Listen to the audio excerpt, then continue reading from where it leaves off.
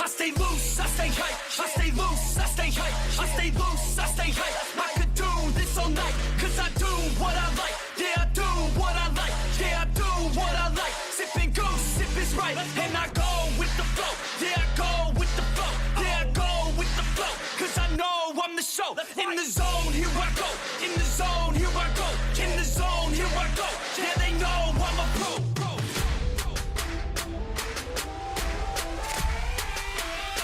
Let's go, let's go!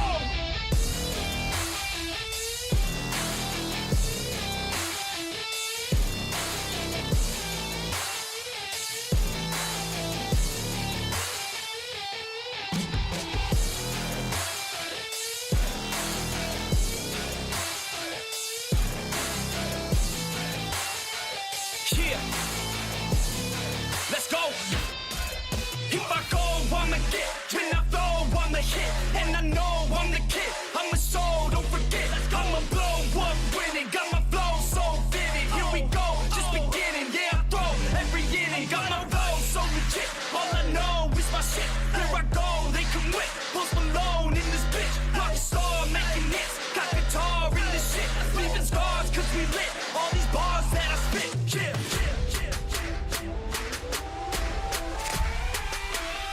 Let's go, let's go!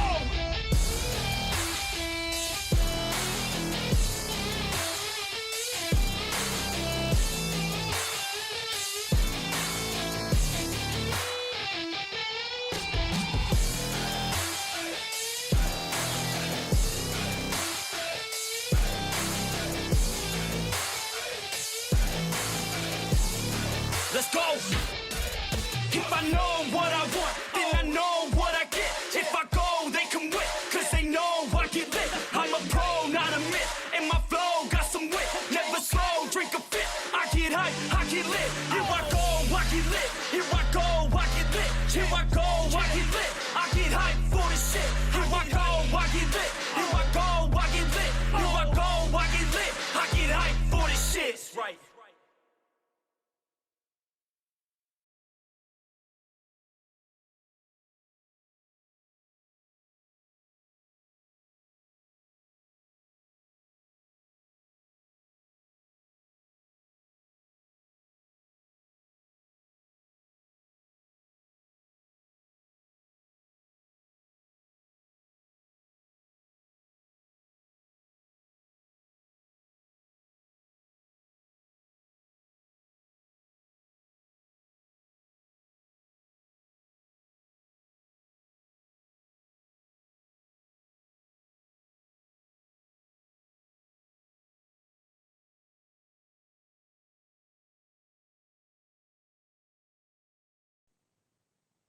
Gotta give me your OBS in a little bit, man. Don't be like that.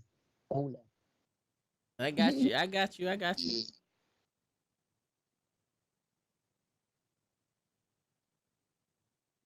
There you go. Hey, You ready? I was born ready, sir. Let's do this.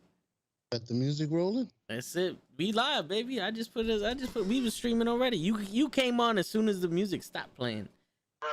What's going on, Pumpy? You late show and happy birthday, son. Happy birthday to my main man show. Thank you. It's very greatly appreciated. How y'all doing out there, family? Hope everybody's doing well. I see the little balloons. Yeah. It's me. Yo, Pumpy, don't be asking no questions. Mind your business. What? Word. Jason, what's going on? Jason in the building. Yeah, baby. Lay is coming. He's on his way. He told me that he'll be on shortly. Gigi is also on her way. So they'll get here when they get here. But my man, what the heck is going on? How did I get here first? Yo, bro, my man's doing Tiger on these motherfuckers. You know what I'm saying? Word, that's it. I made up for all them times I fucked up. Word. Perfect. Yo, my man, It's Show's birthday today. You Yes, see, sir. it got the happy birthday by your mic. Got the little balloons up in there. The little balloons. Okay, I see you. Yeah, man. Today's gonna be a good one. Today's gonna be a good one. I got some questions. We got some answers. Y'all gonna Yeah, I have some got questions. That's right. We We gonna. all got questions. It's gonna be crazy, bro. It's gonna be crazy. I'm very excited when I feel, you know, when you show up to a test and you Yeah, actually studied the night before. Oh shit! I feel you. And you get there with the arms buffed out.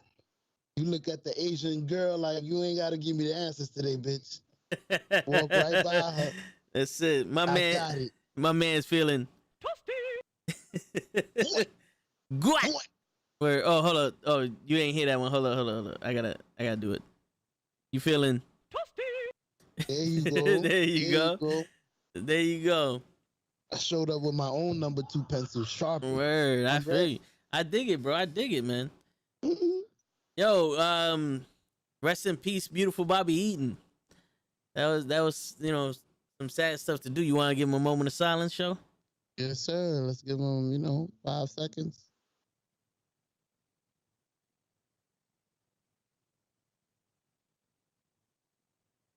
Rest in peace. Rest in peace, man. Shit, you know, it's I getting wonder- there. We getting there, show. We getting that age. We next. I know, bro. You know what's scary?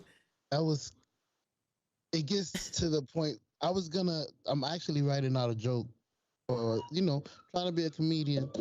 I feel you. Go for your dreams, bro. Hey, But anyways, I was trying to write a joke around that. Like when I was 16, the most important days in my life was my birthday and Christmas. When I was 21, it was my birthday. But if Christmas, nobody would give you nothing. You too old for Christmas. So your birthday, whoever you with, even your mom will call you. Or your dad will say something. It's your birthday. But after I'm gonna say 25, because 25 is like the last milestone you want to reach. That's when you can get into some clubs that are 25 and over, stuff like that. You think you got the power now. Shoot, I got all the accessories. word. After 25, it's just like, shit, this shit don't go backwards.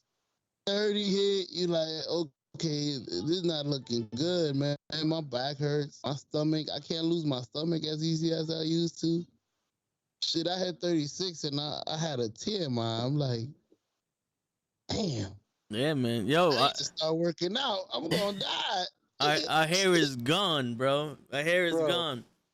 It's over. I'm not young no more. I'm an old man. It's crazy. I hear you. Yo, dude, you know the story. The day before I turned 29 years old, when the clock went from 11:59 to 12 o'clock in the morning on my 29th birthday, I blew up my back.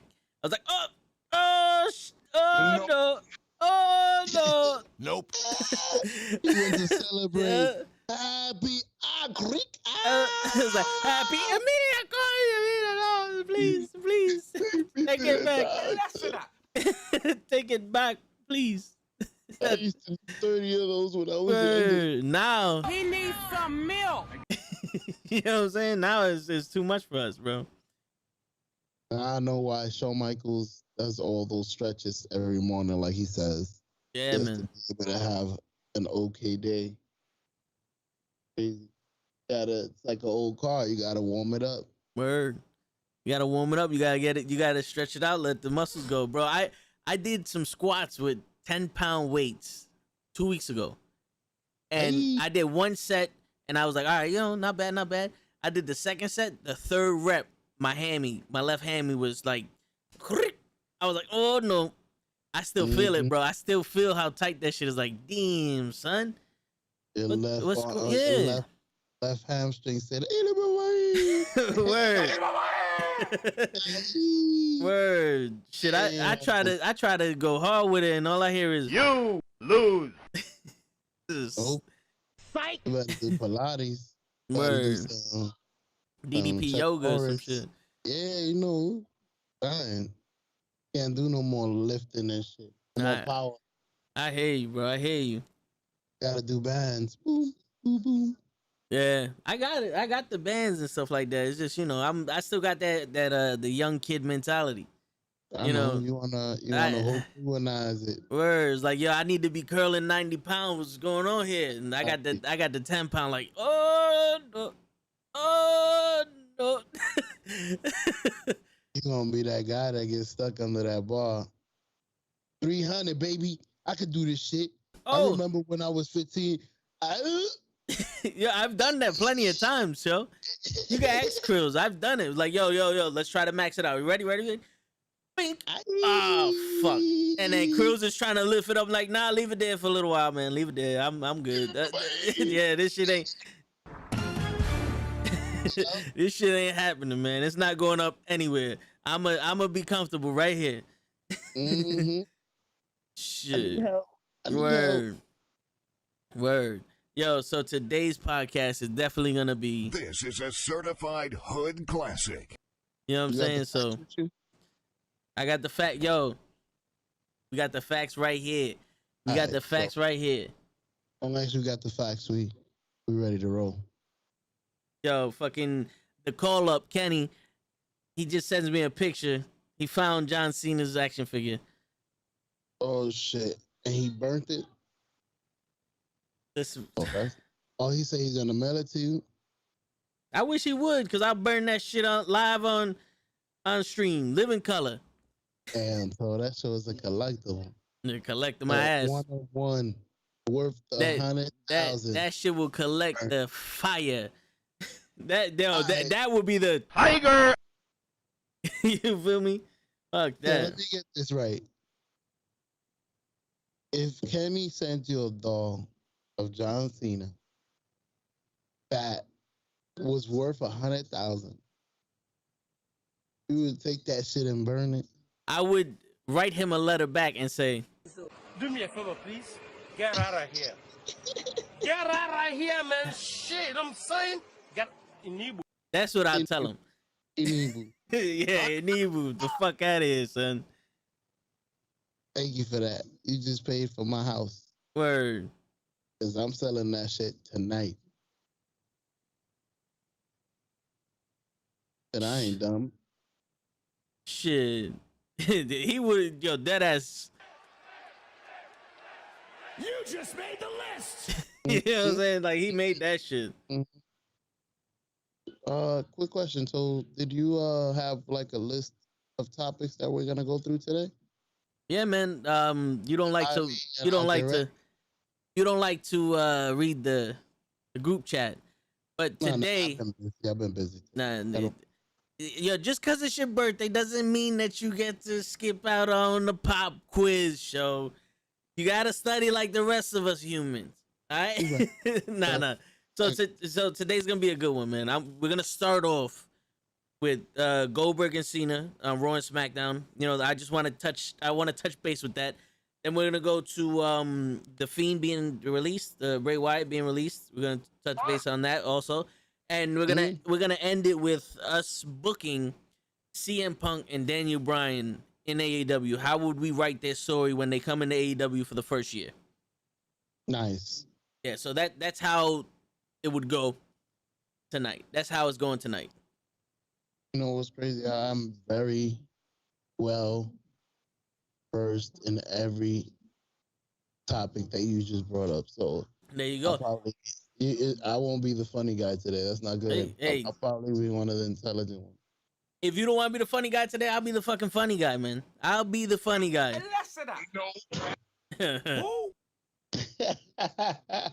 No, but yeah, since we're gonna have the warm up anyway, did you see AEW? Heck yeah, I saw AEW. I saw it also. I was able to catch it today, actually. How did you feel about the Juice moving to Guerrero and Jericho's match? I enjoyed the match. I was gonna ask you if that's actually the real Juventud Guerrero. It is, Is yeah, that- yeah. No, that's okay. the real one. Okay, I didn't. I enjoyed it. I mean, for the age that they are, they obviously the same age. Just who and two got a mask, so you can't see how old is he. I mean, he is, but obviously they're the same age. He was moving a little slower, but he was still doing his little pirouettes, jumping here and there.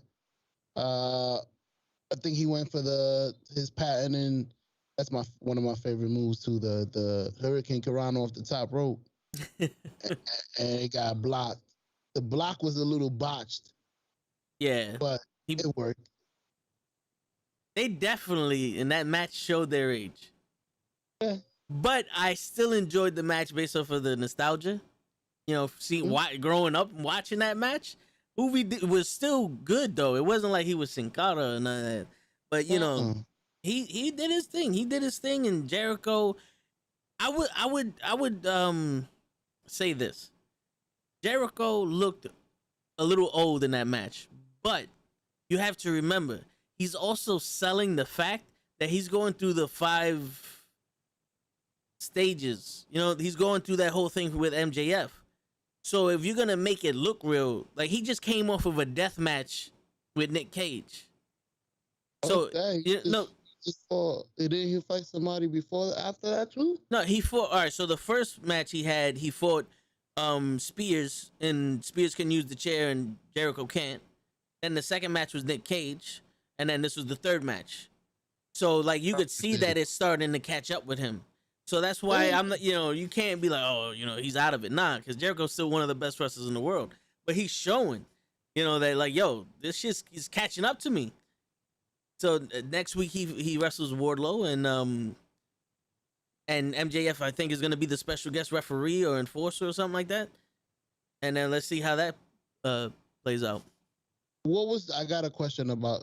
I'm glad you brought this up. I wish the other two contestants was here. This is one of the questions I had for the pod that you didn't write down. If you want to save it until they come, we can. I'll save it. But I was gonna say Jericho. Well, yeah, I'll save it. Hopefully, I remember. It was one of my big questions. All right, do you want to say it and then I'll try to remember it? Want me? All right.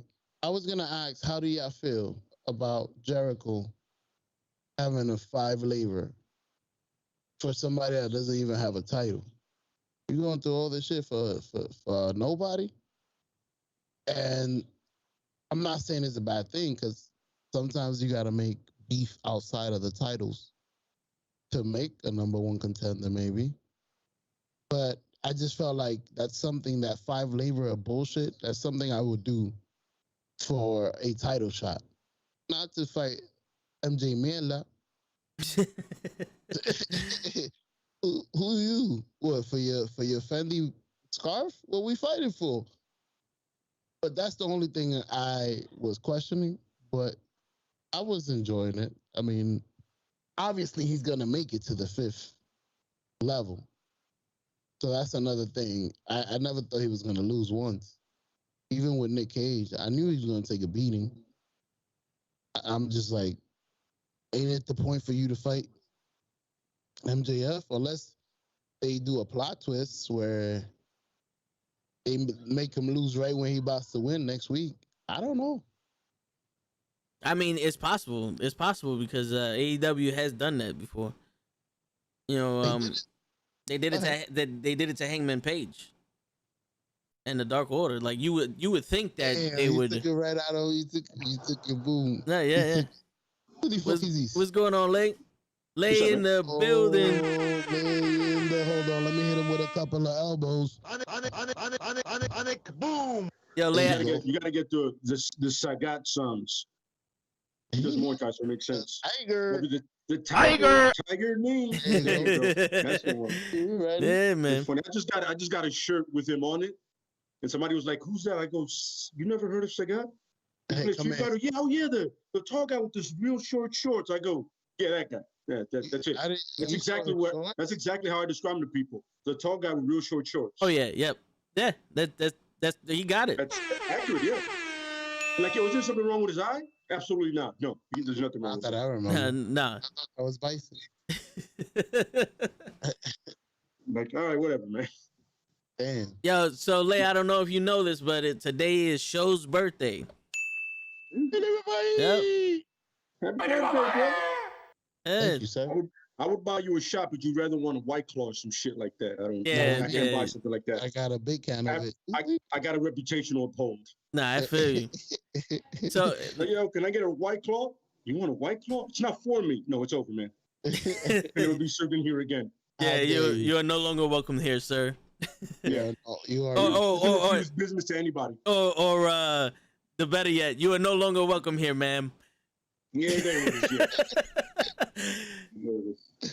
Shit. You go over there, Buttercup. I'll bring it to you. Word. With a little napkin, so that way if it drools down your mouth, you can wipe it up. You can a little pat. do it like that. Yeah. So Show went from being old last year to being old as shit this year. Yeah. How's it feel, Show? Scary, but you gotta continue to live life till it's your turn. I feel you. So, nah, shit. You can't. There's nothing you could do but live life, bro. Time ain't waiting for you. There's no pause button in life. It's either play or stop. You can't rewind. You can't fast forward. You gotta go to the mechanic once a week. No, I do gotta go to the doctor more. Why? Make sure everything's running right. Look, I'm a doctor. Let me see you. Let me see your eyes. Hey, wait a minute. See, there you go. You ain't got no. You don't have no spinal bifida. You be alright. Spinal.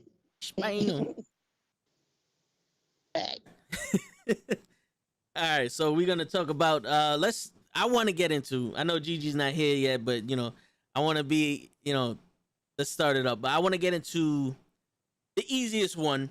Let's get into Drew McIntyre on Monday Night Raw. I want to get into his new storyline with Jinder Mahal. I like to call him Jinder Mahal. Yeah. But it seems to me that Jinder Mahal is trying his best to tell everyone that I'm an equal of Drew McIntyre. And then the WWE goes, psych, and just totally nullifies it.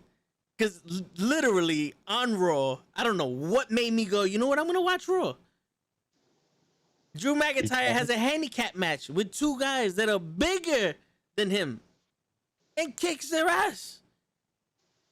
And then pulls out the 5-foot sword. And like almost and hits a chair with the shit, almost hitting Jinder Mahal. And Jinder Mahal, he's trying to kill us. And I'm sitting there like, yo, you literally took any like chance of this storyline going good and flushed it down the fucking drain. Just with the sword? No, with the fact that Drew McIntyre is winning a 2-on-1 match with a 7-foot fucking giant in there and a guy that's the same size as him. Like, he could do it to the Singh brothers, but not to these two guys. No matter how green they're... be able to. It's like... Yeah, no, I agree. Like, this is the same Drew McIntyre that I didn't like when he was champion. It's Super Shredder. I was like, I don't want to see Super Shredder. Yeah, no, I get you. Yeah. You don't want to... Like, there's no point in having him in any angle that he's going to whip everybody's ass. I mean, it doesn't make it interesting. Yeah. At the very least. It's like the only person he loses to will probably be Lashley or Reigns, and those are two champions. So those are the only people he can lose to? It's looking like that. You just made another John Cena very annoying. Word. You're trying to make him a marquee player. I mean, he was when he was getting over naturally by himself, and now you're just forcing everything else, and that shit doesn't know. In the history of anything, has forcing something ever gone right? Never, ever got right. Saying you want to make a guy the guy, and everybody's like, yo, no, we don't like that guy. We want that guy. Or that woman. We don't care about this person. And you're just making it worse. Haven't we seen this recipe work before? No, we've never seen it. it worked with Roman when we didn't want that. No, shit. it didn't. It didn't work with Roman. It didn't work with Roman until Roman turned into a heel. People were still booing him. Oh, before with the cancer, when he was in the mission, and then when he was a heel, nobody liked him when they were trying to force him. Everybody wanted Daniel Bryan and CM Punk, like mostly Daniel Bryan, honestly, because CM Punk had left by then. Yeah. So is that what it's gonna take for Drew to turn heel? I mean, he came as a heel. He came back as a heel, and he did good as a heel until he joined Lashley and Baron Corbin in like some shit that made no sense. I didn't understand that shit at all. Yeah,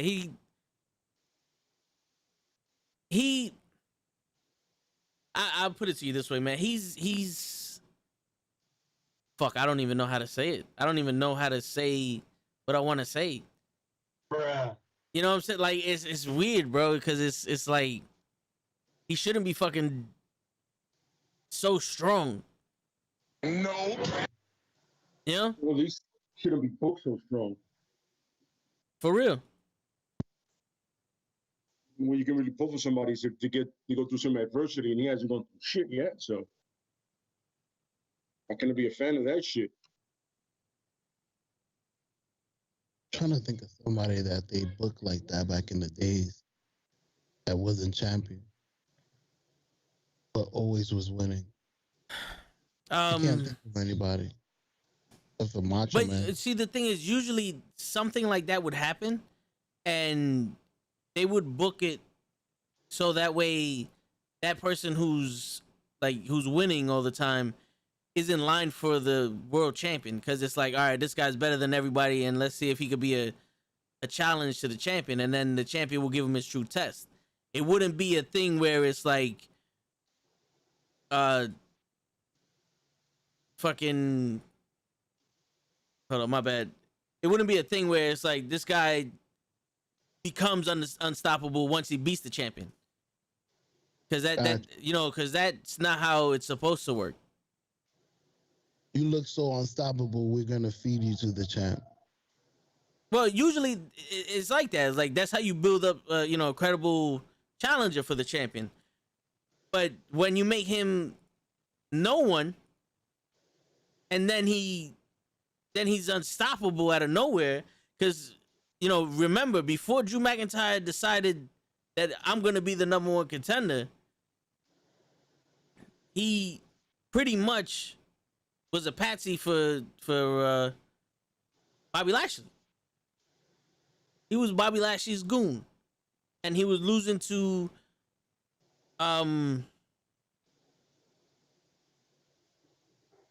he was losing to nobodies pretty much.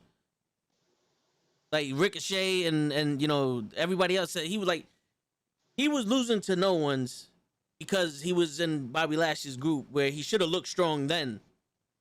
And then came back, was a good guy, and was like middle of the pack, and they said, hey, you know what? Let's make him look strong in the Royal Rumble. And everybody loved it. Oh shit. Word. Oh shit, HBK is here, baby. We got a special guest. That was somebody did something. That was an alert. Oh, but anyway, somebody did something. How dare you? Word. Don't ever do. Word. Don't make the mistake of doing something on my fucking podcast. All right. Nah. But yeah, so that's the thing. It's like he looked strong in the Royal Rumble, which was dope because you gain momentum that way, and then never lost that strength. Like he destroyed Brock Lesnar in like 2 minutes, and at this point, who's gonna beat him? Who destroyed Brock Lesnar in 2 minutes? Drew McIntyre, WrestleMania. The fuck he used? A bat? The Claymore. The Clay who? The Claymore. I wish he clayed less, but he clayed more. Who? Ah, shit. You know what I'm saying? M. Uli. Ups, Manny. That's that powerful? That's Hey. like the one angel with the one-winged angel or some shit. Nobody kicks out of that. Yeah, but that one winged angels comes after an hour-long match. It does. And like 6 V triggers. Yeah. True. Like 6 of those. Yeah. It doesn't. And a couple of failed attempts of him trying to pick him up, and the guy reversing. Yeah. It doesn't come after the fucking.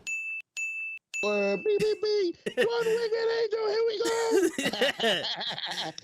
He's in there. Yeah. It's like the fuck.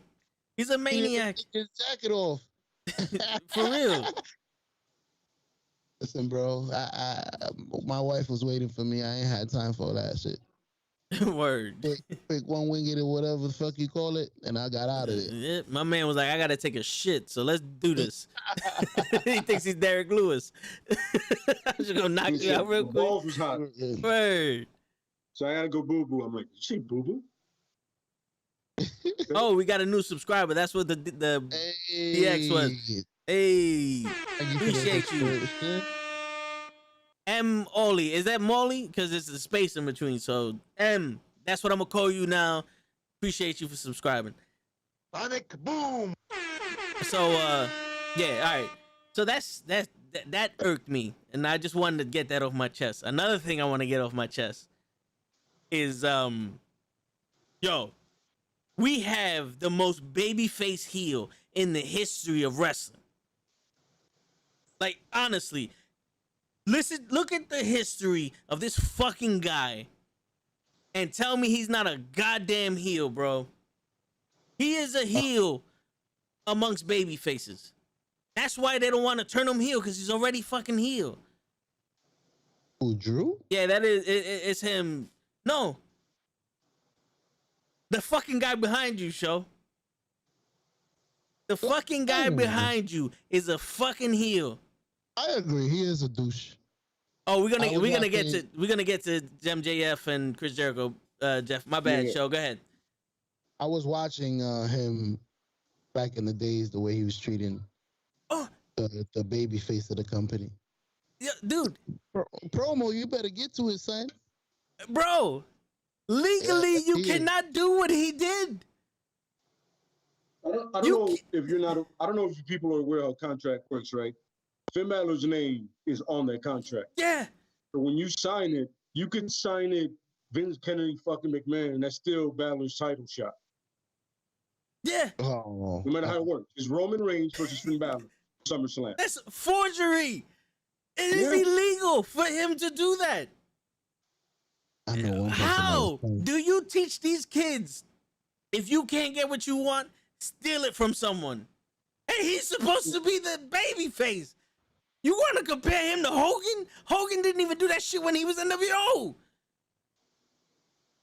Come on, son. He's the biggest fucking heel in the history of wrestling, and no one wants to acknowledge this.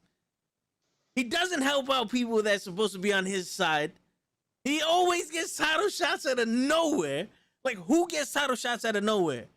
Heels do. Yep. Heels. If you can get the title shots for no reason, Finn Balor should have 12 title shots. Heels provoke a face into a title shot. Yeah. To the point where the face goes, "Yo, fuck this, man. I'm tired of you, so let's do this." Yeah. Yo, listen to Faces win until they get a title shot. Yep. They don't steal it, except if you're Eddie, which makes sense. He's the only one that get away with that kind of shit because he did it cool. Word. You know? But a face will win, face adversity, all puns intended, and then win. A heel will straight up cut the line like he did. But at the end of the day, that contract printed says Finn Balor. It's not St. John Cena. Yeah. Signing it is a formality. It's funny because Pat McAfee says, he goes, "Yo, isn't Finn Balor's name on that contract? Why is he signing it? That can't be legal." Yeah. He said, so we could just walk up and sign people's contracts and with another contender. I would walk up and sign so many checks. I'll look at some dude like, "Oh, he has to have money." Get out the way, just sign and be like, "Yo, that's that's for me." He doesn't have his name on it, and it's his account, but I want that. Yeah, that's for me. Hey man, according to pro wrestling, I can do this. For real. Yo, I don't get it. I don't get it. Yo, and I was like, "Wait, what are you doing? That's not right." Because both him and Corbin were wrong for trying it. Yeah. Way off. This isn't the Money in the Bank ladder match where you could just come in during the match and take the fucking briefcase and now you're the champion, Brock Lesnar. But at least Brock Lesnar was a heel when he did it. And he was technically the other guy in the match because there was supposed to be 7. There was only 6 people there. But let me put some context to this show about the heels. I'm listening. Kofi Kingston lost his title in 7 seconds, and it took him almost 2 years to get that rematch. Kofi? Dolph Ziggler, to the better public. I don't know who Kofi is. I don't know who Kofi is but either. I think we might have just signed Kofi. We have to. I think we just signed Kofi. Yeah, Kofi just been signed to Diamond Wrestling, baby. But yo, Dolph Ziggler. Second cruiserweight. Yeah, second one. Yeah, okay. I'm sorry. Go ahead. No, sorry. Dolph Ziggler, who to the public knows him as Mr. Zigglesworth, gets a fucking title shot every time there's a new champion. Yeah. When Seth Rollins was a face and he was the champion, Ziggler was the first person he wrestled. Kofi Kingston, when he was WWE champion, Ziggler was the first person he wrestled. Jon Moxley, Dean Ambrose, when he was WWE champion, Dolph Ziggler was the first person he wrestled. Drew McIntyre, when he won the WWE championship, Dolph Ziggler was the first person he wrestled. Meanwhile, Kofi Kingston loses the title in 7 seconds and doesn't get a rematch. Here's the funny part, Show. You know how they justify that? We're not doing this instant rematch shit no more if you lose the championship. Unless you're white. Yeah. Drew McIntyre got instant one. Triple threat matches. Just, at one point it was, you legit beat no one and got a rematch. I was like, but what did he win? Did I miss? I haven't watched Raw, but I see the highlights and I never saw him win anything. He lost his original Money in the Bank match. And then he got a second chance. I go, why? What's the point of having the first one? Yeah. You can have a second chance, give somebody else a spot. If you're gonna do that, listen, right now we'll let you know, this is your only shot, you lose, you're out. You get a storyline with fucking Humberto Del Rio or some shit like that. Good luck. That's what you're doing there. Word. I'm not gonna put you back in a match. I'm not gonna gift you with a chance because you lost. You're a loser. It's over. That's it. Yeah, that's how it goes. And listen to this, Show. Kofi Kingston loses the championship, doesn't get a rematch. We made this clear, but I want to hammer that shit into your fucking skull. Mm-hmm. And then Drew McIntyre wins the championship. He loses it to Randy Orton. The next night gets a title shot. Then the next pay-per-view wins the title back. And then loses the title again, gets another rematch, and gets a rematch after he loses the rematch. And then guess what? Shocker, he gets another rematch.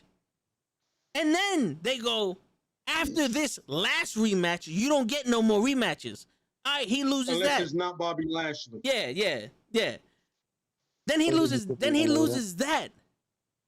And then they go, well, we're going to put you in a chance to win the Money in the Bank where you can fight any champion you want. He loses that. And they go, to reward you for your babyfaceness, we're going to give you another chance at that. What? But Kofi Kingston can get a rematch to the title he held for a year? He can't even fight another champion after Brock Lesnar? He was delegated to the fucking main event. And then John Cena, to link it all together. Lay's like, yo, how much time we got? John Cena. No, I'm completely agreeing with you, bro. Yeah. I'm completely with you. Yo, I'm with you. How long has John Cena been out? 5 years, let's say? Let's throw out a number. 5 years, let's say? Yeah, close, yeah, around that time, he's been out. Not one match. Walks up in there and says, oh, well, I don't like the way Roman Reigns is feeling about himself. So I want a title shot. No, John Cena, you can't have one. So I'm going to steal it. He doesn't have a match in 5 years. Walks up, I want a championship match. Finn Balor was the hottest. First off, Finn Balor never got his rematch either for the Universal Championship. Which he's the first ever champion. And then they send him to NXT And he runs shit there and comes back and goes, "How about you fucking accept my challenge?" Yeah. Well, due to state law, Finn Balor, even though your name is on the contract, someone else signed it. So, what is it? What is this, fucking WCW all over again? And his name is John Cena. Boom, boom, boom. Goldberg coming back ain't looking so fucking bad, is it? Yeah. That's the only one that has some kind of fucking sense to it. He does well. Oh, poor guy. I understand that I'm older. Poor man. Hey, go. His back, his knees. Can only imagine. I don't. At 36, mine is hurting. This is clinkling. Clink, clink. Oh, man. Poor guy. So don't pick him up too much. I'm just saying, man. John Cena could commit murder, do a 20-year bid, come back and be the #1 contender. In John Cena's defense, if he's a lawyer. Let's say The Rock came back, you wouldn't put him in a beef for the one match that you're gonna have to pay him all that money. All right, you're not gonna put him in a beef with. Let's understand. Let's understand the storylines here, show, right? Listen, okay. John Cena to Roman Reigns is what? Nothing. All right. The Rock and Roman Reigns have a built-in story. Roman Reigns claiming to be the tribal chief, right? The head of the family. In reality, you're not. This dude going off to Hollywood, even before he left, he was more popular wrestler than you probably can ever be. Understood. But that storyline makes sense. It's a storyline about family and a bloodline. Period. John Cena came back, cut the line, and literally stole, committed fraud, felony on a document. And somebody's probably listening to go, yo, but you understand, that's how wrestling works. Actually, no, it doesn't. Because when you see that kind of contract thing, their name's never on it, but Finn Balor's name is on that. Yeah. So Dolph Ziggler can't go in there and sign that shit. They'd be like, well, yeah, no, you're not the contender. That doesn't make any sense. We drew up these papers for Finn Balor, not you. Get the fuck out the ring, take the hell, walk away. You know what I'm saying? That's like someone else cashing in the Money in the Bank. Yeah, that's like somebody taking it from Big E, even though he didn't win it anyway, and he just, I'm cashing in, and the ref is gonna go, no, where's Big E? This is not yours. Get away from me. Mm-hmm. I stole this briefcase from Big E while he was sleeping. It's not the 24/7 title, bro. Word. But yeah, I mean, go ahead, show. Say what you're gonna say. Nah, I had a follow-up question for Lay. So if you gotta say something, I was gonna continue the besmirchment of John Cena. So go ahead, change. Let's hear your question. Hold on to the besmirchment. Yeah. My follow-up question was: let's say Stone Cold was to tell Vince McMahon, yo, I'm ready to wrestle. My doctor said I'm clear. I could only wrestle twice. Would you argue if they brought him back and put him in an argument with the champion immediately? All right, so here's not gonna start from the bottom. Here's the thing, show, and this is where the problem is. If Stone Cold Steve Austin came back and announced that he could wrestle, the story would be Roman Reigns comes out and goes, and be on some, oh, you could wrestle. I hope you plan on taking some of these losers out, go after Apollo Crews or somebody because you ain't ready for the chief. And Roman Reigns initiates the beef. Yeah. Like, Austin's not going to come out and go, Roman Reigns, you've been acting like a dick lately, and I'm here to turn you down a notch. Austin don't give a shit. He don't give a shit at all what the fuck Roman Reigns been doing. He's probably going to look at Roman Reigns and go, am I supposed to be impressed by this? The head of the round table, the chief in arms, like, the what? The what? What is it that you call yourself? Yeah. Are you supposed to be this? You, the person that named themselves. The tribal. You named yourself. I didn't name you. They didn't name you. You named yourself. I said I was back to wrestle, and there's always one guy that comes in. One guy. He just happens to be the champion. Are you and your family, you want to get stunned? If you know what that feels like, call your cousin, the famous one. That guy. Call him. He knows what it's like to get stunned. Oh, yeah. You know what? Call the nation. You know what? Call your cousin's father. He knows what it's like to get stunned. No? Stunners for everybody. I got him. Payment, you get one too. You know what it is? You know, I came back here to announce that I can wrestle. Why are you out here? Yep.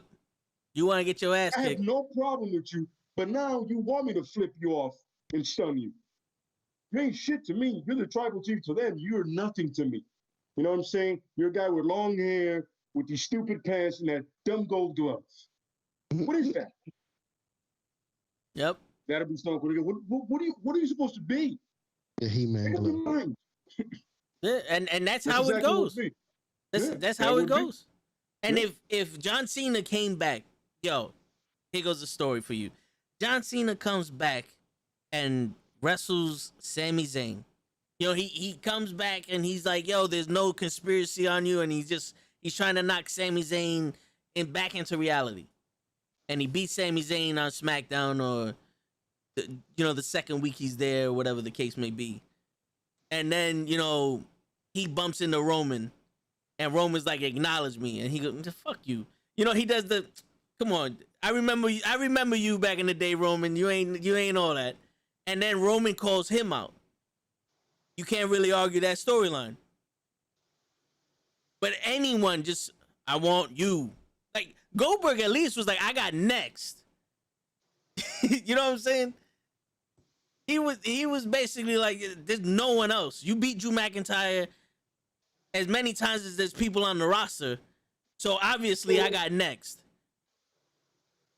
It's just, I feel, the lazy writing. This is Suicide Squad all over again. Bro, I just thought of something dope that y'all gonna hate. Go ahead. Spit it out. Oh, man. What if they do some UFC shit? And Roman is like, I'm the chief.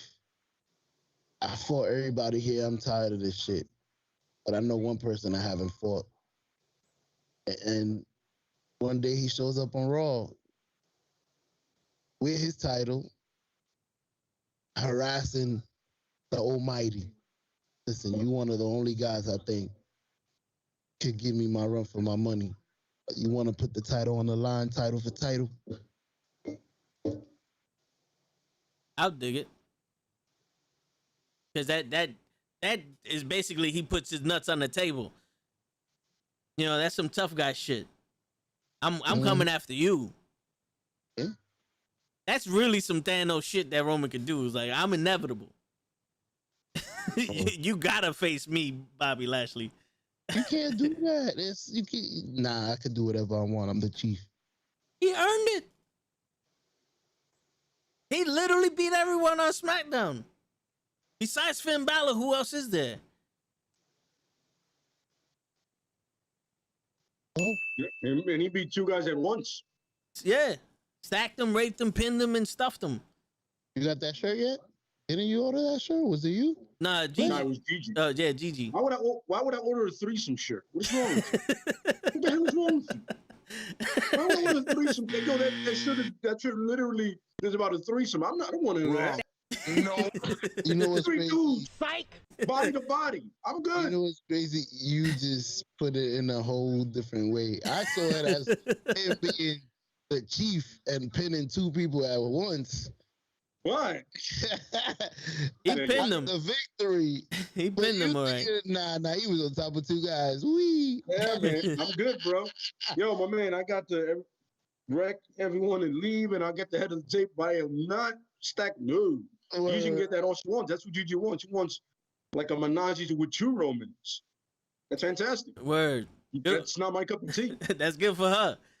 I'm not even in that restaurant of that cup of tea. So you didn't like that, right? You didn't like that finish? I just thought he would pin Edge. You know what I'm saying? Because either way, they both lose if he pins one. And he was like, you know what? Kill two birds with one massive stone. Even though Edge came back, I was like, oh, not him again. Word. After he pinned you over somebody else, you still want some more?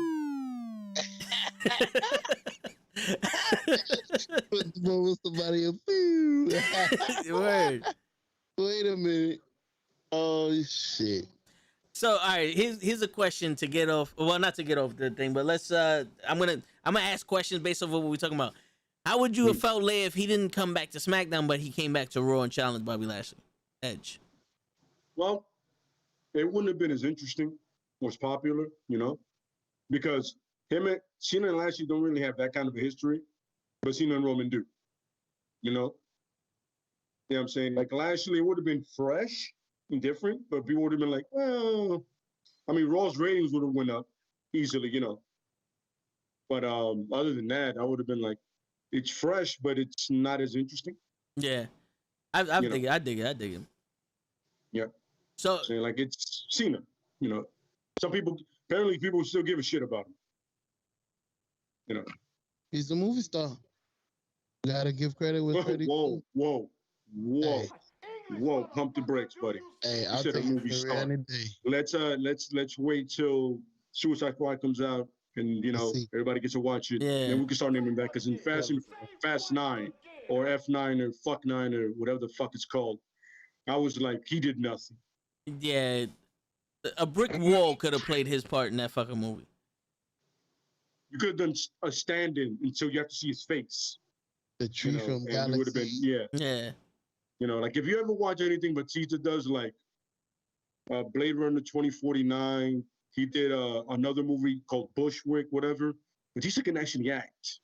Yo, okay, who's what? He can actually act. You know what I'm saying? He's not like Cena, and with all due respect, like The Rock, when The Rock plays him, like I said before, it's The Rock playing a person. When I saw Batista, even in James Bond, I was like, I know that's Batista, but I'm convinced he's that character, like especially in Blade Runner, he was an android. And he was living alone because he was tired of the world. I was like, it's crazy. You felt his emotion as an android. Yeah, absolutely, yeah. And then Drax is, that's furthest from Batista you're ever going to get from the person. Because it was so ridiculous. If John Cena can do that with this guy Peacemaker, then I'll give him some props. Yo, I want to. Otherwise, you're on the same level as the Miz. Period. Acting wise. Dead ass. Oh shit. Yeah. Oh shit. Gigi's in the building. What's up, guys? What's going on? She crept in. I was gonna say, to let everybody know that we actually have Batista on the podcast. He's behind me. He's just moving very, he's not moving at all. That's why Yeah. he may look invisible to y'all. Yo, so not to change the subject. No, go ahead. Recently made the movie, wasn't it? Zombieland movie? Yeah. Army of the Dead. Army of the Dead. Yes. We gotta review that. That was a good fucking movie. That was a good movie. I know. For the movie podcast, remember guys on Wednesday. Huh? Advertising for other shows. Hey, cheap plug. I see you. Word. Hey, thank you. I appreciate it, Sir, You see, you want to get the show for Wednesdays on your birthday? Today, on a Thursday? Hey. Spitting bars. Hold up. I see you. No, we're not doing elbows. She's spitting bars. I gotta hear something, Lay. Come on, Gigi. Let's see something. What's funny?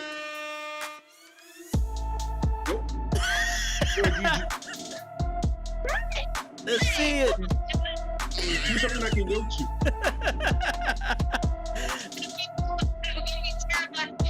Here we go. Let's see. Podcast on a Tuesday, wrestling podcast on a Thursday. We're gonna do this thing every day. For the win, let's say hey. Hey.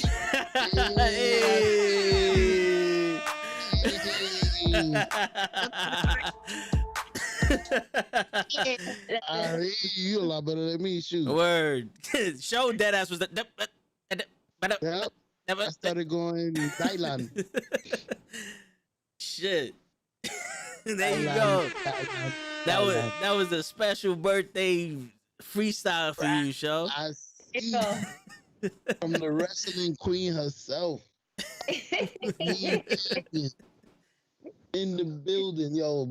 I was gonna plug since I'm doing plugs. This is the only wrestling shirt I got. I gotta go on your website. Yo, See for real.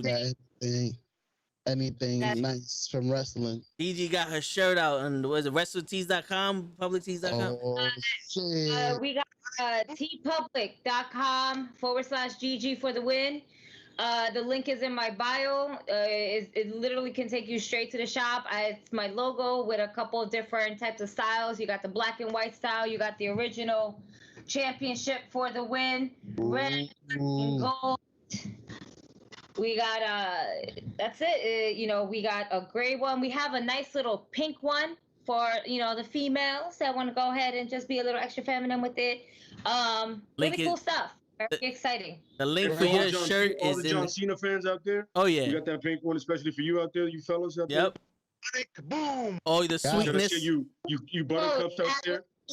This close of placing but the championship logo where it says GG for the win, literally all the way at the bottom of the shirt, how Cena had it where it said the champ was here. And he had the champ.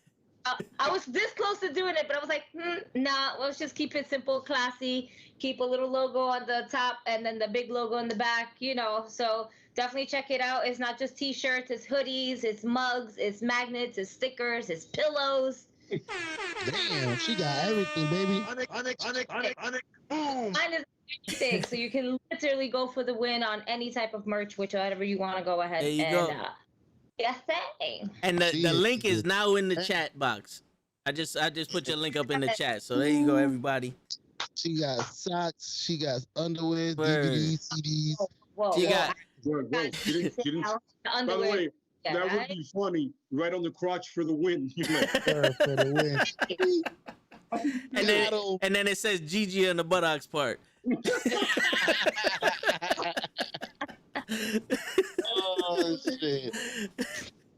That's it. That'll be dope. That'll be your wrestling suit. Hell yeah! With the GG in the back. You look like you remember Meat in the WWE back in the day? Was it Sean Stacey? John Stasiak, I remember that shit. Damn, he used to say It looked like he was wearing tighty whities. They were just black, and it said Meat on the back of it. Oh shit! Somebody in creative did not like him. Oh yeah. Your father was a superstar and a legend, but you're a piece of shit. Yeah, you're a meat stick. Yep. Did Billy Gunn have something on his? Mr. Ass. Mr. Ass. No, he literally had ass. Yeah. With a bunch of kisses. I love a man who loves ass. So that's great. Mr. Ass can go a long way. This song was weird, man. I love to lick him, kiss him, and stick him. I'm like, yo, can we distinguish what kind of ass you're talking about? You gotta be specific, bro. You're just saying ass in general. Hey, wait a minute. That theme song is saying ass. It's not saying women. Remember, one of his friends was Triple H, and Triple H is allowed to buy things, and lingual ain't one of them. That's right, yeah. Hey, that's right. Yeah. Buy is one of them. Wait, Triple H. You mean to say buy is not one of them? Triple H is bisexual? Hey, you said it, Joe. Your birthday. I didn't say it. Hey, and nobody said that. I'm allowed he said he's a bi. He's a lot of things, and bi is one of them. He meant to say not bi, but he said it anyway because he was DX and it was cool. Whatever the fuck that was, I was like, I caught that and that was wrong. Shawn Michaels must have looked at him like, what? See, even Shawn was like, yo, man, hey, man. Hey, when you get on the mic, you get on the roll, but yo, know what you're saying, bro. You on your own on that one. This ain't the time for that shit. Well, He needs some milk. Michael stepped away from the screenshot. He goes, milk? No. He did the Homer Simpson. He stepped back into the bushes. Yeah, he did that. Yep. He goes, I'm not backing him up with that one. What about you, Sean? I have no idea what he's talking about. I was at a family barbecue. Absolutely. I'm watching the match. Let's go, Owen. Yeah. Kick his ass. All right. Go ahead, Show. It's your birthday. Before you change the subject, I had another thing that I wanted to to mix with this.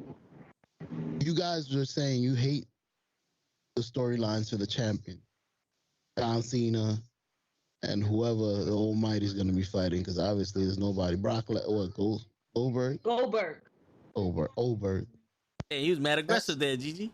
Or she always calls him Goldberg. She hits him. She wanted him to get to the fucking point. It's been a half hour. Goldberg. I know it's your birthday, but Jesus. Damn, I just don't like Goldberg, man. I don't like Goldberg now. Don't get me wrong.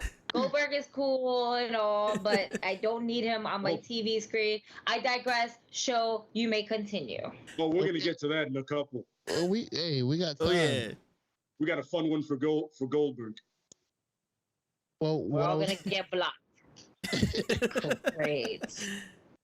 What I was saying is something I enjoy about AEW, that not every person that has a great storyline is involved with the champion. And even if you're coming over there, you're having great storylines with non-champions. Like, I just saw Malachi Black fight Cody. Cody's not a champion, but he put him over. It put him over well, to the point that I'm like, holy shit. Who the fuck can he kick like that again? Can he do that to Miro? Right in the fucking jaw? Yep. Put him to sleep.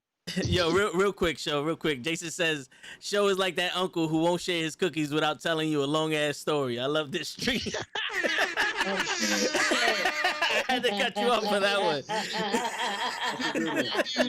Sonny. Let me tell you back in the day. As I was saying, you pulled it away from me. You're like, fuck, man, I had it. I don't want the dollar no more. All right, show, go ahead. Keep going. What you doing? So yeah, that's something I really enjoy. That people.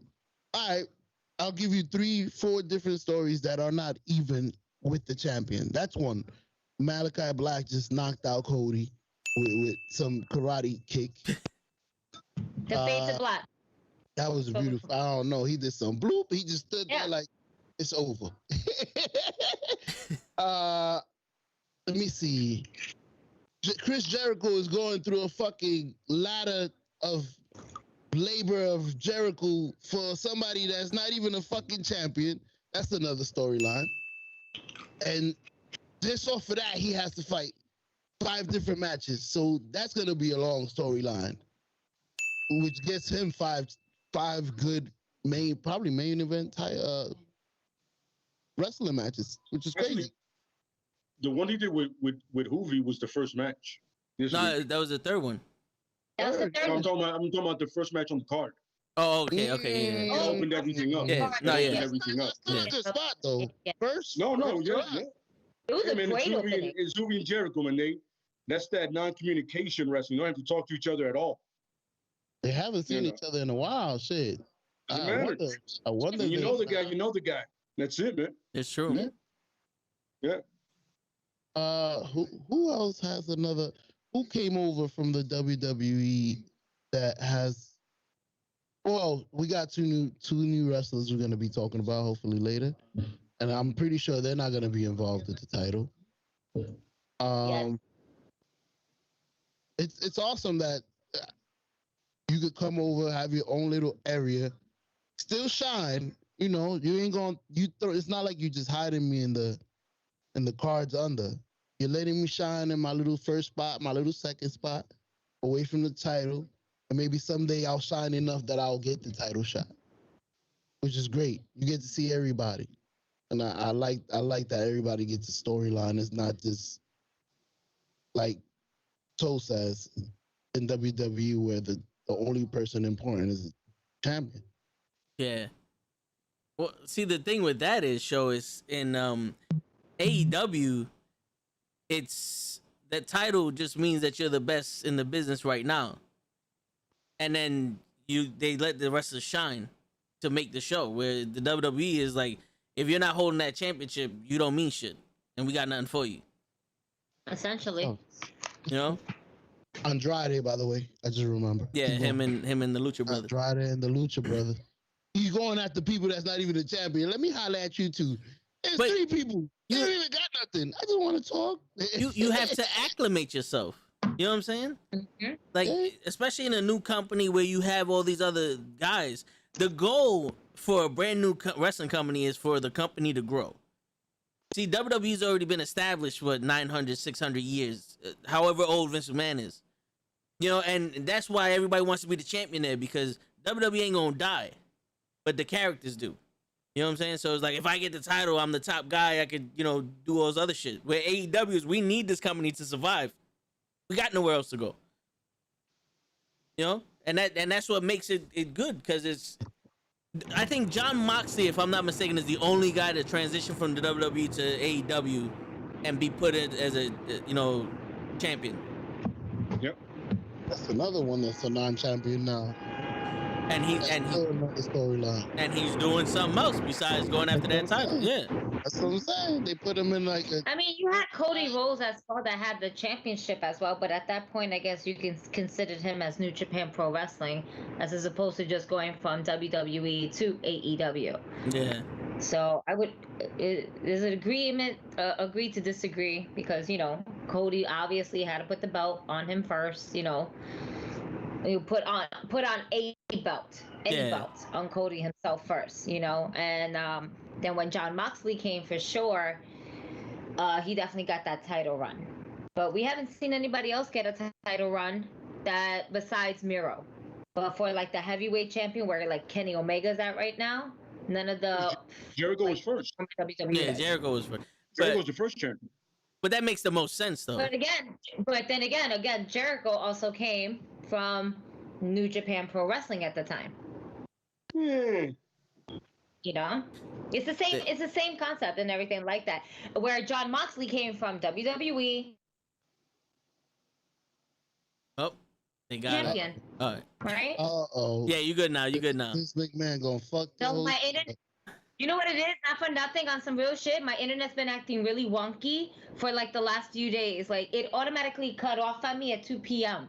Oh shit. And I'm like, I'm trying to watch Curb Your Enthusiasm, and I'm like, what happened? What's going on? Oh, no internet connection. The fuck you mean no internet connection? Bitch, I pay my bill. Mm-hmm. Due to state law. At 2 o'clock. Yeah. That's right. Minute. You had state law, man. You had too much enthusiasm for that. That's it. Apparently.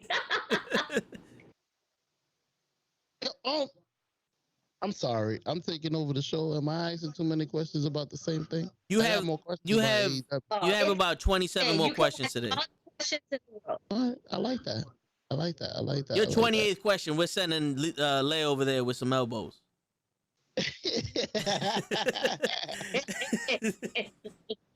might be a short birthday. Might be a short birthday. I was gonna ask you what can WWE, what storylines can WWE build to have storylines outside of the championship? Like, what storylines would you build? Who would you put together? Cena again and make sure he never touches Raw, SmackDown. That's a great storyline. No, that's just me. Okay. How about this one? Give a fuck about your tag team titles. Give a flying fuck about this. Yes. Yeah. God, yeah. Crazy idea. Stop bringing people from a different generation of wrestling to be your first number one contender for your championship when they clearly haven't earned it for the X amount of years or months that they haven't been active on the roster.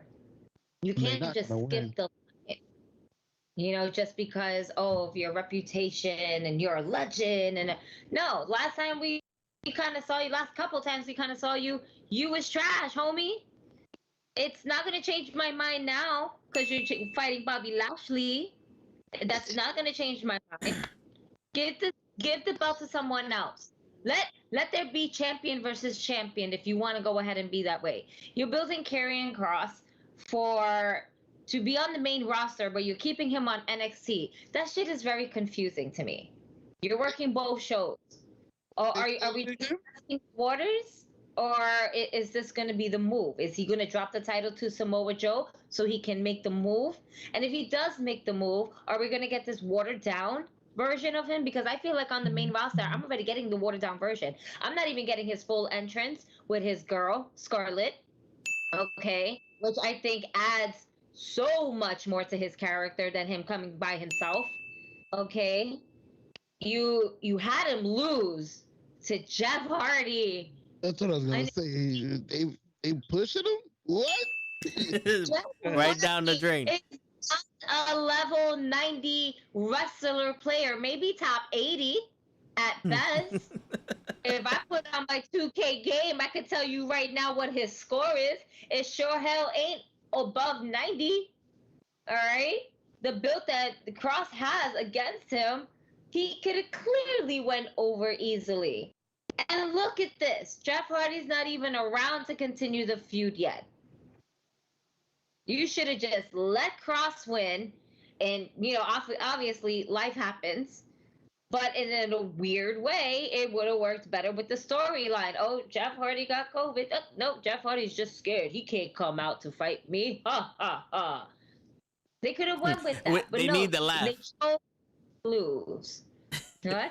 Karrion Kross needs that laugh now. Yeah, that's got to be part of his gimmick. When he signs the Diamond Wrestling, that's got to be his gimmick. The same gift laugh. Word. That's his catchphrase. There's just so much. Sign it up, baby. Take the shirts. The shirts made. Ha ha ha. That's it. Make that happen. Peasants. There you go. There you go. Peasants. Diabolical. Fucking diet. Oh, nonetheless, you're watering down Cross though on the main roster. I don't want to see that motherfucker watered down. If that's the case in the scenario, keep his ass in NXT. Don't ever bring him to the main roster. Nah. At this point, your main roster should not be any call-ups from NXT. Let NXT do its thing. They're doing a phenomenal job without any likes of Vince McMahon's like, I think this should go. I don't think this should go over. No. And I'm done with that. Vince needs to fucking chill the fuck out. That's why Adam Cole is still down there. He's like, I see what happens when you go up there. I'm good. Oh, did you hear the story about him? Yeah, that his contract expired. Yeah, his contract expired. And he hasn't signed a new one yet. No, he did an extension. He did an extension so that way he could put over yes. And I forgot what's his name with Kyle O'Reilly, and then after that he doesn't have a compete clause. If he chooses not to sign with WWE again, he doesn't have a compete clause. Oh, so he could go straight over. Yep. This is the thing that people even asked. Britt Baker was part of a interview, and they had asked about, you know, what do you think about, you know, Adam Cole jumping ships? And she was like, you know what? If he's happy where he's at, then he's happy. If we both have to go ahead and be the king and queen to kill it on Wednesday nights, then so be it. But, you know, we have so many other shows that are being added, including Rampage, and especially they're pushing Rampage now more than ever. They have to. They're pushing Rampage more. They're pushing Rampage more than what they're pushing AEW Dark. And that's because AEW Dark is on their YouTube channel. So anybody can watch it at any given time, where Rampage is more for the cable people. Cable network. For us cable folk. Yeah, for us cable folks. That's his girlfriend? He's in the air, peasants. Adam Cole and Britt Baker, that's his girl, yeah. Oh, shit, okay. Yeah. So I think he will excel more in AEW because of just pretty much the history that he has with pretty much everybody there. But man, he's making such a killer impact on NXT that I don't want to see him leave NXT. I don't want to see him on the main roster, but I don't want him to leave NXT. I feel like there's a lot more that he can do in NXT with the new talent that's coming up. You know, he's gonna, in my opinion, he's literally the next Johnny Gargano, Tommaso Ciampa, leader-like figure for the locker room in NXT. Yeah, they're veteran. They're the veterans there. Mm-hmm. And it's crazy because even if you didn't know them from NXT, you knew them from their indie work, and you knew what their work ethnicity was like. So you knew they're hard workers, and they're gonna. If you're supposed to be put over, they're gonna make sure you look like you're being put over. They're gonna sell your moves. They're gonna sell your bumps. They're gonna sell absolutely everything. And you need people like that in the locker room and on any roster, whether it's NXT, Raw, SmackDown, Dynamite, Rampage. You need that. Yeah. So I would rather just see I'd rather see just Adam Cole on NXT. Because if I see him on AEW, man, I'm going to be like, man, why am I even fucking with WWE anymore? Yeah, y'all niggas done lost everybody. I'm starting to think that same shit. The question is, how much you willing to pay him to be in NXT? Because it's like a baseball player. I'm ready for you to bring me up to the show, but your major league team sucks. So I'm gonna want to be paid like a major leaguer if I'm gonna stay down here. Because the perks of being in the major leagues is everything that comes with it, the money. So bring me up to the main roster that doesn't involve a pay raise and all that amenities. Well, I want all the amenities if I'm gonna stay in NXT for you. Are you willing to do that? The pay won't go up, but the compete clause does. Yeah. They go from 90 to 30. They're like, we don't increase your pay. No, we just increase the days that if you were to get fired or quit, you can't do shit for 3 months. Oh, you'll be okay though. We'll pay you. Get in the main roster then. To get lost in the shuffle and go to catering. That's what it is. To be honest with you, back in the day when NXT was first there, to be called up meant you made it. Now to be called up is shit. They're gonna waste my time. Shit. They're no longer gonna use me. Because if you think about it, show you ask what storylines or what can they do on Raw or SmackDown to make it better to so that way it's not always about the championship. Well, they can showcase their other champions. I haven't seen Apollo Crews on SmackDown in like 3 years. And maybe they could use the rest of their roster. Like, why are you going to keep calling people up from NXT when 93% of your roster is just waiting there with their dick in their hand? Essentially. Like, you can't do nothing with Cedric Alexander? You can't do nothing with Shelton Benjamin? You always mention these two guys. You like these two. Because they're fucking dope, show. I gotta watch them. They're good wrestlers. I haven't seen them since they were with fucking Kurt Angle wearing the Mr. America colors. I thought they was old. Well, he was with Charlie Haas. I mean, Shelton Benjamin is old. It's true. That's for sure. But the reason why I mentioned them, sorry to cut you off, Gigi, is because they were in the hottest thing on Raw in the Hurt Business. And now they're doing jack shit. They're doing less than jack shit. Like, come on. All because they want more focus on just the champion himself. Oh. And it because they thought that having him, they thought about this. First and foremost, Vince doesn't like fractions. Like, we all know this. 1, 2. Like I wasn't going to say that, but I'm glad someone did.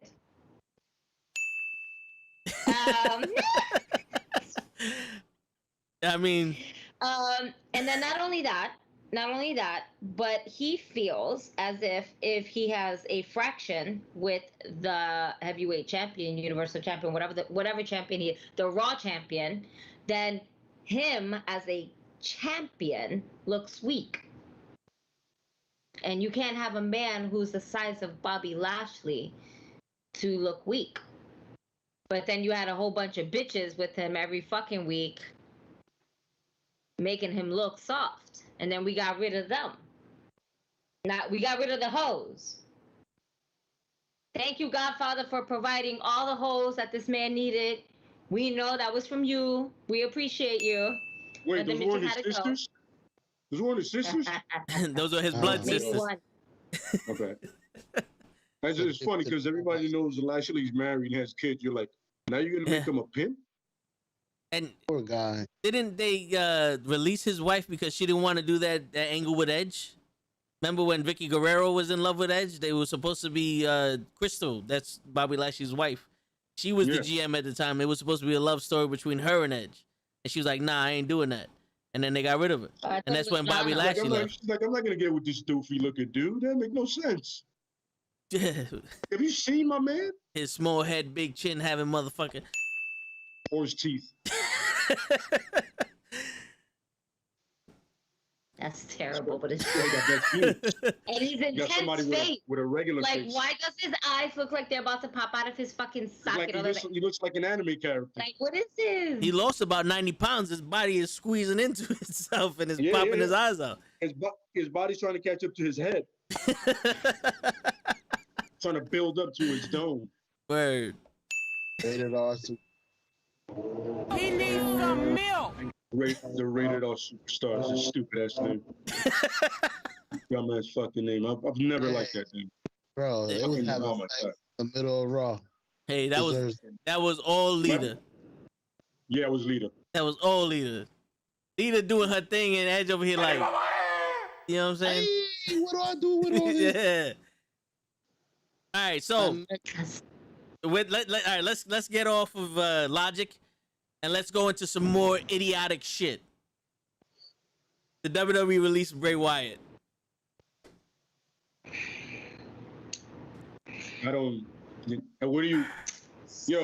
What can you say about that hasn't been said about Afghanistan, bro? In the words of Dave Chappelle, or the words of Charlie Murphy. What can you say about that, bro? Like, really? Probably the most creative guy on your whole roster, by himself. Leader of the Dark Order. And you decide. There's so many things that we can do with this. Now, I read somewhere. I wish I could remember where the fuck I read this at.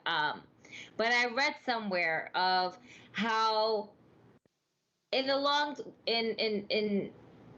term, maybe how this could be a work. They fired Bray Wyatt, but they keep the Fiend. So I heard that could be a work, more or less. It would be interesting where you don't see Bray Wyatt no more being his Mr. Rogers self, but you just see the Fiend. The Fiend took over. The Fiend is him. The Fiend is still employed by WWE, but Bray Wyatt is not. Now, that's a one plot twist. Now, if we are legit letting go of Rotunda, right? That's his name? Rotunda? Yeah. That's his last name? Yep. Okay. If we legit let him go, his real name, AEW needs to pick him up. And as I told you guys on the chat, I'm going to say it right here. If AEW picks him up, I want him to be the one to complete Brody Lee's work. I honestly feel like Brody Lee's work was not completed as the Exalted One. And who better than to complete the work of the Exalted One than the one person who was there with him, his ride or die best friend partner, Bray Wyatt. I think that would be. I see no better fit. And there isn't.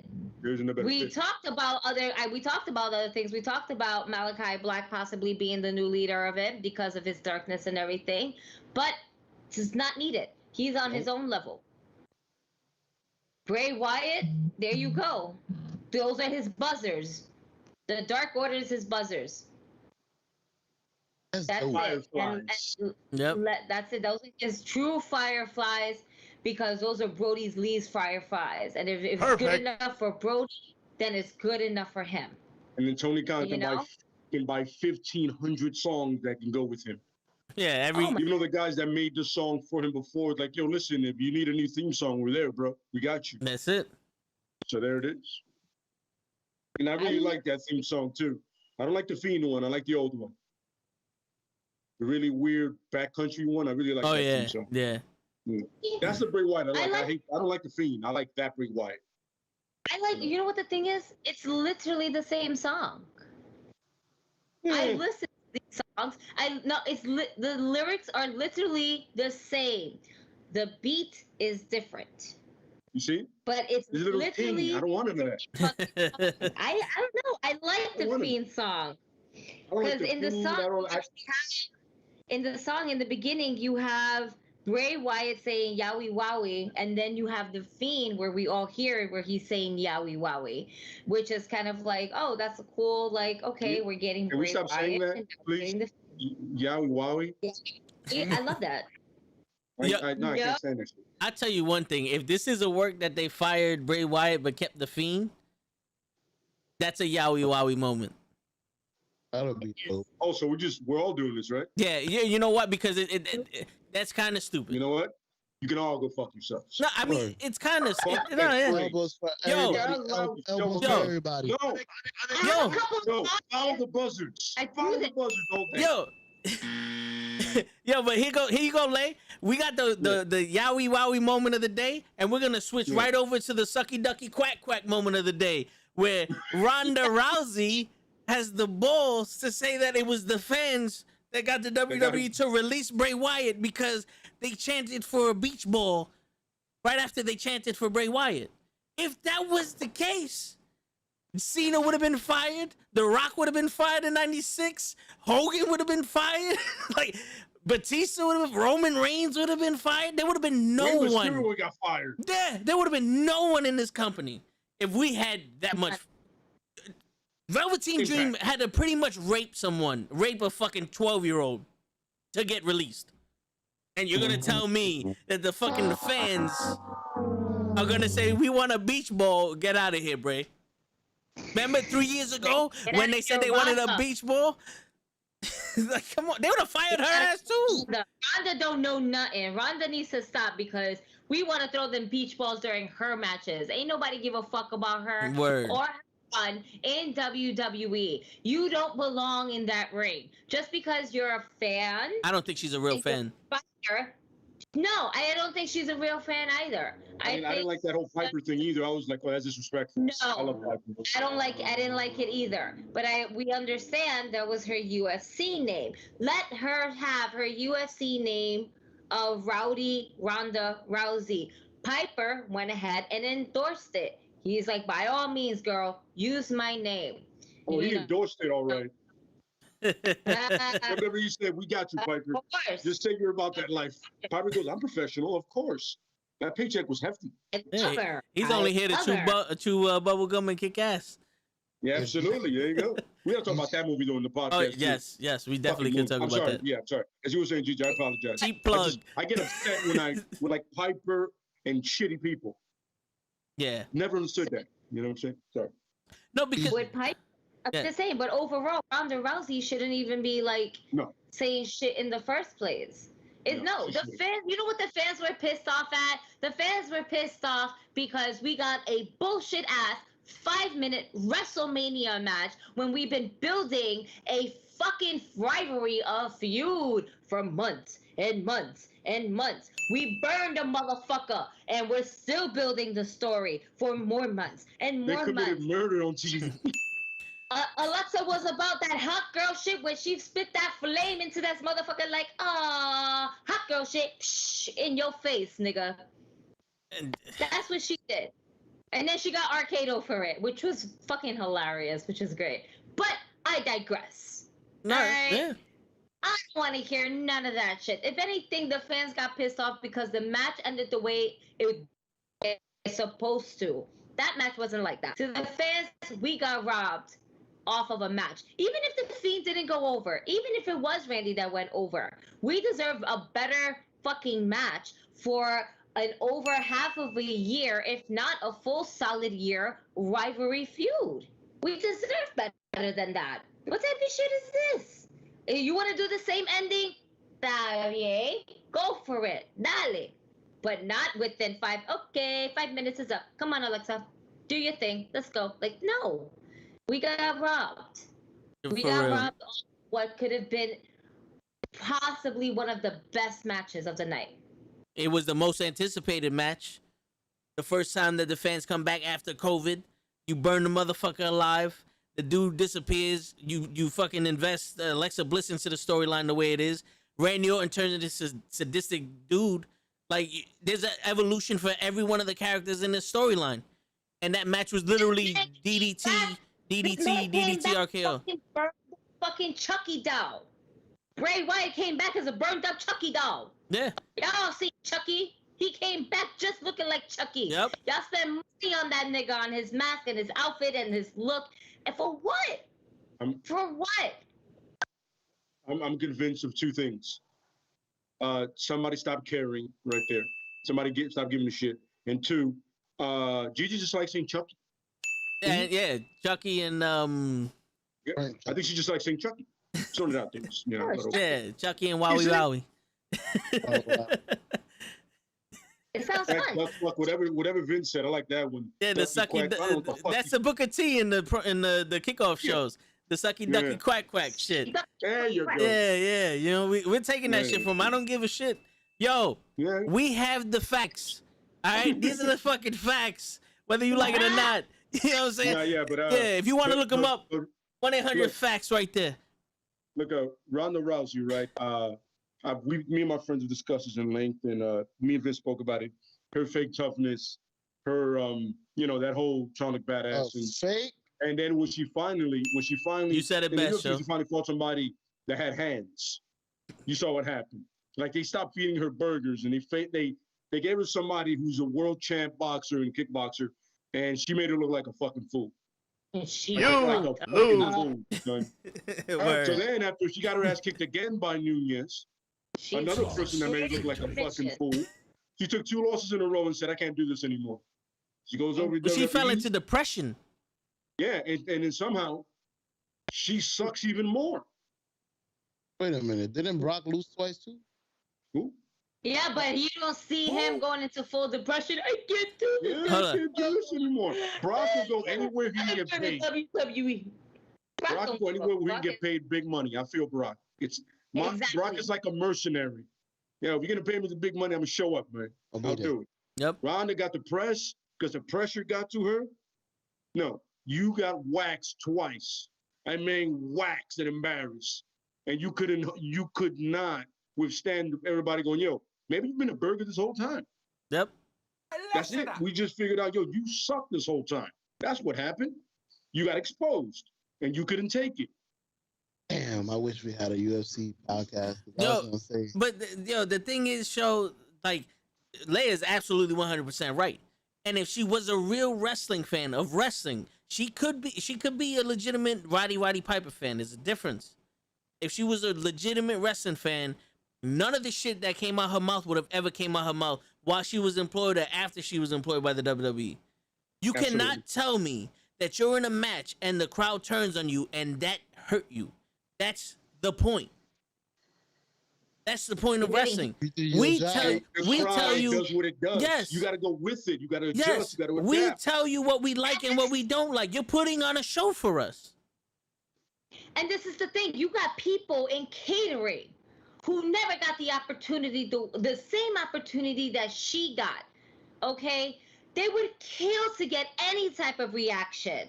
But anytime some of the females go out there to have a match, let's just say in Chicago, and they don't want to fucking deal with the match, all you're going to hear during a women's match is CM Punk chants, okay? And you know what? The women that are in the match, they don't fucking care. They're like, whatever, we're going to do our thing. But when something happens and then the fans react, whether it's good, whether it's bad, whether they love you or whether they fucking hate you, the fact that they got a reaction from the fans shows that whatever they were doing, whether it's a heel work or fucking babyface work, they got a reaction. She got a reaction from the fans where we fucking hated her. We didn't want her there. We didn't need her. It's funny that Charlotte Ripley match was a perfect example. They were giving them shit in the beginning, and they won everybody over because they just kept working their asses off. Oh, wait. Was I a fan of the match? No. But did they win over the crowd by just doing their thing? Absolutely. Yep. And there's nothing but respect for doing that instead of bitching and whining. Yeah. And that's another thing. That's another thing. Certain people shouldn't have Twitter or social media accounts. Because if you Without don't have parental that supervision. skin, if you don't have that thick skin, then you're gonna lash out like a crying kid. Yeah. Like a fucking kid that's not getting the toy it wants or some shit like that. Like, yo, this is not the business or the media to not have that kind of skin, because people are gonna talk shit about you all the time. Oh yeah. It's a legit. It's like it was like a combat athlete, any athlete. People are like, oh, well, she sucked that game. Yeah, it's one game. And shit happens. What do you want? The match didn't go well. I didn't shoot enough. I didn't get the ball enough. Shit happens. What do you want? Now what's crazy? Yo, you have bad nights. Let's say Ronda Rousey's had a bad career. Charlotte Flair recently had a promo where the crowd was chanting, "We want Becky. We want Becky." Yeah, this was Monday Night Raw. Now, and I think it's gone for at least 2 weeks now. Yeah. For at least a solid 2 weeks. You have the crowd saying that. And then you have somebody who is a professional at her job, not a crybaby, okay, who went ahead, took that, spun it around and made it her own heat. Yeah, that's why Becky's home breastfeeding her baby, and I'm here being the most relevant woman on this roster. Ronda Rousey wouldn't even know what to do if the crowd was chanting Becky. With all due respect, you guys want Becky? You guys want Becky? Fine, you can have Becky, and you can have this belt too. I'm out of here. That's exactly what she would do. That's a bitch move. Agreed. Yeah. Agreed. But I feel like, isn't Seth Rollins breastfeeding because he's the drip king? Yes. Hey. That was in my promo. He goes, wait a minute. Charlotte said that Becky's breastfeeding, but shouldn't you be breastfeeding? Aren't you the drip king? You know, you're drip from everywhere, right, buddy? See, that's how you get us at Rollins. Yep. Edge wouldn't do that. I would right away be like, yo, don't you drip from everywhere? You know, including your nipples, apparently. You're less of a man. There's a promo. But I agree with her. She's absolutely correct. Rousey would have just went into complete meltdown mode. Like, threw the title down and left, and you would have seen whoever she's with the promo, the interviewer go, nobody told me we were doing this. Yeah, we had 3 more minutes. Kind of awkward. I'm in the ring. The belt is here. I don't know what to do. What do I do? And all you're going to hear on her way. The Matt Riddle fucking promo where he got his line. And Oscar's like, Matt Riddle would have come down in the scooter and pick up the belt. I go, that's fine. I'll take that. Yeah. I mean, You're just going to hear from Ronda Rousey. Yep. Correct. It's verbatim. that was from her earlier today, just in case nobody can find it. Just in case, you know. Yeah. You know what's fucked up with going back to the Bray thing? You know what's fucked up? That Alexa Bliss got a backlash from that shit. Like, people got at her. Like, oh, you got him fired. I go, no, she didn't. She had nothing to do with it. Alexa Bliss was given something and she ran with it. That has nothing to do with her. Yeah. And I'm saying they're going to give people stuff like, yo, she's going to say no to being on TV more and they get paid more. I was about to just say the same thing. What is she going to say? No? Like, yo, I'm a female that's getting on TV every week. You want me to say no to that? You know how hard it is for us? Without having to be in the title picture. Or ass naked. That or ass naked, yeah. Or doing something really stupid and like degrading. Yeah. I'm literally with all my clothes on doing something that they gave me and I'm running with it. You want me to say no to that? Are you fucking retarded? And she's not a valet of Eva Marie, so that win-win. Exactly. She is literally the star of her own vehicle. Yeah. She's doing it's her thing. Yeah. And she has her own segments. The thing is, they figure out, like she said, people would kill for that opportunity. What do you want me to do? Say no? No, yeah. That would be stupid. I love Bray Wyatt, but yo, I need to eat too. Yeah. Yo, I got bills. And I'm pretty sure that obviously, because since Bray Wyatt was working with Alexa Bliss, he definitely was like, this is going to be cool. This is going to be working. This is going to work. This is how we're going to work things. This is how we're going to do things.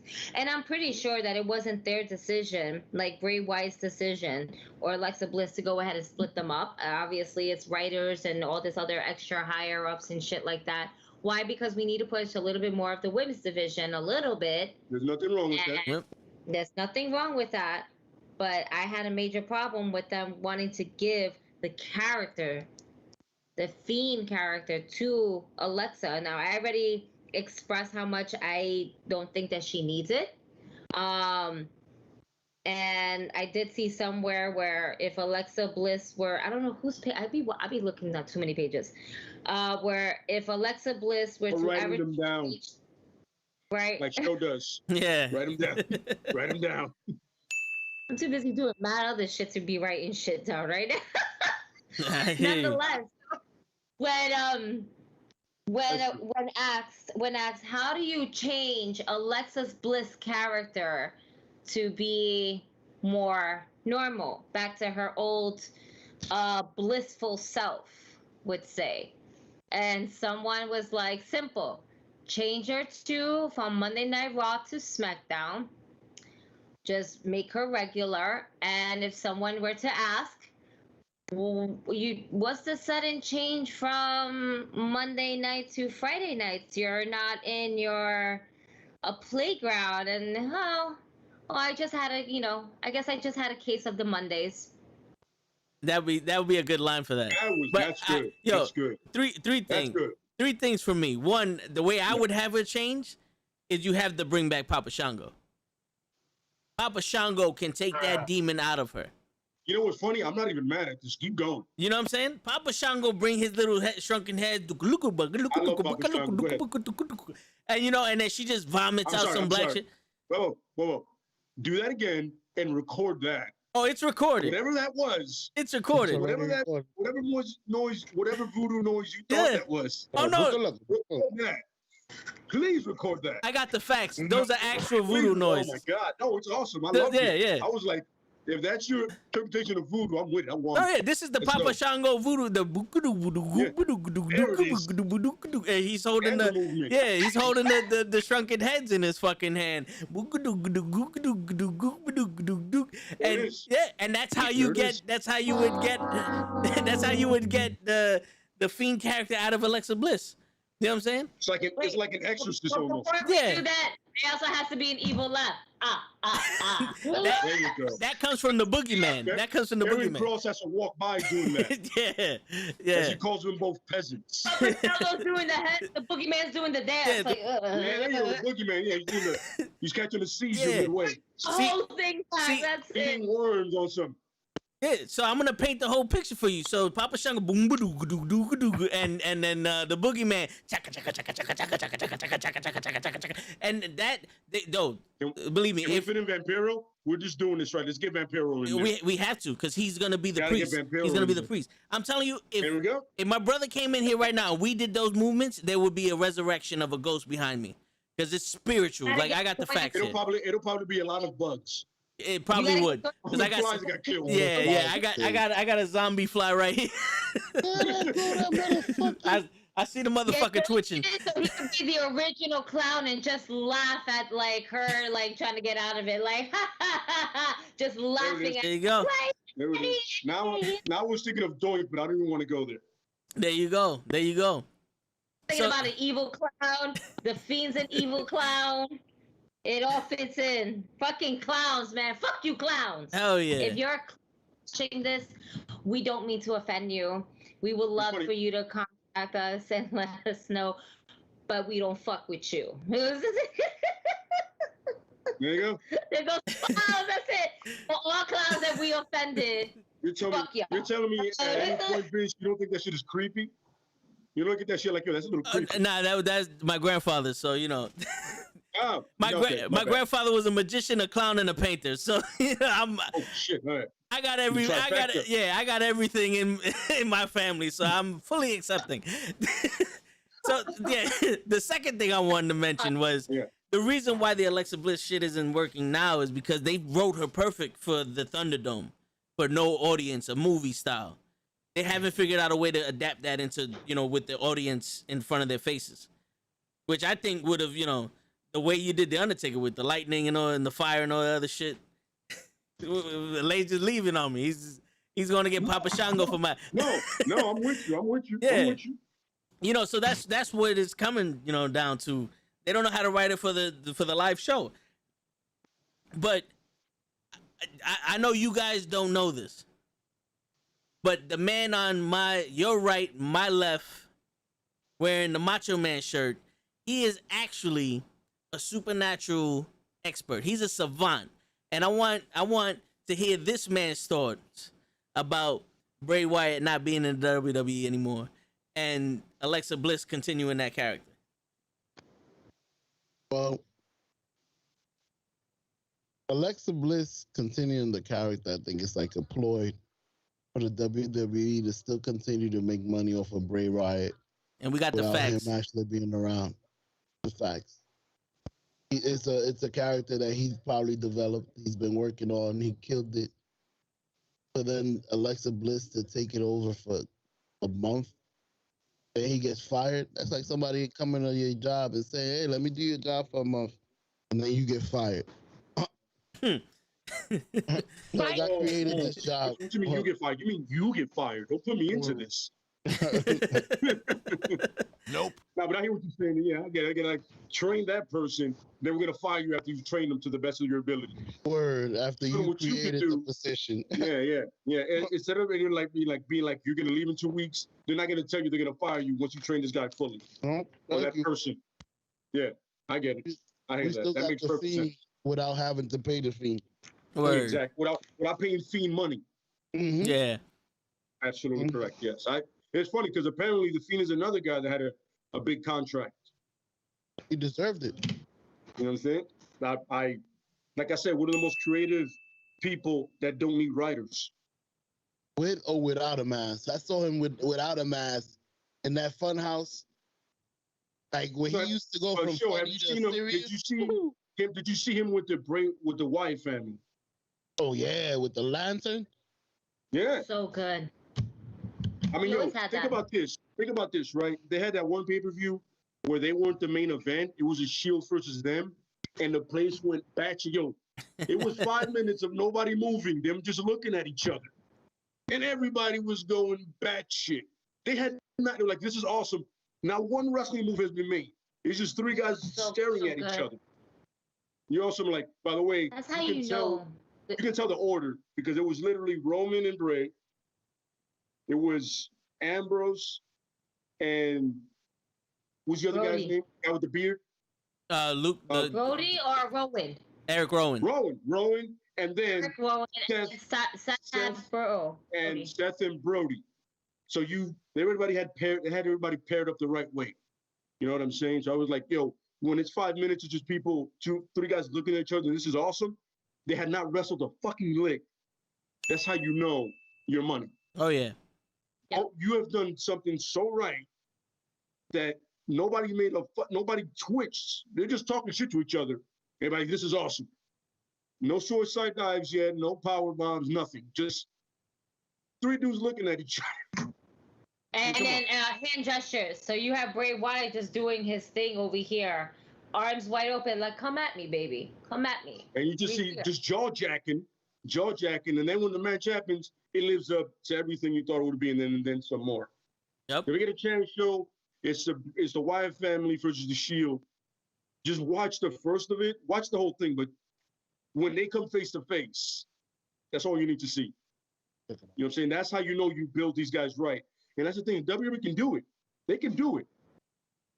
They just don't give a fuck at this point. They don't care now. They just always drop the ball. No. They just don't care. They're about to sell the company. It's looking that way. It's looking that way. I just made a If you're all floating all these big contracts, clearly it's for a reason. You're trimming the fat. So it's like, it's like anything else. If you're trying to sell it off, you're like, I got to make it look good.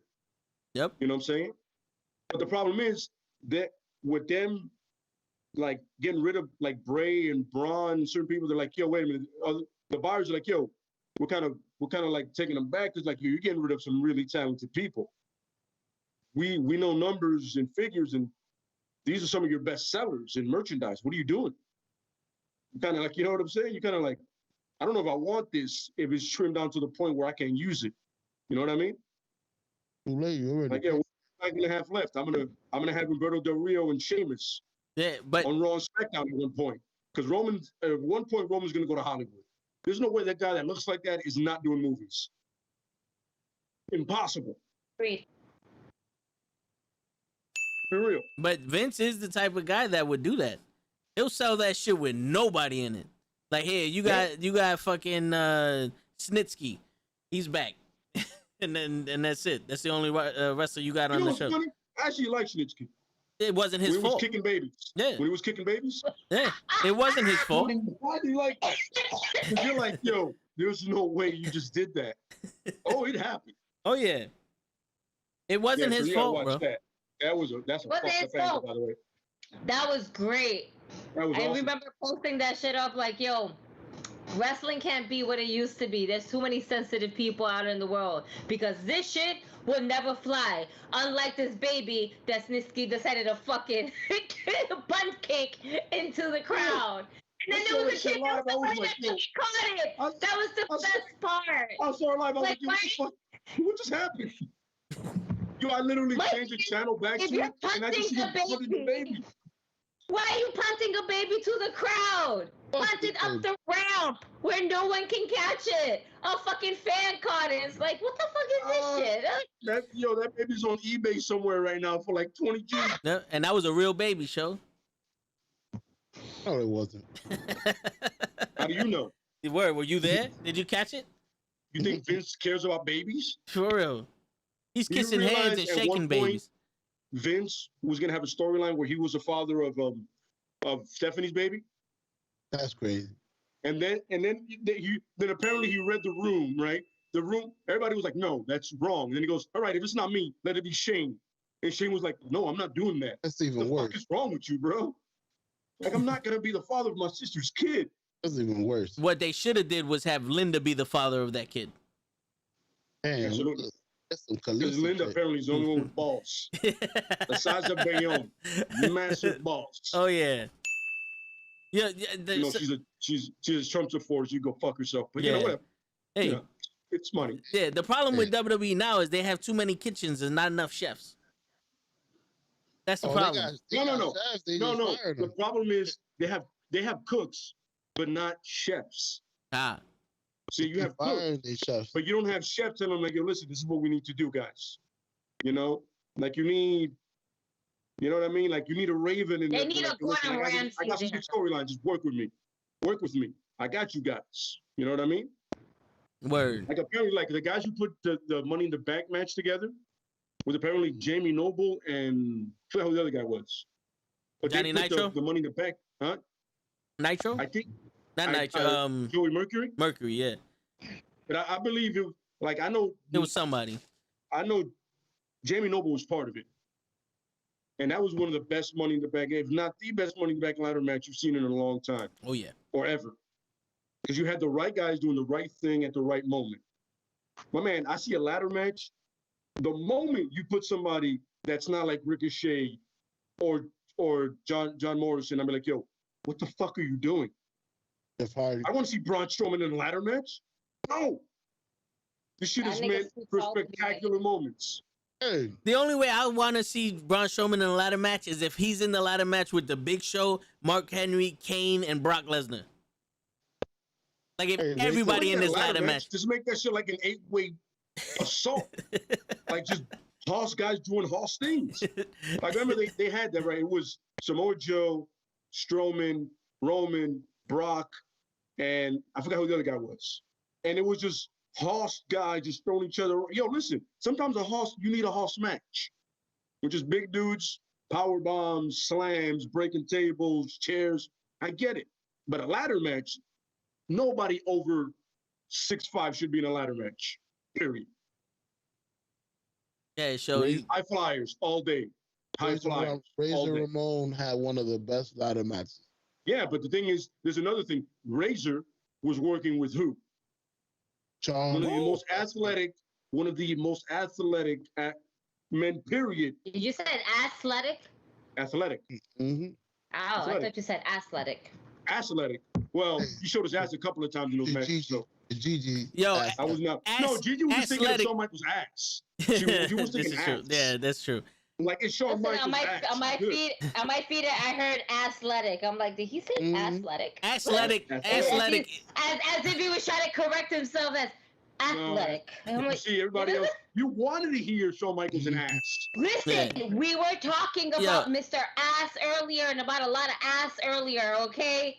All right? And I'm smoking right now, so... I don't blame you. I don't blame you. I get you. I don't blame you. About ass. But yeah, you know what I'm saying? It's like, if you mix the right people, no? Athletic is Kofi's clothing line.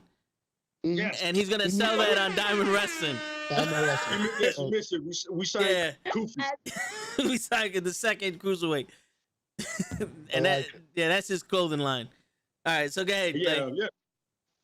When it comes to a ladder match, you get the right guys in there, you'll be fine. Like, I got no problem with Kane because Kane sometimes comes off the top rope and he's versatile. But for the most part, it's going to be Shelton Benjamin, Ricochet, and guys like that. Evan Bourne, Morrison. Guys like that. You know what I mean? Yeah. You put in Jinder Mahal and I'm going to fucking punch you in the throat. Yeah, for real. I got or you put in some vicious dudes. Yeah. Like Finley. Some real sadistic assholes. Yeah. Yeah. Like when Brody Lee was in it. When Brody Lee and Dean Ambrose were in it, these are guys I don't give a fuck about their bodies. I'm with it. Like, if you don't give a shit about your body, you're athletic. That's all I need. Don't care about your well-being and be athletic. That's all I care about. That's it. Mankind ever had a ladder match? Nope. No, I don't think Mankind was ever in a ladder match. But Mankind just like hurting himself. Yeah, after falling out, he wasn't a ladder match guy. He liked to get Mankind wasn't ever in a ladder match. He just got a ladder thrown at him. Yeah. After falling off the Hell in a Cell, he doesn't need to be in a ladder match. Absolutely not. He earned all kinds of stripes. He did a table match. All kinds of, he earns all kinds of stripe after that. Word. You know what? You know the match that I miss? The match that I miss and I want to see is a boiler room match. You know why? You know why? Because the atmosphere is perfect for certain individuals if you do it right. You get the right two people in there, and don't even make it cinematic. Just let it be a boiler room match, like The Undertaker and Mankind had. Just let it be that. Yeah. You don't have to like do all this extra shit. You'll just put them in the boiler room and let them do their thing. You know? Word. No cinematic extra shit. Just like as if I've been a backstage match. Some bitches go after each other. Boom, you're done. You know what I'm saying? That's like that's really like a carrying cross for the NXT carrying cross. NXT carrying cross with Tommaso Ciampa. That's exactly what I was thinking about. Tommaso Ciampa, or maybe even Timothy Thatcher, the guy that he teams with. Tommaso Ciampa that he teams with. Yeah. That guy, you know. Yeah. Pete Dunne's another breaking fingers kind of dude, you know what I'm saying? What about that psychopath that this chick is digging in NXT? That Loomis. Yes, Loomis. There you go. Him too. Just them crazy ass dudes that are not with us, apparently. Those kind of guys. Yeah. You know what I mean? Perfect boiler room match right there. You get a 4-way, you know what I'm saying? You have to start in one boiling room from one side, and then two start from the other, and then meet in the middle. Yup. Great minds. We finish it in the ring, or maybe Absolutely. not. I don't want something to be finished in the ring, but then in a way you kind of have to like bring it home to the ring, you know. And there's always going to be one person left in the back. All right, 3 people, a triple threat happening in the ring is going crazy, and then the person who, of course, always gets injured the most starts limping back. Yeah. And the best, honestly, out of everybody, I want Pete Dunne to win because I like the guy. Yeah, I hear you. He looks like he enjoys actually hurting people. Like he when he starts breaking those fingers, he'd be on some like, I'll do it again. And he's only out with a mouthpiece on, like he's ready for war. Or some Kurt Angle shit. He was like, yo, I'm down. Let's do this. Have you guys ever seen him live? No, I haven't. Well, I've never had the chance. I've never had the pleasure. Let me tell you right now, watching him live on NXT was absolutely a delight. Because you felt the intensity for every move that he did. You felt the energy that he was bringing, where he, like you said, like you felt like he wanted to hurt this person. and he was over, man. That's the best part about New York, being a New York fan. The heels go over any day of the week. The heels will go over. You know, Roman Reigns can be here, and the majority of New York will be like, he's our tribal chief. Yeah. Yep. Everybody else, nah. Yep. I mean, well, no, we this nigga. You know, in a way, because that's New York is everybody's villain too. We're always everybody's villain between the Yankees and all that shit. We're everybody's villain. We're the villains of this world. Are you from New York? Nobody cares if you're from Miami or Philly. Nobody cares about you. That's true. You're from New York, oh shit. The only heel that can't get over in New York is John Cena. Yeah. He's the only heel that can never get over. Oh yeah. Gigi missed that whole heel thing with the spiel we had about him. He's a heel. He's a heel. He's the worst. He's the worst heel that ever was in the WWE. Oh yeah, Vince. Break it down, Vince. I mean, my man literally committed a felony on SmackDown, and now is the #1 contender for the Universal Champion. He stole somebody's signature. No. Signed somebody's check. What? That's fraudulent. Finn Balor had the not. contract made for him. It said Roman Reigns versus Finn Balor. And now it says Roman Reigns versus Finn Balor with a big ass Cena on it. What? I agree to this. By the way, I'm so sorry if I offend anybody, but I didn't know Cena was left-handed, and that slightly bothers me just a little bit, but that's just because I'm a righty. I'm not trying to pick sides. I just find it very awkward and weird when I started seeing Cena write his name with his left hand. You know, it's funny. I've never seen him sign anything, so I didn't know that either. But the thing is, Pat McAfee goes, but isn't Finn Balor's name on that contract? Why is he signing it? This is illegal. Logic. Pat McAfee said it. I was like, McAfee, I love your energy, but you're trying to put logic into wrestling, and God damn it, there's no fucking logic in wrestling. Pat McAfee is officially right now my favorite commentator because one, when Chicken comes out and he gets in Michael Cole's face and he does the whole guitar thing in his face, like he gives his balls right in Michael's face, and we don't like Michael, so he deserves it, right? He'd be on some living in the moment. Then that, and I'm like, he has a point. When he said it, I was like, yeah, he's right.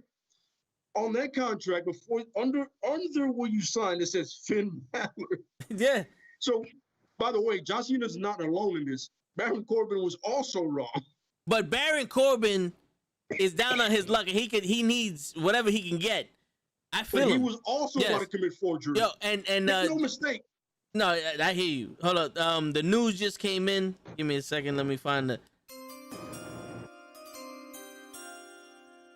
It has been confirmed that Philadelphia also hates John Cena. Oh, that's wonderful. Yes.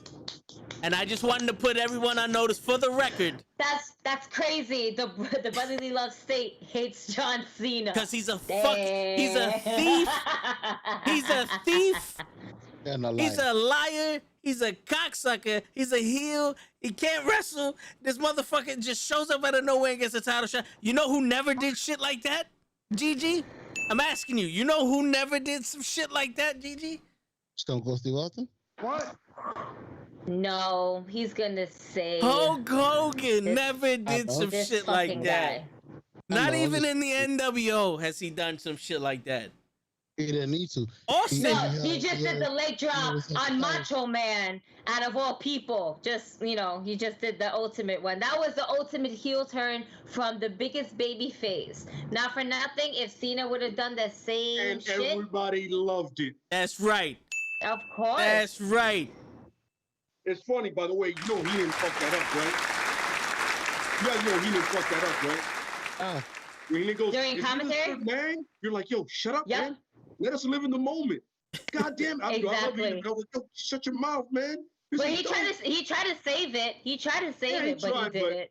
He already threw it out there. But this is the brain. He can sell anything, whatever he wanted. I definitely. It is Heenan though, and so he's done so much great shit. He can take like that kind of L and be like, it's Heenan. Yeah.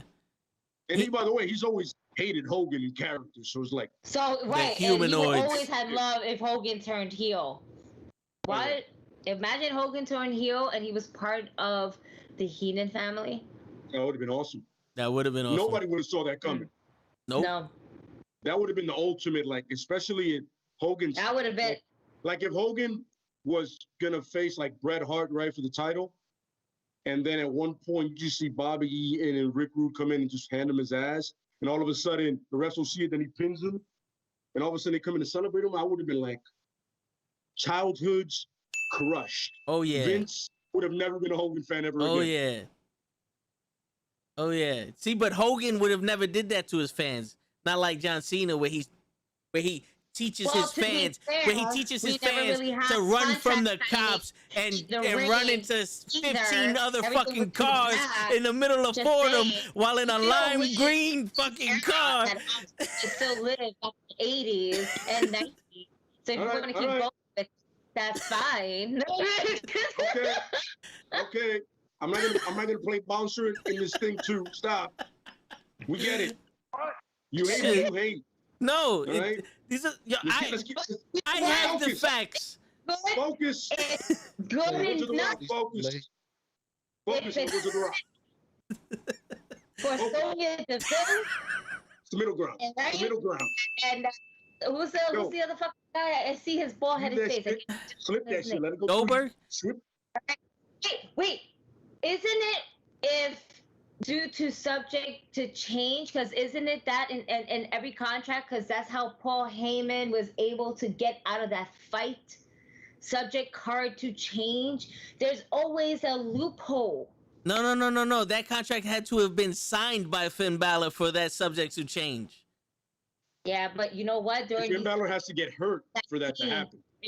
Or COVID-19, and they have to put it there in advance for God forbid any of these things can happen. So guess what? His feelings got hurt, and now John Cena will be Hold up. So you're telling me that you officially are saying that you would rather have John Cena versus Roman Reigns than Finn Balor versus Roman Reigns? You're putting John Cena ahead of Finn Balor? I enjoy this bullshit ass storyline because if not, what the fuck? I would rather see a triple threat match because I don't want to see John Cena versus Roman Reigns. Although John Cena will be able to put Roman Reigns over, at the end of the day, John Cena is not going to win the title. I don't feel like it's going to be that way because we're still riding a high wave from a fucking Samoan tribal king, right? Where's the birthday boy go? Oh. Yeah. Lay would rather see Roman Reigns versus Finn Balor versus Edge than Roman Reigns versus Finn Balor versus John Cena. I'm not gonna lie to you. Finn came out and I was like, don't do this to me because I wish it could go this way. But I need NXT Finn. Yes. And that's technically heel versus heel, but Finn's heel is more about, he's about that life. Yep. Roman's heel is like, yo, listen, how does this help me? How does it benefit me? Word. Finn is about, yo, you want some, you come get some, son. Which I would love for Roman to be that way. You know, I would love Roman to be like, yo, man, you want some, son? All day, I'm ready. But I like the fact that the smaller guys are like, yo, my man, yeah, you want some, come get some, son. I'm ducking nobody today. Hell yeah. You know what I'm saying? And I like that dynamic. I like the one dude that like, yo, we do this right now, son. Get that walrus out of this ring and we'll roll. Yo, but right now. You know, to coin a phrase from The Rock, we went from the tribal chief, the head of the table, all the way to, you can't see me. Can you see me? You can't see me. I can see you, but you can't see me. And that's SummerSlam. That's SummerSlam in a fucking nutshell. SummerSlam in a nutshell. Worrying about Bobby Lashley's hoes. I'd rather have Bobby Lashley have some hoes in different area codes than John Cena with it. You can't see me shit. It's true. It's like missionary. Over and over and over and over and over again. Like, shit. When he said that, I was like, I thought I was going to come out with something original. But it's just the same guy. Oh, I don't want none of that. None of that. I don't want that shit. Word. Like I feel him. I don't want to hear that shit either. Like I've heard this promo so many times. You know what it is, but it's good though because you can actually be interested in both promos. Because not for nothing, Roman Reigns, basically, Roman Reigns is phenomenal in his promos. This is the peak of where he's at. Can he keep it this way? Can we always keep it this way without it getting stale? John Cena got stale. That's why we hated him. We like to boo the bad guy, but at some point, are we still going to have, is this going to be the one gimmick that's going to basically be for this one wrestler? Or are we going to continue to recreate ourselves? I mean, we can. Jericho has done it lovely, but at the same time, Jericho is still Jericho.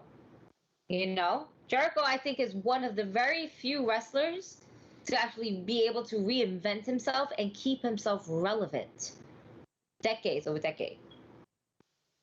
No, Jericho can make lemonade out of lemon. It's unfair at this point with Jericho.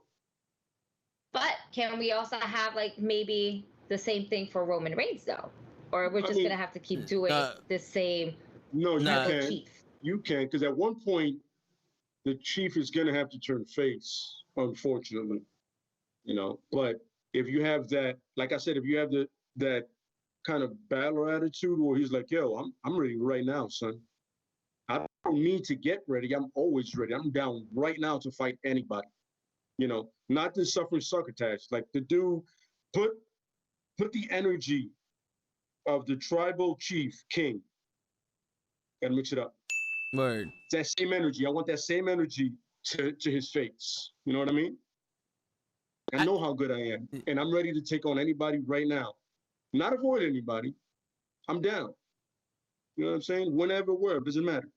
Raw, SmackDown, your mother's house, your sister's room. I'm in. Vacation homes, all that. There you go. But I think Roman Reigns has the charisma to carry this character, and with him having the Usos around him, that could potentially make him a little softer because now he's depending on the Usos. But he loses the belt and snaps and becomes the fucking Thanos that he started out as. Because remember, he's not the same Roman that he started out as. The sadistic, I'll do anything to win type shit because I'm the fucking man. What he did to Jimmy or to Jay, whichever Uso he did that in the Hell in a Cell with.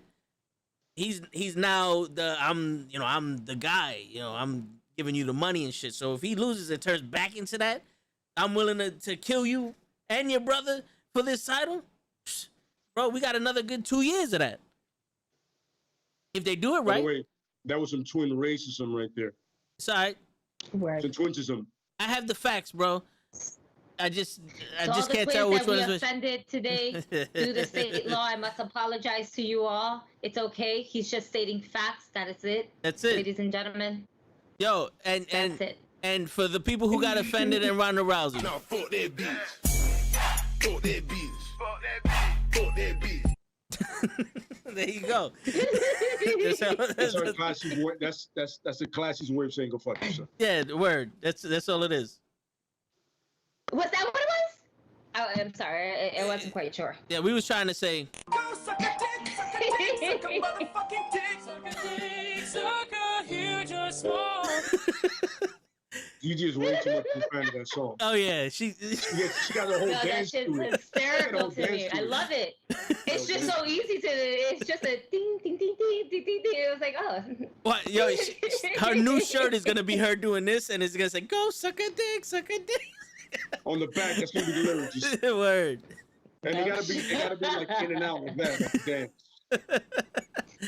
The veins will spell FTW. Word. We're to be creative about shit like this, y'all. Word. Yeah. Speaking of creative, let's turn the pages to AEW. Let's get this thing going. With CM Punk and Daniel Bryan. They're official. Is it official or? All right, I'm not gonna say it's official until I see them in a AEW ring. For the most part, it is. Yeah. We're saving for Chicago. I think he's like legit official. Anybody else? I'm not. CM Punk, I'm not sure. Word. Yo, Harris, but, I'm not saying all Samoans look alike. I'm saying all twins look alike. You know. And now to all Samoans. It's not way off the Samoan thing, though. It's not way off the Samoan thing, though. I mean, these are not small. These are not small people. Yeah. At all. The Fatu family looks alike. You feel me? They look alike. We respect you. Word. I'll acknowledge that they look alike. Word. But yo, who wants to go first? And we're gonna book CM Punk and Daniel Bryan's first year in AEW. 1 second, let me get some ice. Man, I don't want to miss this because I'm gonna counterpoint somebody, mostly Vince, because it's fun to fuck with. Wait, wait. Oh shit! He doesn't even know what I'm gonna say. Don't do this. Stand with you. Don't do this. With him, I got clips for days, bro. Yo, it's so fun. It really is, bro. Why do you think I just got on you with John Cena? I know. I know. You see in the chat, in the chat, Harris is like, "Why, Gigi?" And I was like, "Kenny fucking turned you." That's what it is. He fucking turned you. Sorry, though. I'm gonna have some fucking some voodoo shit on my storylines. That boom is coming back. Shit. Yo, that's it. You know what I'm gonna do? I have the chair of The Rock versus John Cena for WrestleMania in 2013. I swear I'm gonna print out a picture of Roman Reigns and I'm gonna put it over The Rock's face, and then come SummerSlam, or not come SummerSlam, but coming what is it, Survivor Series? That's what we said. That's what they Rock. That's it. I'm just gonna put a picture of. I'm just gonna keep Roman's face up there and just switch it to the other side. That's it. We have different poses. That's it. I have my WrestleMania chair for both the SummerSlam and Survivor Series now. There you go. That's what I'm gonna do. Improvise. Yo, that's the only thing we can do being from New York. You know, that chair's got to be what, like $400 or $500 or some shit. Yes, maybe. I don't know. It's just so pretty. Yeah. The Rock is so pretty. All right. Thanks to John Val, who moved to Florida, and his wife said, "You're not taking the child." I appreciate that. Wow. I appreciate you. I'm telling you one thing. It's not. No. I'm so happy. no smoke on your boy. But if my wife would have said that to me, we would have been divorced 20 minutes later. That would have been the quickest divorce.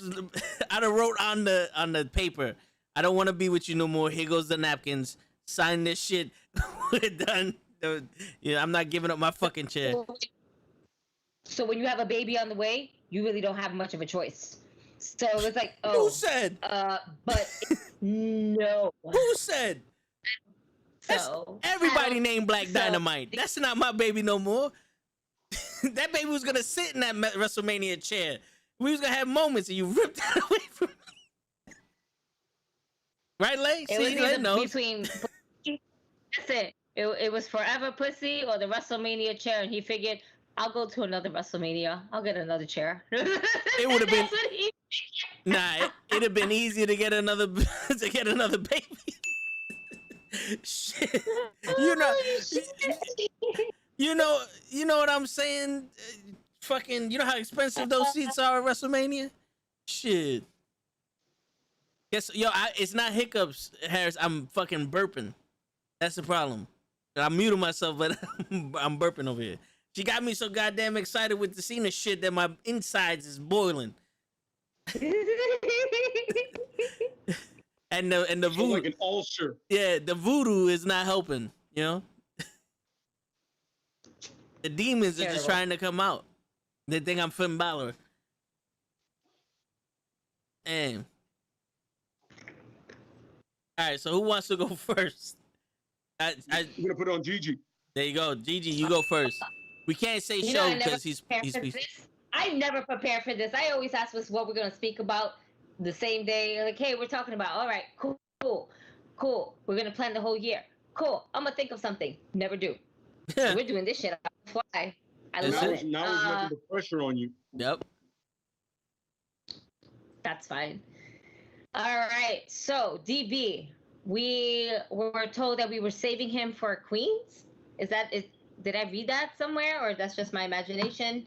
Nonetheless, his first year he comes in. My thing is that I don't know if he's gonna come in like every other WWE person. That is what it just, because let's think about it this way. Every person from WWE has always been just announced. They came in, show face. I don't want Daniel Bryan to do that. I want Daniel Bryan to be very much like a surprise entry where he's just coming out of nowhere. Do we want to put him in a title match? Do we see him? Is that going to be that first feud, Kenny Omega versus Daniel Bryan? Or are we going to see a match with Daniel Bryan versus somebody we already seen?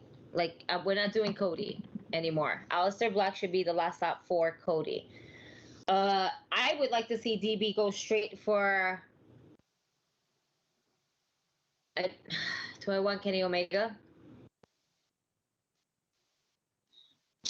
I'm trying to go through my things. Yep. I would eventually like to see Daniel Bryan go up against Kenny Omega, but that being the first one, no. He makes his grand entrance. I think that his match with Pentagon Jr. would be great. Ray Phoenix. I want to see him and Ray Phoenix. There's definitely going to be a match between him and Ray Phoenix for sure. We're going to have a tag team match, him and Moxley versus whatever stupid teams that they have there that's just nonsense. Because eventually you're going to have to put him in a tag team. And then eventually you're going to have to put him what up, Walter? by him or with the Fraction. He's not going to be part of the Inner Circle. I can never see Bryan Danielson, because I'm assuming that's what we're going to name him, be part of the Inner Circle or the core. I don't think he should be a part of anything.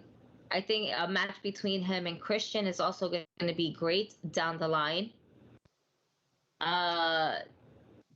TB and Lance Archer, because maybe we're going to go instead of AEW, but more for New Japan, because Daniel Bryan has, voices interest in New Japan wrestlers, New Japan wrestling. He wanted to do that shit.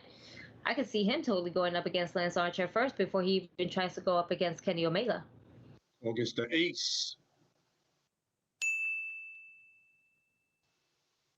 Absolutely. He's going to work his way up to Kenny Omega, of course. But that's not going to be the eye on the prize first. He's going to go for the New Japan title, for sure. It's right up his alley of what he's kind of interested in that we've been reading so far upon. Absolutely. Definitely going to go that route, for sure.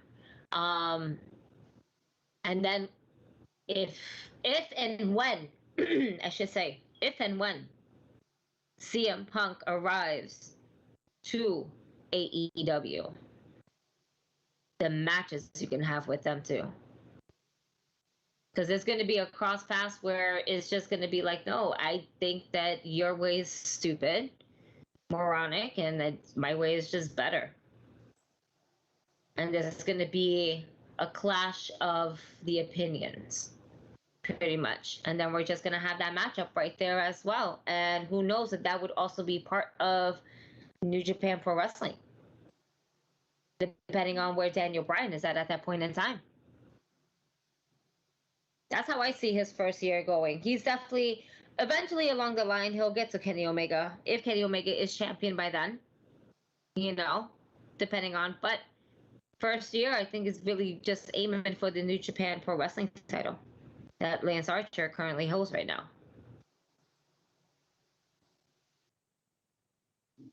Boom, on the fly. There you go. You see that? Hmm? All right, yeah. There you go. Get your GG for the win shirts. This is and that's how Bryan Danielson goes for the win on T Public. That's for GG for the win thing. That's the link right there for her t-shirt. See, in order to promote a shirt, you gotta have two things: boobs and boobs. A left and a right one. That helps. That helps a lot. Like if I promote a shirt, they're gonna be like, "Yo, but What are you promoting? And ass. And ass. There you go. Right? There you go. Yeah. That's why you gotta get started on those underwear. Yeah. For the win. The back of the shirt. It's on the back, you know. Yeah.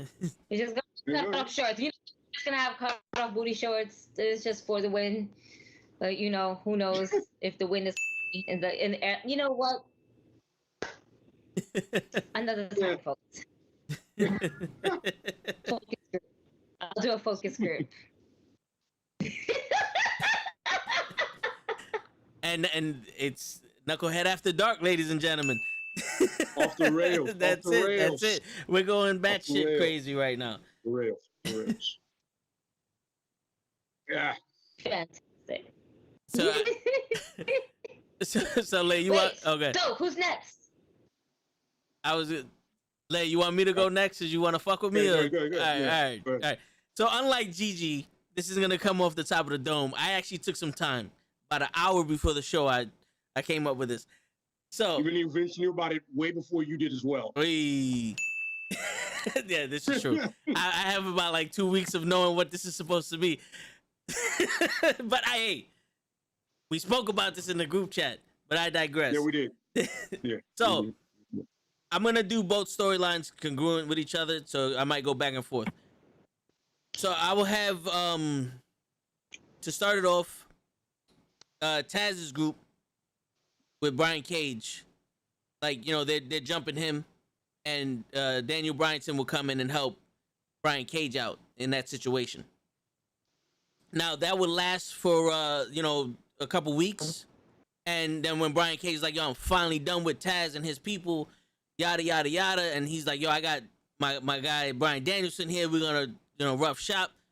Daniels turns his he double crosses Brian Cage, and we find out that his whole motivation was that he wanted to come wrestle him, because everywhere he went, he's hearing about Brian Cage, the Machine, this huge guy that can do the same things that luchadors can do, you know. And he's like, I'm not seeing that with Taz when you was with Taz. I didn't see that when you first debuted. Like, you really want to prove that you're somebody? I'm the best. You know what I'm saying? I'm the guy. I'm your measuring stick. And that's when he challenges Brian Cage for a couple months down the line. He challenged Brian Cage, and they have their feuds. Because one, it will shed light on Brian Cage's abilities, and it will give something for Daniel Bryan to do that's outside of the title. Now, I would have CM Punk come in almost opposite. He would come in and attack, I just had this, Hangman Page. Now, he would attack Hangman Page, and no one would know his reasons. And they'll have a couple matches, and there'll be some vicious matches. Because you'll see that CM Punk is like mad at Brian Cage, and it's the motivation down the line will be because CM Punk is straight edge, and he sees that Hangman Page's potential is being hindered by the drink, and he's not fighting him off of malice. He's fighting him to save him, to save the business. Because he's on some the business the monster corporation that's destroying the business. We got to save it, and you're ruining it. You're ruining what could be the future of this business with the drink. So he's trying to convert Brian Cage, and they become a tag team. You know, and they would spend like a couple months being a tag team and doing all this other stuff, right? And then when Daniel Bryan finally gets rid of Cage, Malachi Black will go after him, because Malachi Black will be like, I saw what you did with Cage. And I heard what you said, and you're not the measuring stick. You're no longer that guy. I'm that guy. You saw what I did to Cody, and at this time, you saw what I did to Pentagon, because that would be my dream little storyline between Malachi and Pentagon, because those are some bad motherfuckers right there, and that would be another, couple months with them doing that. And CM Punk would go after Sammy his last name, there you go, Guevara. Yeah, he will go after him, You were about to say Sami Zayn. No, I was not gonna say Sami Zayn. I was gonna Yes, fuck you up were. Guevara. No, Stop. You were. You I were was gonna gonna, no I was gonna get another member of the Diamond Organization on here. Uh-huh. Yeah, see, you fucked up. We would have had Sammy Garcia in Diamond, but you fucked. You fucked Sammy it up. Garcia. Now you just said There we it. go. Yeah, Still have there him. you go. There you go. We signed Sammy them. Garcia. We signed them, and that would be the The also. first Peruvian-born wrestler. Yes. I don't know why I made him Peruvian. I have no idea why. I Hey, said Peruvian. he looks Peruvian to me. You know what I'm saying? There it is. There you go. But Sammy would go after CM Punk on some, yo, you think you the best in the world, and I'm the Spanish god.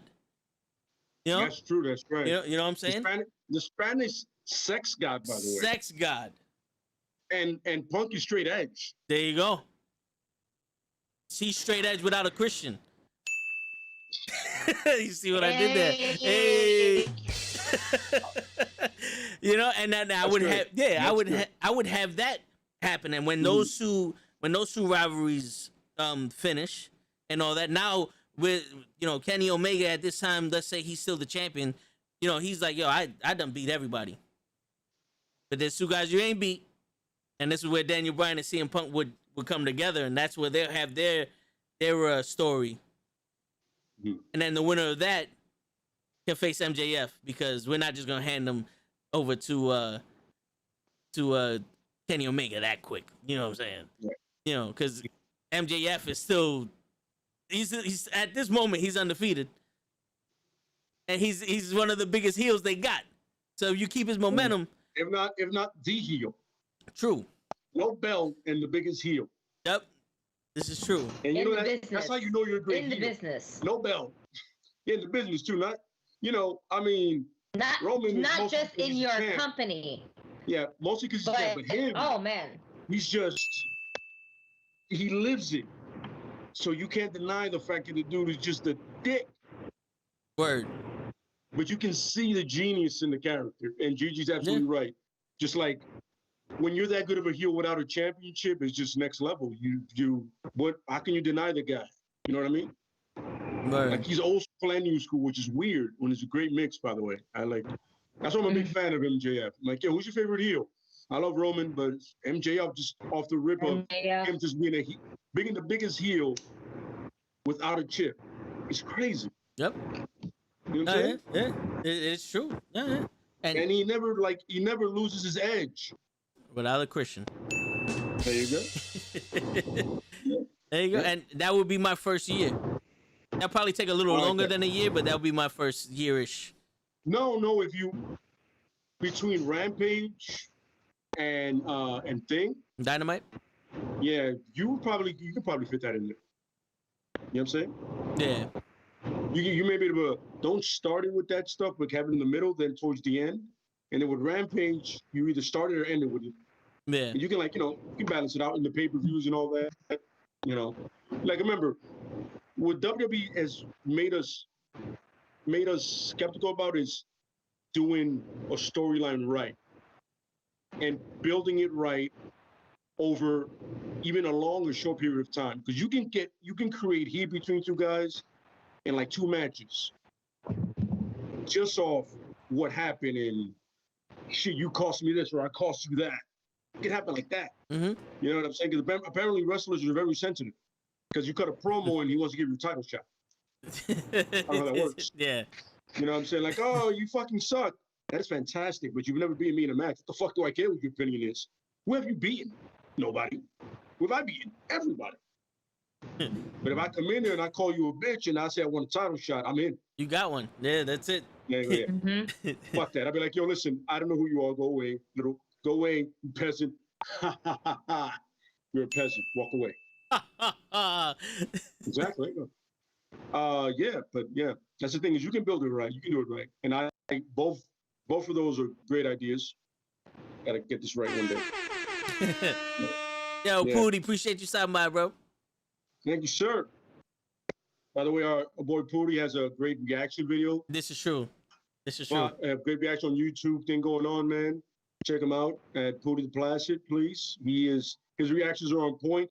He does Thursday Rock, by the way, just letting you guys know. So, you know what I'm saying? Throw suggestions his way and he'll He'll react to it. You know what I'm saying? He's legit. You know what I'm saying? And he's family, by the way. You know, known True. Booty most of his life. Known That's most true. of his life. So you know. Word. Yeah. And his link is now in the chat. There it is. His link is now in the chat. There you go. Go I'm check gonna him get a out. reaction video soon, but it's gonna be to porn. It's gonna be weird. That's right. No, it's gonna be to more porn. Yeah, it's gonna be weird. We'll see how that goes.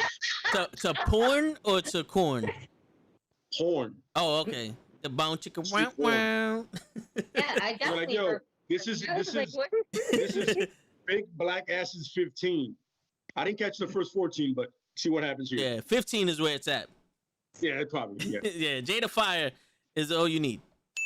absolutely. Yeah, got Pinkies in this one. I know about her. We all know. See the facts. You know. We got the facts here. Yeah. You know, I'm pretty sure that's gonna get demonetized right away. it's all right. First episode, last It's a good episode. number. Sue me for what? My birthday is 15. So 15's a good number. I think you're gonna be in good. There you go. Good thing. Good thing. There it is, yeah. That's it. And I'm gonna critique it acting wise and all that, by the way. Oh yeah, they have to. The lighting, the hairstyle, the Yeah, makeup. the lighting, yeah, the cinematography. Yeah. You know, I want the script. How- Which is gonna be pretty much, are we doing this or not? Yeah. How It'll be deep? fun. How deep do they get into character? You know what I'm saying? Are they method actors Yes, you know. and actresses? Are they How deep in is their head? love? There you go. Exactly. There you go. There it is. Are they in their head? You know? You Yeah. know? Did they just Yeah. come here for the money shot? Is it just head games? Yeah, you know? We will find out That's it. through the Yeah. wonderful journey that I will give you for one episode. Then I'll get demonetized and shut off YouTube for I a just year. want to know. I just want to know if there's going to be bottomless mimosas over there as well, because we need to know Absolutely. these things. Absolutely. You know, That's the only way you can do a porn. everything. Oh yeah. Anything but White Claws. That's Yeah, for sure. exactly. Yeah. That's for sure. No. We're gonna have a lot of Mike's hard lemonade. I got that By the one. way, I'm ready for the sponsorship, Mike. I'm waiting. All right, yeah. Word. So CM Punk and Daniel Bryan's first year. This is fun. I want Daniel to come in, right? Promo in the middle of the ring, right? Have his time, you know, and somebody that thinks they're good enough comes out. I'm not gonna pick anybody because I just want to be somebody random that nobody would expect. Jungle Boy. Even Scorpio Sky or something like that. There we go. Pop something like that. Yeah. Right? And he goes, right, fantastic. We'll Yo. have a match. We'll have a match, right? Do it, right? It's a fun match. Scorpio's good. Bryan's good, right? Kind of a warm-up thing, right? CM Punk is not far behind him, right? Not at all. Then at one point, CM Punk is about to have a match with somebody. And Bryan goes, no, I don't think you should have the match with him. We had a great match once before, remember? And only once. Remember that pay-per-view? It was something like a shattering point or something like that. You know, something close to that. You know what I'm talking about, right? They have one match, right, on a pay-per-view. It's a great match, right? And then after that match, you completely separate those guys. The next night on Dynamite, there's no follow-up to them. You know what I mean?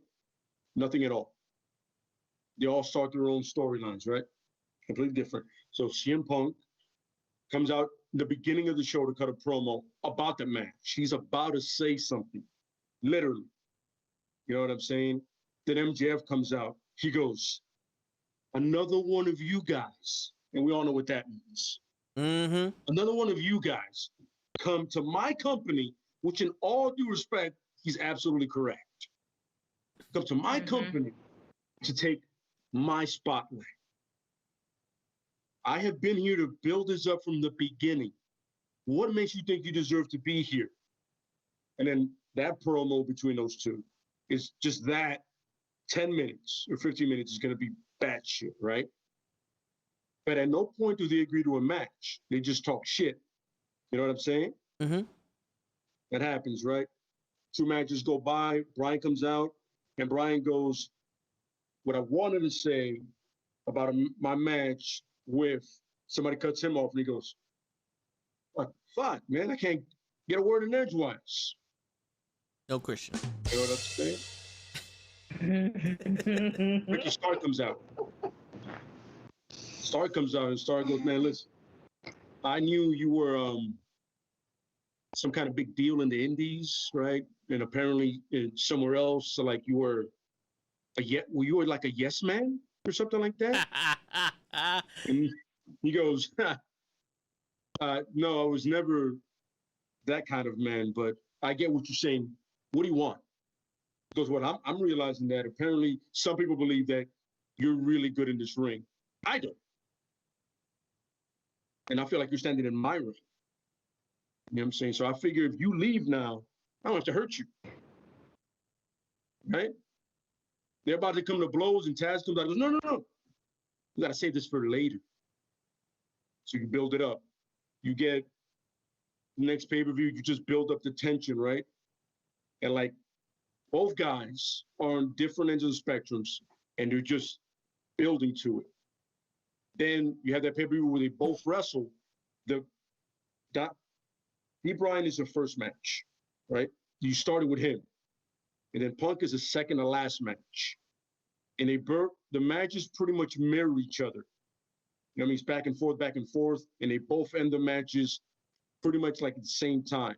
And you're like, yo, this looks weird because it looks like the matches are kind of the same. But once again, different ends of the spectrum. You know what I mean? So those storylines end, right? They move on. And then D. Bryan goes straight up, listen, I just want to wrestle the best people in this company right now. The Pentagon comes out and goes, right, listen, you want the best person in this company right now? I feel that's me. And he goes, all right, we'll do it. You know what I'm saying? And Punk comes out that same night, but on Rampage. It doesn't happen right after the pay-per-view. You don't see them that Monday. You see them on Friday. You know what I'm saying? You're like, yo, why they're not here? I'm like, yo, you want to know? You're going to see that and be like, damn, they're not there. So now you got to watch Rampage or they're going to show up there. You know what I'm saying? That's how you get the viewership up. And he goes, he comes out and like, all right, they start a whole program, you know, and that thing is out of respect, which is weird for Pentagon. Like, you want to wrestle the best? I feel like I am. We shake hands and they agree to a match. With Dynamite coming next, right? And then Punk's about to say something, and then you got Hot comes out. You know what I'm saying? And he goes, I've never liked the way you wrestle. I've never liked how you are. I don't even like the way you look. Look at me and look at yourself. How are you going to wrestle? Look at yourself. And he goes, well, first of all, I'm taller than you, so that helps. You know what I'm saying? And the storyline starts there. They get into it right away. You know, if you know Pac, you know he's short-tempered and beef. Just again, another storyline. Like the thing between Bryan and Pentagon is like a Booker T, Benoit thing, like the best out of 5 series. You know what I mean? They wrestle on TV, win. All of a sudden, it culminates in a pay-per-view. Bryan wins, but it's not like he definitively won. It's like, yo, he got away with it. Like, yo, he kind of won. Like some bullshit roll-up. And Pentagon's like, you know what? Whatever, you won. Fantastic. Now, the other side of it, it's just straight ass whooping on Pac's side. He's more vicious. He's more violent. He doesn't care. But he gets cocky, go to sleep, win. You know what I'm saying? You know what I mean? Yeah. And Penta have beef because they're like, yo, we're still friends, but like, yo, you're acting different. Like, I thought we were doing this together. Like, you know, you being friendly to him and I'm being an asshole to this dude. The fuck is that about? He goes, yo, I just wanted a good match with one of the best in the world. You know what I'm saying? The best in the world. He goes, well, I had a match with somebody that he thinks he is. He goes, that's your problem, not mine. And then there's the heat between those two. But that's another story for another time. There you know go. What I'm saying? Then they both move on. You know what I'm saying? At one point, Malachi Black runs into Daniel Bryan. And he goes, listen, I'm understanding that you're pretty good with your feet. Well, you think you are. I feel you're not. He goes, no, I'm good with everything. It doesn't matter what I do. He goes, well, show me. It's literally just, yo, this is just pride. Show me. I want to see how good you really are. And that's how a lot of beef starts. It's just pride. You know what I'm saying? Wrestlers are sensitive and have a lot of pride, apparently. No problem. It comes with the package. Fun, right? Yeah, exactly.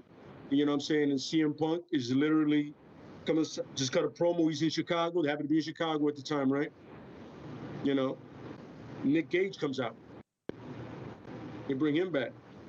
He goes, yeah, I'm understanding that you're straight edge, right? Have you ever bled with the straight edge? Does anybody ever cut you, Punk? You seem like someone that bleeds a lot. At least to me. You know, being king of the death matches at this point. Would you like to bleed with me, Punk? Would you like to do that with me, man? I was like, yo, this is not what I do. He goes, I'm sorry, I made it sound like it was an option for you. Right there. Pops him in the head with a blade. He starts bleeding. He goes, now, if you don't accept my match, I'm going to keep doing this until you do. I want you to understand, it's going to happen whether you like it or not. They have their match, right? So you put Punk in an atmosphere that's not his regular thing, right? The first one he loses to Gage, because, you know, it's not his thing. He doesn't know anything about that. Then he finds his other part of himself, does it. We're good. Daniel does his thing on his side. Then, when you have like their grand thing, right? Their grand thing, at one point, he goes, yo, I've heard the best in the world mentioned. Somebody called you the best in the world. Somebody said I'm the best in the world. At one point, we're going to have to prove that one of us is. We had one match here, only one match together. You know what I'm saying? And it wasn't definitive. This one has to be. And you make it an Iron Man match. 60 minutes.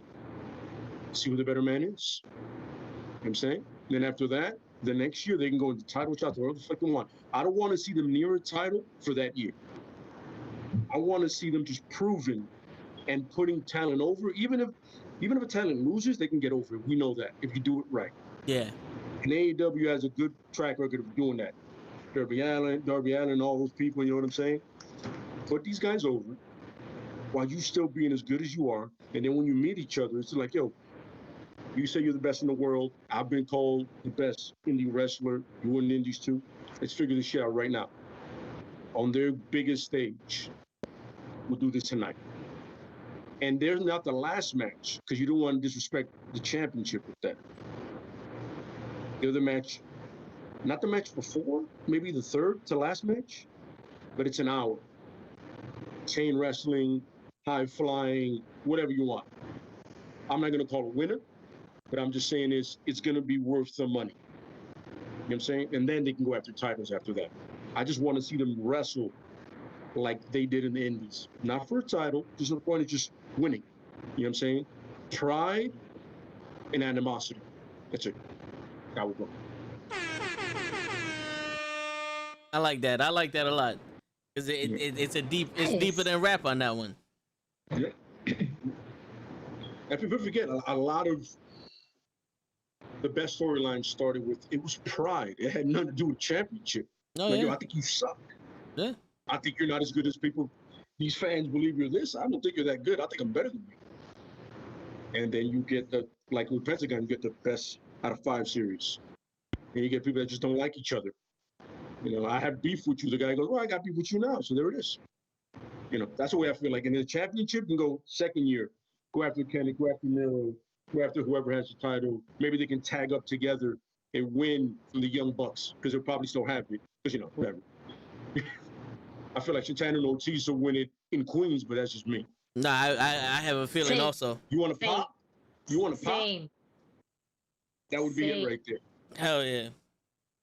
If you could get Yankee Stadium, that would have even more than they need to win it in Queens. Fuck that. They're going to win I'm it just in saying. Queens. Yo, if they would have went to Yankee Stadium, somebody would have got stabbed. You get Yankee Stadium and they not only that, like let's say they win it in Queens and then you bring it back and they win it in Yankee Stadium. Yeah. Like Eddie Kingston winning the championship in Yonkers. The pop Word. AEW there, the pop that they would get, oh man, insane. It'd be like some CM Punk when he won it in thing. When he won in Chicago, it'd be like, yo, he was just from here, man. Yeah. Yeah. Absolutely. That would be my whole thing. I don't want to see I don't want him to smell a title pick. This is as close as New York is where we ever had in AEW. Everything else was going to be in Jersey or in Jersey. How things were looking at, Maybe Long Island. And then we hit, Long Island. That's it. But to have something in Queens or something, Queens, I feel like it's more local for us. For anyone that lives in Brooklyn, Manhattan, Bronx, it's like a little bit more centered, Bronx is the same thing if you do it in Yankee Stadium because it's just like right here. Yeah. But it's the fact that we're just doing it in New York, and it has been how long since a real like wrestling company that's been blowing up the way, not to say ROH hasn't blown up, not to say that, Hog, Samyang, House of Glory, not to say that those haven't blown up, but nonetheless, you have AEW where, you know what? We're their competition. No matter what Vince may say, they're not competition. It's not whatever. No, they're competition. They've been competition since day one because they were there to put a stamp, make a mark, like basically saying, nah, there's other forms of wrestling besides WWE. This is what it is. And it's just so refreshing to have that wrestling story being told in the ring, and the promos are not so bad. It's fucking great, and they have more creative control. It's just more appealing to fans. I agree. It's always great when you see the wrestler being themselves. Yeah. Like, we don't live in a hocus pocus world. Some of the funny, tonky shit, like some bullshit is funny, but not all the time. And then when you give us a fucking bullshit ass story, it makes no sense. It's like, what are we doing here? We're smarter than this. You're insulting our intelligence. So with this pop in Queens, when they fucking come over, they're bodies from the Bronx. Okay? They rep New York hard. They rep their flag hard. Proud and powerful. And that's going to be felt in New York with a sold-out crowd. And everybody's going to be hyped for that shit. And if they lose, we riot. Word. Word. Word. God. Tactical nuke incoming!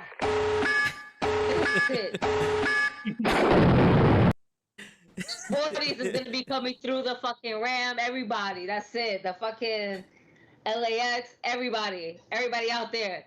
Latin Kings, Queens, LAX, Cubanos. Let's go. Everybody out there. Mad Blades. Inner circle coming out like, this is bullshit. Mad Blades out there. Word. Ching, ching, ching, ching.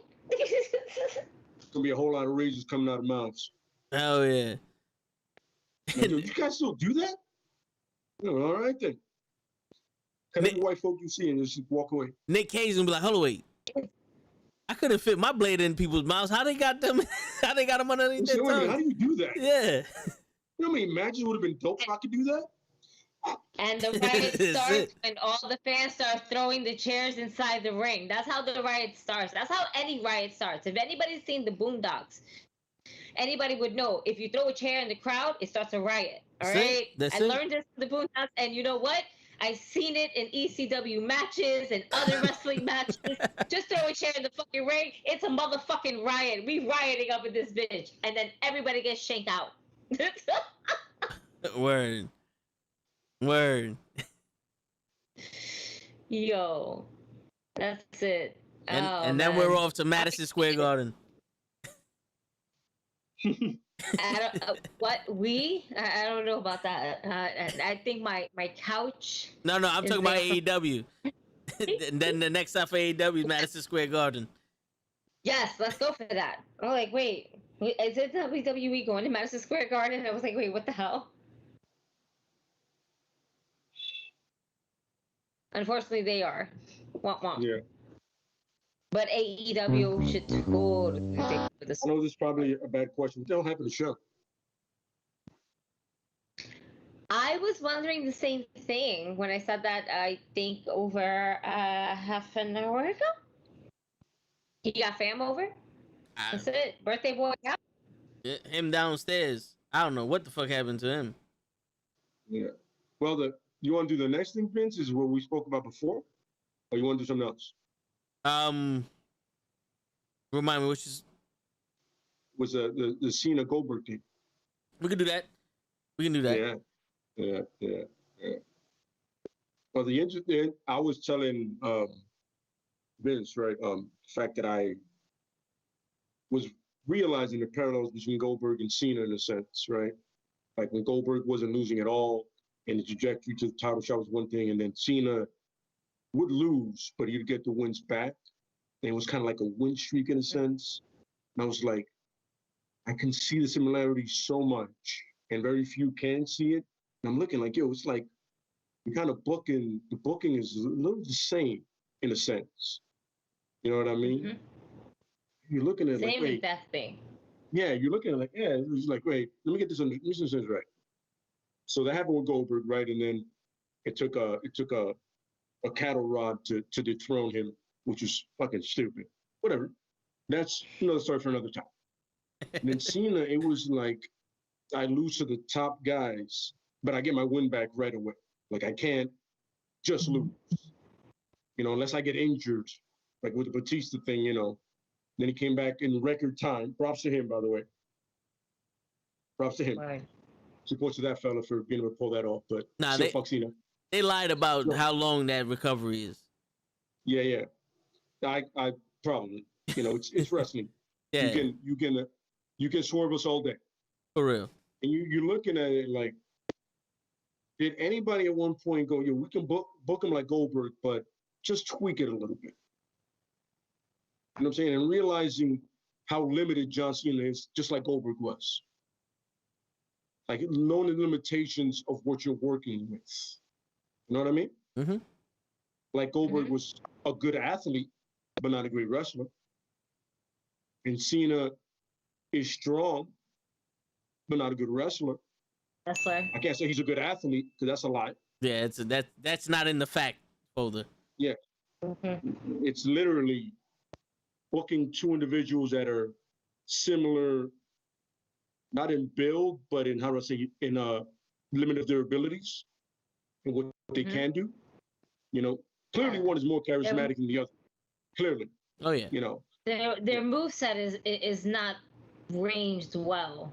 Let's just say. Absolutely not. No, absolutely not. You know what I'm saying? And when they go outside of the box, they hurt somebody. Goldberg tried that crescent kick on. He hit Bray with that crescent kick, concussion.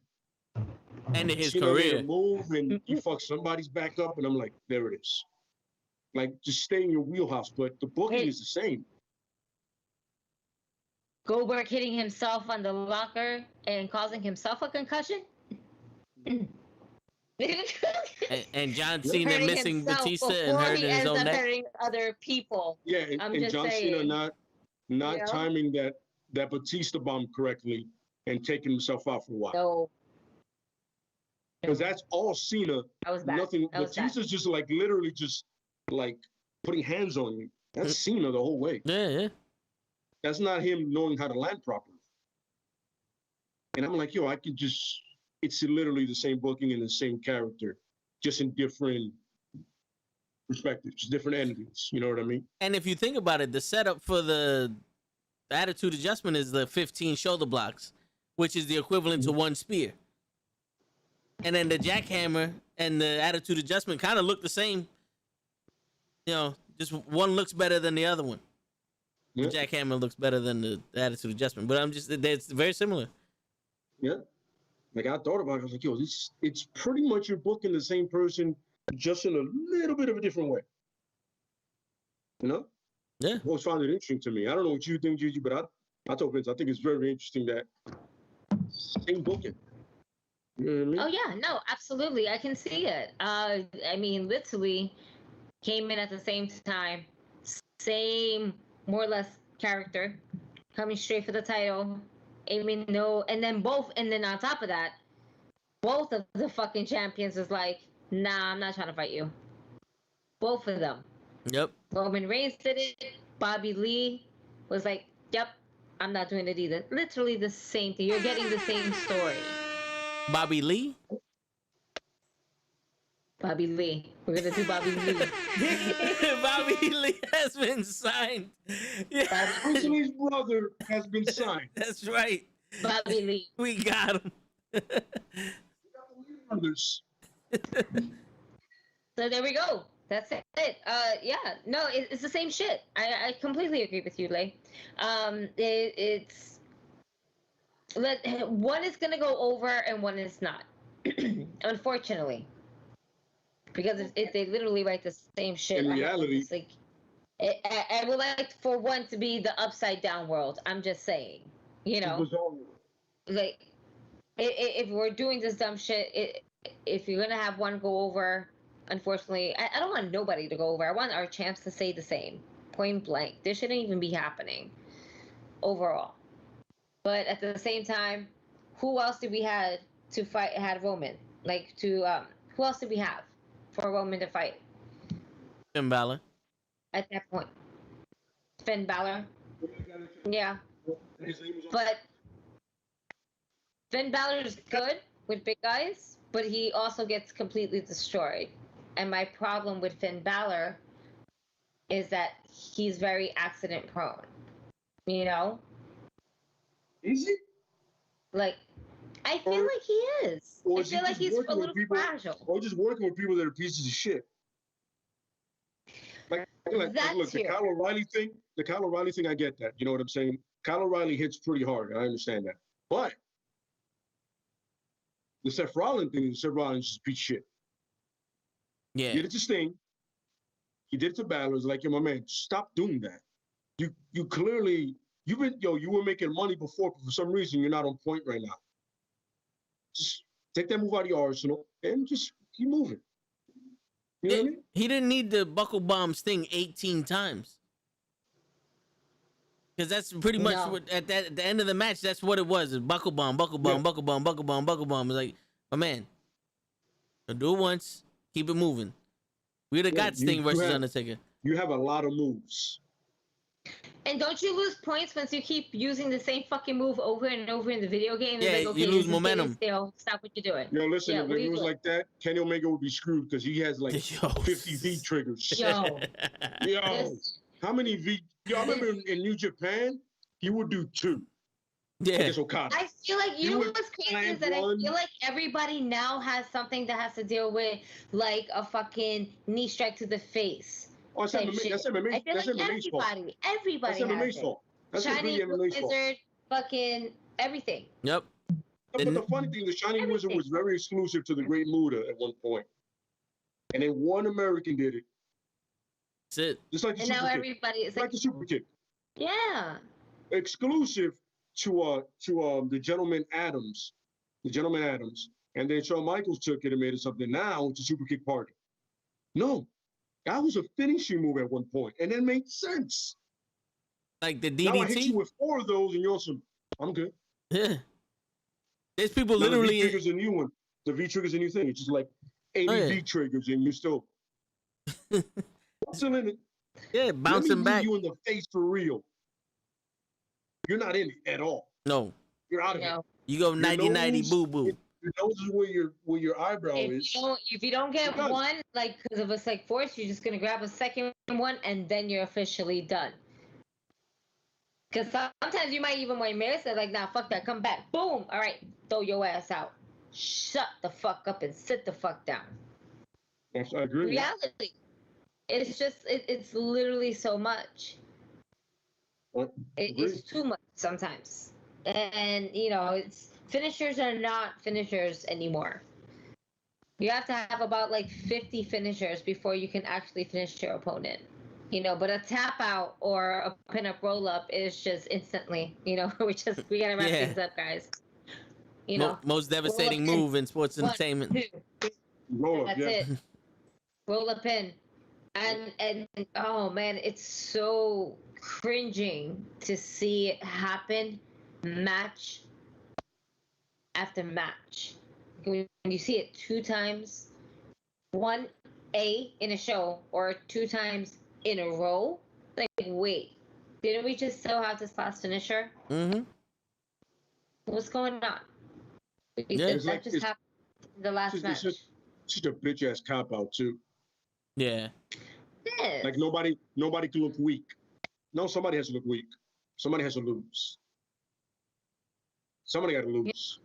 And and back in the day, that's how the heel got over for a desperation roll up to get over the good guy, so that way they could keep the storyline going. Now it's just, well, we have 3 hours we have to fill, so y'all two go out there. Yeah. If you do it once, you know what, you're the one that's gonna get the reversal and the pin. Mm-hmm. Exactly. You like you can be able to catch it fast. I was like, agree. Yeah. It's just it's a really sometimes less is more. Yeah. There's the thing. Sometimes less is more. Yes, and I love AEW, but sometimes it is a little bit too much where they're using the same move a little bit over and over and over again. They need to just whiten up a little bit different. I would like to see Kenny Omega have just a little bit more, not to say more moves, but a different finisher for sure, or different like signature before going into a finisher. You know? A setup, a good setup. Yeah. Yeah, absolutely. Absolutely. You know, like it. Not to say that the V trigger can't be your move, but you're using it so much where it used to be a finisher and now it's just a simple basic move. Yeah, it's just part of your repertoire now. Yeah. Do something basic. And to have the ability to pull it off out of nowhere, you lose that pop when you keep doing it. Like when Shawn Michaels hit the super kick, it was literally out of nowhere, and that was it. When everybody hits the super kick, it's like, oh man. I remember one of my favorite ones was against Angle, that he just did it. Yeah. And you're like, oh shit, it's over. You're like, it's over. Like he was awesome. He just did it. You're like, I love those when he did it and he falls back. He's just like, yo, that's all I had left. Yep. That's all I had left. You know what I'm saying? That was my last gasp. And I'm hoping I can, he grabs the leg, man, he's like, oh, I did it. That was it. That's all I had. And I miss those, that's all I had moments. Yes. In wrestling. Yes. That is literally all I had, mostly for the baby faces. This is it. My last gasp, he does a tip up, he does the kick, and he's like, yo, that's all I have in me. After this shit, I'm going to lose. You know what I mean? Mm-hmm. And that's part of the great storytelling that we're missing as well. That last gasp of the true baby face. Like, you know what I'm saying? Like, yo, my man, my move is very simple. It's all I got. Like, yo, it's all I have left. I got one good spear in me. I'm going to roll him over. He kicks out. I'm like, yo. He's like, yo, I'm just assed out now. I'm done for today. I'm done for tonight. You know what I'm saying? Because a lot of the matches now just run off of spots. Yeah, it's like, I'm gonna hit you, get out. I'm gonna jump over the top rope. Then you're gonna get in, and I'm gonna jump over this, and then we're gonna super kick each other. It's like, the spots are cool, but not one after another. It's like and somebody's gonna interfere or whatever. Yeah. It's like everybody has You go to NASCAR to watch a car crash, but if every time you go to NASCAR, the only thing the cars are doing is crashing each other, it's like, all right, it's can we race you don't once? care anymore. Yeah. I miss the racing. Yeah. Oh yeah. Either give me a very great baby face like last effort, like that's all he's doing, or give me a creative win for the baby face. Or some Eddie Guerrero like with the boot and Kurt Angle. Like, oh, my ankle fucked up. All of a sudden, he's like, actually, I was good. You just fell for it, bro. Yeah. Hey, man. But win's a win, bro. You fell for it, man. What do you want? I was smarter than you tonight. And that's not a heel move. That's just being more crafty than the other guy. Yeah. Not like John Cena duct taping Batista to the pole. I'm not gonna get into that about that, by the way. I'm not gonna get into that about that. I saw that and I was like, yo, when I first saw it, I was like, oh, okay. And I was like, nah, I don't like that. Nah, me neither. I get what they were going for, like making Cena smarter than Batista, but it just made him look like a bitch. Like, yo, you couldn't put him out. Yeah. Like you couldn't end the fight with him. So you copped out in the lamest way possible. Yeah. Agree. Heel shit. Yeah, it's not like when He Roman did some heel shit. Like when Roman had the thing with the Big Show, and he put him through that announce table, then he put all the announce tables on him. Oh yeah. I get that. That's ending it. You know what I'm saying? That's like it's in Mexico. Like, yo, I get all of this shit before you win, bro. I can't. We're good. Nah. What about when all the chairs fell? From TLC. Yeah, and when he literally some bad him? news. John Cena. Cena wasn't it? John Cena that was buried. No. John Cena buried the Bad News Barrett. Bad News Barrett. Yeah, he pulled the chairs down and buried him. Another heel move. Yo, every count I've ever seen. That was great though, because we saw them chairs fall. We were like, damn, they're still falling. Damn. You know, some like wow, he's literally burying him. I mean, he already buried the Nexus. So literally. Might as well. Another heel move. He's gonna attitude adjust Batista onto the concrete from the ramp, and Batista quits. And he goes, fuck it, and does it anyway. What happened to... And look how successful he is right now in days. Hustle, loyalty, respect. Where's his respect? Where's his loyalty to the fucking... To the rules? He quit.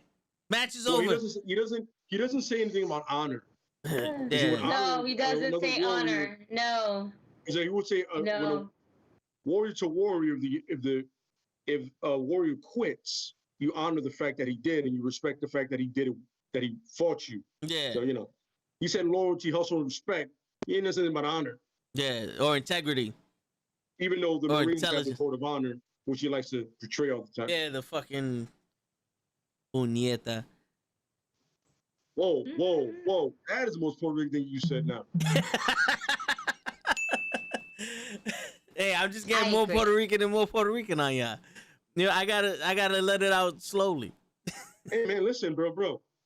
The point is, when you do it at the right time, it's completely worth it. That's it. We might have got 3 more views out of that. You're like, yo, I can relate to that guy. Hell yeah. Don't worry, I'll bring out some Dominican shit in a minute, but when I speak about people that I really hate. Like The Miz. Yeah, that's one of them. Edge. It's another one. Whatever. In time. Oh, yeah, we'll get to those. I got a question for you, for both of you, because I know. Now, here's something that I've always thought that it could have been booked better, and it could have been a way better storyline had he done it correctly. Now, when you're doing Austin and Triple H, right? The 2-man power trip, which I hate that title. I hate that whole concept. I hate it. But my question is, would you have kept them together, or would you have them turn on each other? Like kind of using each other for success. And then eventually they're like, you know what? I have never liked you. Because at the end of the day, you got to remember, Austin has always been bigger than Triple H. Triple H just wanted to be the guy. In the words of The Undertaker, like, yo, you're never going to be Shawn Michaels. Which, by the way, I love that whole thing. When he said that, me and my boys were like, yo, oh shit. I was like, yo, somebody finally said it. You're not as athletic. You're not as charismatic. You just have the stroke back there because you're fucking the boss's daughter. That's real life. Facts. Mm-hmm. It's real life. Yep. But with that going on, how would you have booked that to make it more interesting and not make it the way it ended up being so fucking bland and boring? I thought, to me, that whole thing was boring. I went with it because I love Stone Cold, but I was like, this shit sucked so much ass. Yeah. It could have been so much more interesting. I have my take on it, but I want to hear your two take because I know you probably have, great ideas. As you just did with the AEW thing, with like Buck and Daniel and everything like that. Whatever we said is probably better than anything WWE would have thought of. So, yeah. Nah, those are facts. Yep. Shit. Yeah, you took it back, bro. I'm trying to remember how it ended. Word. How did it end? It ended really stupid, and it was like it made no sense. It was one of those things where like they lost. They all lost all the titles. Very helpful. They lost the tag team titles. Then Triple H lost the Intercontinental title. Then Austin lost the WWE title. And he was like slowly written off. But the point is, everything about that story sucked. They did we lost the title. I don't want to be your friends no more. Right after the alliance kind of thing. Okay. Came off the alliance thing. Yeah, I remember the storyline. I just didn't remember how it ended. But yeah, shit, we lost the title, so I don't want to be your friend no more. That's pretty much what happened. I'm pretty sure we're all gonna come something better than that. Oh yeah, I'm confident with that. Like arrogantly confident. Like tribal chief confident. I don't even know why they even put them in to begin to the first place, because I don't know. I just always felt like both of their personalities just didn't mesh well. Absolutely correct. Absolutely correct. It didn't. The character that you were selling with Stone Cold, and then the character you were selling with Triple H at that time, to sell them as a tag team just didn't make sense. It really did. It made it feel like it had nothing in common, and is one of those tag teams that are forced upon us. And it's funny because the thing is, right, you have the one of the original rebels in all of WWF lore, right? With Stone Cold, there's Roddy Piper, Stone Cold, right? Like you have these guys that are rebels, and then you're forcing Triple H into a rebel when he came back. Like his whole gimmick is he's like against the authority, but then he becomes the authority. I don't want to see that. I don't want to see the guy that is against the authority fucking with the authority. I don't care about that shit. You don't want to see Seth Rollins? What? You don't want to see Seth Rollins? Because that's pretty much what he did when he turned his back on the Shield and went with. Question? Vince, what did I do to you? I'm asking for your honest opinion. What are you doing here? I'm sorry. Listen, you were talking about Triple H and Stone Cold. We're not. That's into this mix. The true rebel in the Shield was always Dean Ambrose. Moxley. Yeah. Period. Because he didn't have long hair. His hair he looked nothing like everybody else. Yeah. Everything about him, you knew he was not the guy. Mm-hmm. Ever. The other two guys, they were pretty good looking fellas, I guess. They fit the mold. They even gave Roman Reigns blue contacts. Didn't understand that at all. Threw me off. Because they want to make him more white than white. Yeah. Because God forbid you're Samoan in wrestling. Because that's never been successful. Nope. Wait a minute. No, that's never. Wait, it has. No, it has. Yeah, it has. I'm sorry. But you got to make him white because he's light skinned. Yeah. He doesn't have a tan. He's not dark skinned like The Rock. Let me get him on the mic with enough time. But whatever you say. No, yeah. So, all right. So I have. What I mean? It's like it's that thing, I have an angle for you. I'm so go sorry. I'm so sorry. I didn't mean to cut you. Once you said the color skin of The Rock, I literally have two Pop Funkos and of The Rock, and one is much lighter skin than the other, and you just made me think about that. Completely random. Anyway, continue, Vince. All right. So I have an angle, right? So we're in the midst of it when they're the champions, and we're on a Monday Night Raw. Triple H is doing this. He's in a match, and you see in the backstage, Kurt Angle's trying to get in on this group.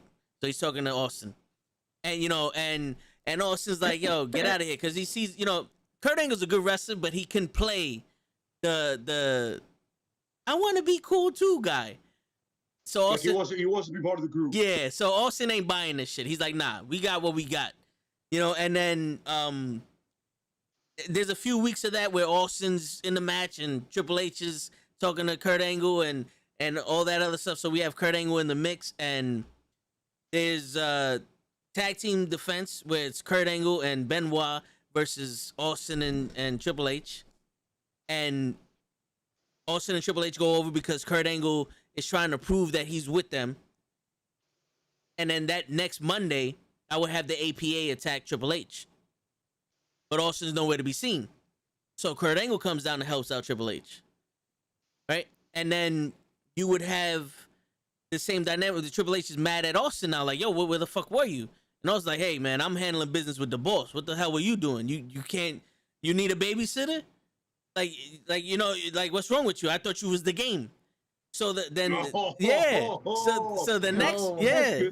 So the next week, Austin gets cornered by the APA, and Kurt Angle comes out again to save Austin, but no one touches Austin. And then it gets to the point where it's like, yo, what's going on here, Austin? Yo, and Austin's like, yo, bro, I don't know what you're talking about. And Triple H and Austin defend their tag titles, and they lose the titles because of some mix up where Kurt Angle's distracting Austin, and Triple H gets pinned, and now Triple H is pissed off at Kurt Angle, and Austin and Triple H ain't vibing.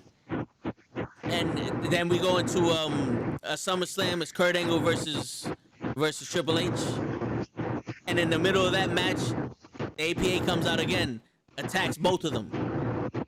And Austin is, let's say, because I think Austin was the champion and Triple H was the Intercontinental champion at this time also, right? So Austin's defending his title against The Rock or somebody. He wins. He successfully defends it. And Triple H goes up to Austin like, yo, what the hell is going on? You know, the body yada yada, and Austin's like, you know what? Let's settle it. You need a babysitter? Let's settle it. APA versus Austin and Triple H. They wrestle. Triple H is in the entire match. APA won't let him tag Austin. Triple H goes to tag Austin. Austin steps off the apron, walks out of the ring. APA has their way with Triple H. We find out the next week that Austin has been paying the APA to beat the shit out of Triple H because he's done with this fool. All he wanted was the heavyweight championship. He didn't sign up for no tag team shit. APA. Yeah, me too. That's one of my favorite tag teams. Yeah. All the time. That's dope. I like that. Yeah. That's how I'd have done it.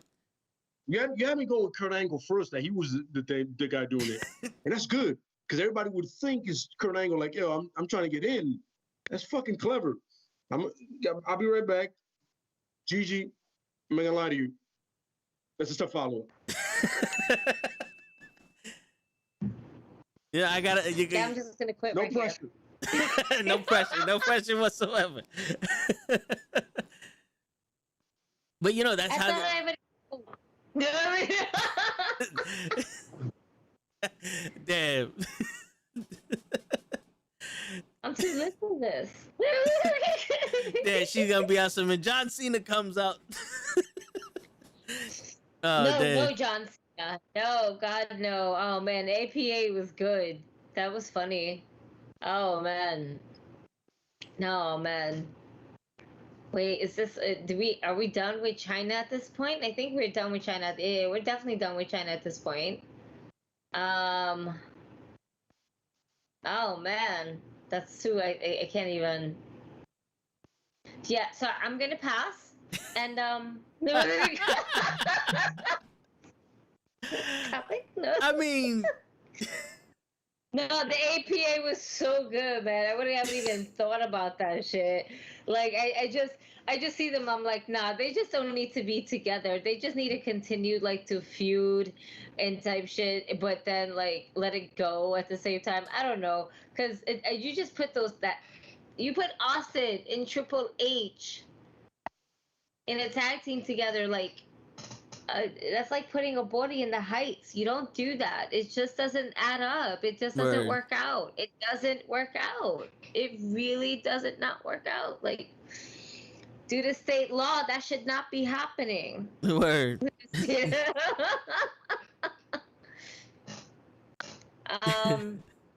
Damn, I don't know. Like some twist with Mankind or some shit like that. I don't know. You got me on the spot. I'm too fucked up for this shit. I'll pass. She said she will send the Miz and Edge back in time to ruin Austin and Triple H's tag team. They would have got squashed. They would have got squashed. They would have been jobbers to them guys. Oh yeah. I ain't really fan like that, but I know who you can squash. Triple H just squashed in both of them by himself in a handicap match, like Drew McIntyre. Oh yeah, easily. Now this is my whole thing, right? Which I like every time I saw that shit, it's fucking annoyed me. All right, so the whole thing is right. They get into this right, this deal, right? Austin from the get is like, you know what, man? I'm doing this because I got all the power, but I really don't like this guy. And Austin is like, in character, is never like Triple H. You're like, you're a yes man. You like sucking off McMahon's wang. Go fuck yourself, right?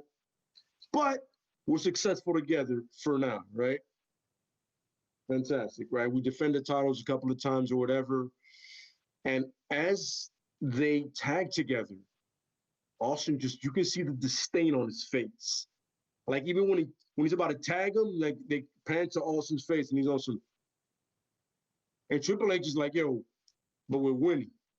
He's like, all right, whatever, we're winning. I don't care, right? So they have a match against Kane and The Undertaker, right? And The Undertaker literally goes, you don't even like this guy, right? You don't even like him. And Austin can't hide it anymore. He was like, I don't like him. I don't even want to be near him right now. And Triple H turns and goes, but we've won. He goes, I can win with anybody. I don't need you to win. I can pick somebody from the back. I'll win with them. I don't need you to win with. You pick a jobber from the back, right? Some random dude comes out, goes winning with him. He has a match against the Hardy Boys for the fuck of it, right? And Austin stuns. Right away he comes in, stuns. 1, 2, 3. I won with nobody. You try it. Right? So he picks somebody randomly. Austin goes, whoa! But I got to pick the tag team. You put me on the spot, I'm putting you on the spot. Who do you have to beat? The APA. You and that Burger have to beat the APA. Then you prove that it's just a good go up, but you beat the chief of it. I'm the APA. Are you serious? I go, yo, you put me on the spot, I put you on the spot. You said I couldn't win with some random burger. I beat one of the best teams in the WWE that have won ladder matches time and time again. We have to beat the APA. I see them as being equals. Good luck. Triple H loses and loses bad, and the APA pins him. They make a point to pin Triple H. They throw the burger out of there, and they pin him on some, like, you know what I'm saying? Austin goes, see what I'm saying? I don't need you. You need me. You're not that important. I am. And he goes, we got to do that again. He goes, all right, we'll do it at pay-per-view. Fantastic. You know, we got Armageddon coming up or some shit some random shit they named. Nothing important. Nothing important at all. Yeah. You understand? He goes, all right. So we'll pick each other's tag team partner. Triple H picks the Hurricane for Austin. Austin goes, all right, I get it. That's cool. You know what I'm saying? Austin goes, Hurricane, checkmate. You get Funaki. Checkmate, you asshole. You think I can't play this game? The game? You get Funaki, you prick. Right? Now, the tag teams are picked randomly. Doesn't matter who they're facing, right? But the point is, whoever loses the tag team titles for them. Oh. Exactly. Right? Random draw, right? They get Triple H gets the Dudley Boys. Pretty fucked up, right? Oh, yeah. They're like, what do you want? Right? These cats get Edge and Christian. They just put them back together for the fuck of it. I'm like, those are two very experienced tag teams, by the way. Oh, yeah. You know what I'm saying? Whatever. Triple H loses with Funaki. Not a surprise. Because Gregory Helms is better than Funaki. Right? This is true. And all of a sudden, it was a tag team title. And all of a sudden goes, you see what I'm saying? See what I mean? Both tag teams are equally experienced. And you lose to them with Funaki. But I had Funaki. You picked the Hurricane for me. What do you want? You picked a better partner for me than I did for you. That's not my fault. Aren't you the game? And then Triple H goes, you know what? How about this one? I just challenge you for the title. And he goes, on what? Every time I gave you something to do, you lost. What are you going to challenge me on with? Who are you? You know, but he aggravates, don't go to the point. They're like, yo, I'm gonna face him. And Stone Cold beats him. He goes like that. This is what I've been saying this the whole time. You are not on my level. And it ends like that. You have never been on my level. There you You go. know what I'm saying? I like it. Yeah, no, that would have definitely been Attitude Era-ish. Yeah, I'm saying. And that Funaki shit came to me like literally. I was like, yo, who is somebody that's not as good? I was saying as the Hurricane? Gilbert. And Hurricane is good. Hurricane is good. No, yeah, he is. Make no mistake about it. Greg Helms is good. But I'm like, yo, Funaki. Yeah, that makes sense. With Funaki back, you'd be like, Funaki? He goes, yeah. I got him a plane ticket. That's your partner. And you're the game, and I just checkmated you. Yep. Eat it. And that would have been some comedy because Triple H would have looked at Funaki and Funaki would have been like, #1 SmackDown announcer. Exactly. He goes, he just said an announcer. He goes, that's not my problem. Hey. Gregor Helms and Oh, no. Stone Cold chugging beers. Word. And then Triple H just walks out the back losing the title and Hurricane's like, yo, you just lost the title. What's up with that? Exactly. He writes himself. That's it.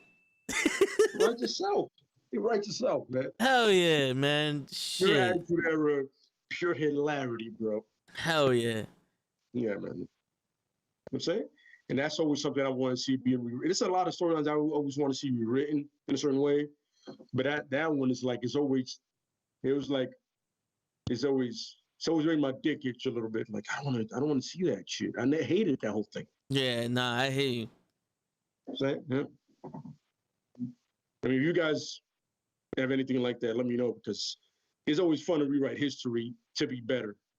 You know, certain things don't need to be rewritten. Other things need to badly. Like that whole Triple H era of doom that he had going on. He should have lost to Booker T. Clearly. Mm-hmm. Absolutely. Yeah.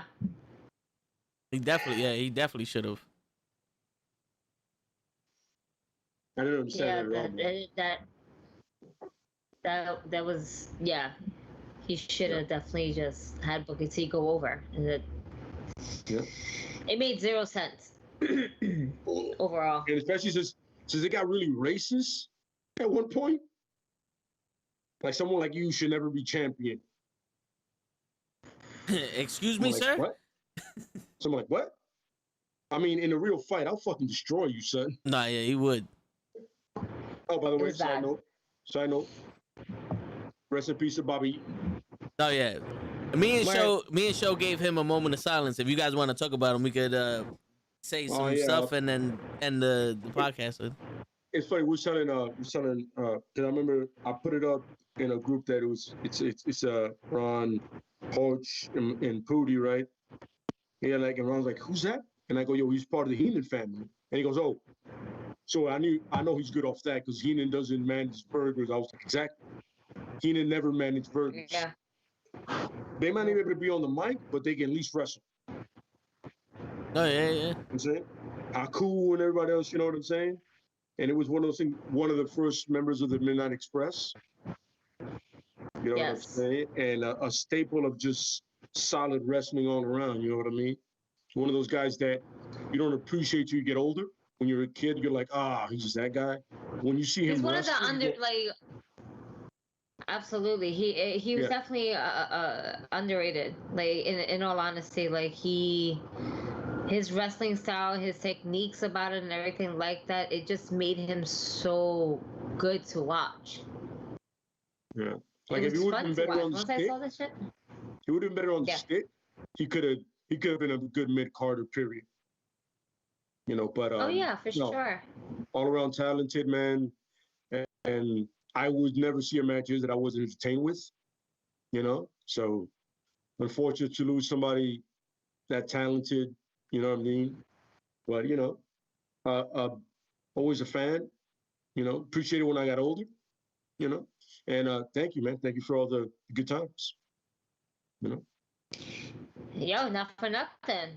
I hate to say it like this, but the Heenan family, the fraction up there is getting a little bit stronger up there. I don't know how wrestling heaven is gonna look like There's some That's great it. matches happening right That's now it. out there, man. There's some great yeah. matches happening Great right match now. up there. That's it. You got Bobby. Monsoon You is got just Bobby fucking Eaton. commentating. Yeah, you got Bobby Eaton versus Chris Benoit right now up there, man. With a run by yeah. Eddie. Amazing. I'm loving that right there. Brian Pillman versus Some Brody fantasy Lee. matches for your life right there. You're looking at that right there. Oh, that is Mr. Wonderful something. versus Rick Rude. It's looking like some heavenly, literally some heavenly stuff right there. Oh yeah. You know what I'm saying? Yeah, man. Yeah. Unfortunate to lose somebody that talented, but yeah, you know, Oh yeah. I can appreciate it now that I got older. I can look back at those matches and probably watch some during the weekend and be like, yo, I get it, man. Yeah, I understood it, man. Yeah. Sucks, man. But yeah. Right. Yo, so Pimp said another wrestling legend. word. Pimp said that he definitely will be missed. One half of the greatest tag team of the '80s, the Midnight Express. There'll never be another Midnight Express.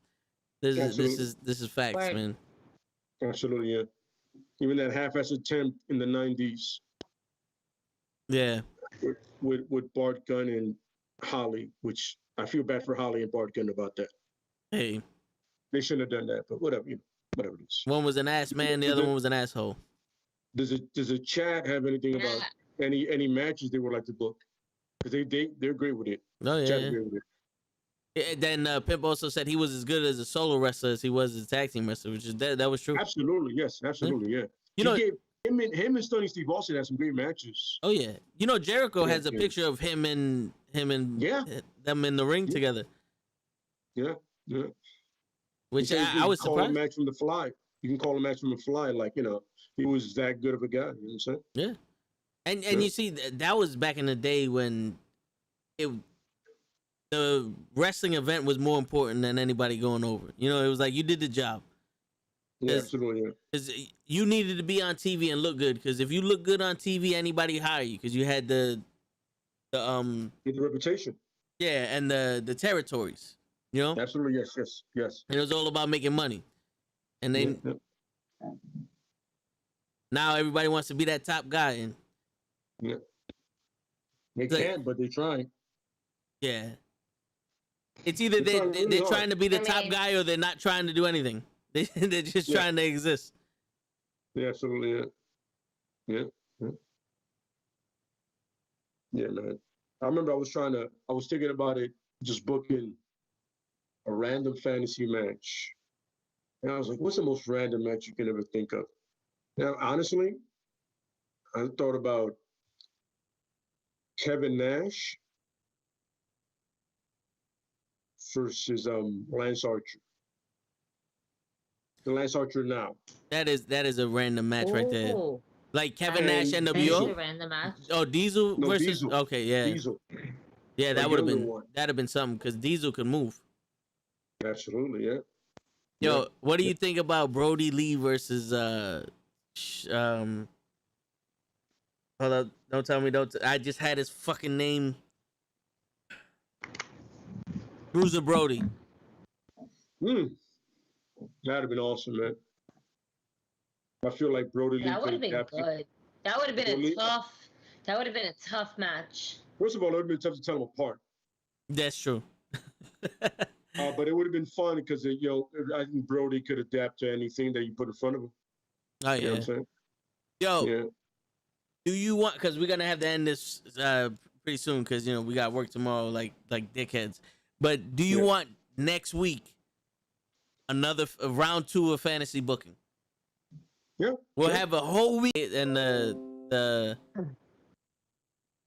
I don't know what's going on, but my shit's bugging. With my eyes. Yeah, I put the happy birthday and the balloons on his thing. Yeah. Oh, that's cool. I didn't even know it was his birthday until I see people tagging him on Facebook. I'm like, hold on, wait. Yo, it's your birthday, bro? He goes, yeah. I was like, oh shit. All right, let's see if we can. I was trying to put fireworks, but it didn't look right. So he got that. Yeah. Yeah, fantasy booking. Sure, yeah, we can do that again. Scoot around. It gets everybody involved. It's fun. Yep. Yeah. And we could give me a whole week to prepare for this. Yep. Because and you'll do it in an hour. Yes. Write shit down. She'll be like, I'll go last. And then she's like, oh, fuck. Yes. And And this, I still won't give people full story. I'm Yes. just like a match with this one, a match with that one. Word. This one sounds pretty cool. and giving out matches. and this time we'll add some tag teams because you notice we didn't really have tag team matches in the last fantasy booking. So we could think of that. I'm with it. Yeah, There you I'm go. really about that. We can probably also do. I was thinking. Shit escapes me now. The most racist wrestlers or tag teams in the history of either companies. Like, it was just so racist. You're like, yo, how can you not see that? Okay. As a company? Okay, so like You the know what I mean? gimmicks they had. Ah, yeah, the gimmicks there. The most racist gimmicks, yeah. Okay, all right. Because I was about to say, oh, we going personal. No, not like that. all right. Not booking wise. Okay. Gimmicks. Okay. We can do booking a completely, that's a whole nother 3 hours. Of that. Like on some junkyard dog shit. Yeah, or some like Yakuza shit. Yeah. That you try to do, yeah. You know, that kind of shit. You know what I'm saying? The Nation was one thing, but whatever. No, for real. I don't know what happened to Show Pimp. He boogied and he probably did fall asleep. Either that probably or his family over, he's celebrating with them. He's Yeah. having some White Claws. Yeah. But hey, the good news is he showed up on time though, which was crazy. He showed up on 2 time times and in a left row. early. Yeah. So that means he's not gonna be a part of the show next week. So we gotta take the wins as we can get them. Yeah, for real. We gotta do what we gotta do. We're gonna hire the win's a APA win. on him. Yeah, absolutely. Word. I mean, I'm not gonna pay APA money. I can do it myself, but No, if I needed to. Well, you're should. the APA. Oh, there we go. I'll take that. Yeah. I just don't want that terrible shirt they had. Fuck that one shirt. The You're like, APA? yeah, that one terrible shirt. Forget what it said, but you're like, that's a real questionable shirt, fellas. Mm. APA shirt, I'll take any day. I'll take that any day. I was a huge fan of the gimmick anyway. the So I one love that No, yeah, for real. But yo, on that note, It was crazy. oh, go ahead. I still have I'm sorry. Speaking about merch, I found an old ass fucking WWE Divas shirt. It was a 3/4. I was like, get the fuck out of here, because I remember buying that shit when they had the WWE restaurant in Times Square. And I was itching to get the Lita one, but the Lita one was sold out, and I was kind of pissed off because I wanted to like cut out her little feet the way she had it. I was in a full Lita mode, but I actually found an old ass 3/4 sleeve WWE Divas. It just said Diva, and I was like, "Yep, mine. Thanks. Fuck you. Take my money." Damn. Damn. And we end the stream with the Divas. And we ended the streak with the Divas. And the funny thing That's is, it. I know it was Vince the catalyst to the Diva thing. This is true. She wanted to kick my ass last week because I called him. Look at this fucking guy. Oh my god! Look at this- So look bad. at They always this like, they're fucking not guy. Divas. They're women's champion. We was. Oh my god! Yeah, look at Are show. you fucking serious? We're about to leave. Pero ande de diablo. ¿Qué pasó? My apologies. No. Wait a minute. nigga. Hold up. Wait, your apologies. Yeah. I like your casual nonchalantness to it. My apologies. My apologies. I've No, only no, been I gone for left 5 For minutes. about 3.5 hours. There's something you want to say, Sean? Son Like, of a Canadian. word. This is amazing. It always happens, man. It's like I lay down for a Yo, my second. man. You we fell went through asleep. storylines 2 times over. Yeah. I opened my eyes, saw I you gave back. talking. I heard somebody talking. I was like, "Uh-oh, I'm not supposed to be here with the baby."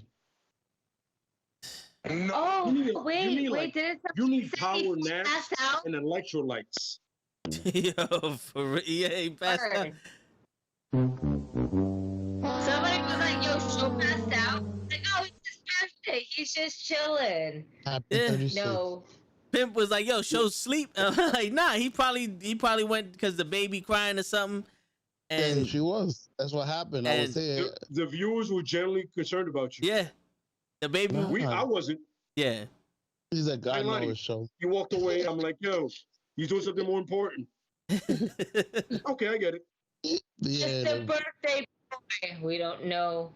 I was sitting here and she was doing her thing. So I was like, fuck it, let me handle it. Let me go to sleep.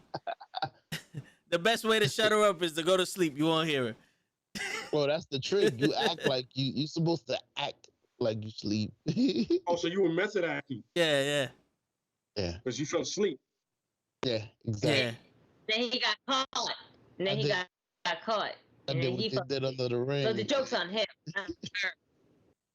Who was Remember it? that. Who was it that fell asleep under the ring? That was me. Hornswoggle. So you're Hornswoggle. Oh man. So you're calling yourself Hornswoggle. I wouldn't say all that, but no, you just said he who fell asleep under the ring. That's me. That was Hornswoggle. Yep. There you go. You're Hornswoggle now. Yo, show Pimp just wrote in the chat. Go, show you bastard. Hey, I'm back. Yo, we had 80 people here throwing a party for your ass, and you nowhere to be seen. Word. Hey, it's still my birthday technically. No, it's gone. You an old man now. You 46 minutes in. We done with the show. Yeah. It's done. We done with the show. Yo, literally, We're signing off. You came back as That's Vince what we was, will do it. like you was about to do the parting Yeah. calls. I was 2 seconds away from pressing the button. We were ending it. We were ending it with the divas, and here you come with your late ass, mad fucking. Motherfucker was really gonna try to end it completely without redeemed herself with the diva thing, and then you show up. Yeah. without. What were we gonna do? What were we gonna do? Y'all really gonna end the show without me? Nigga, you wasn't here. Yeah, Yes. Yes, we were. I fucking text you. I text you at an hour ago. Are you okay? Nothing. No. Nothing. Nothing. You want I me was to text checking- you from my sleep? I was Bro. checking the group chat. Nothing. I was like, yo, my man is either taking the best shit of his life or he's out. And he's out. What did I miss? I mean, I haven't been out that long. Besides everything, The whole show, everything. bro. Listen, We compared Cena to Goldberg. We wrote a full year's worth of storyline for Daniel Bryan and CM Punk. We rewritten, three times. We rewritten history with Austin and Triple H. What? Bro, oh my God. oh, now Show. Press no buttons. You have lost that privilege for the rest of this. I don't want to hear what or some sad. Bro, man, we went through it all, damn me. Oh, shit. You press a goddamn. That's what we also did, all right? Two black Show. You press a button, bro. I will find you. I will be the Liam Neeson on some taking shit. He has a certain set of skills. I'll find you, bro. But how you gonna know? No. Put your hand down, No buttons. Yo, just take the L's today. Just take the L's tonight or this morning. L's. Oh, you taking L's right now because we went literally through decades of work. Look, my beard's still waiting for me with the straw. Bleak. Yeah, I know. It's probably hot as shit because you were knocked out that long. With a straw? That shit is literally a tea right now. It's literally tea right now. The straw. Yo, there's nothing hard about that tea, man, right now. It's just tea now. Listen, I needed a straw for my birthday. I'm too old. I can't. That's it. Oh, you're taking power naps too, clearly. Nah. Wait a minute. I think I'm the oldest one in here. Not no more. Shoot. My man, dead ass. I remember show. I got a pornographic memory. My man show went like this. He said, Yeah. And went to sleep. He ran to sleep. Like, what the fuck, son? Look, he's about to do it again. I'm looking at her right now. She does a little She'll riot just right go back there. to sleep. Oh shit, She man. throws a little riot. I'm like, let me do this quickly before it gets all warmed up. Before I get warmed up into the podcast. Thinking about Riot, supposedly Ruby Riot is in talks with AEW as well. See? I knew I woke up for something. I had to let you know that, Ruby. That's why I said riot. Get it? See? Oh, you said no button? Oh, fuck you, Wrong. Shit. You just press the button. He just pressed the button. So that's so with his Press the underarm. button, right? He just pressed the button That's one knee. That's one knee. to the face. No. I told you, man. I'm keeping this receipt. That's a knee to your gut. I'm not gonna, not the face, to your gut. Hopefully, I'm awake. I'm gonna see you eventually, son. I'm gonna see you. Oh yeah, I'm gonna wake you up. I'm gonna see you. It's gonna be a Christmas present. yeah, and then he's gonna yawn. He's gonna do this. I'm gonna go knee.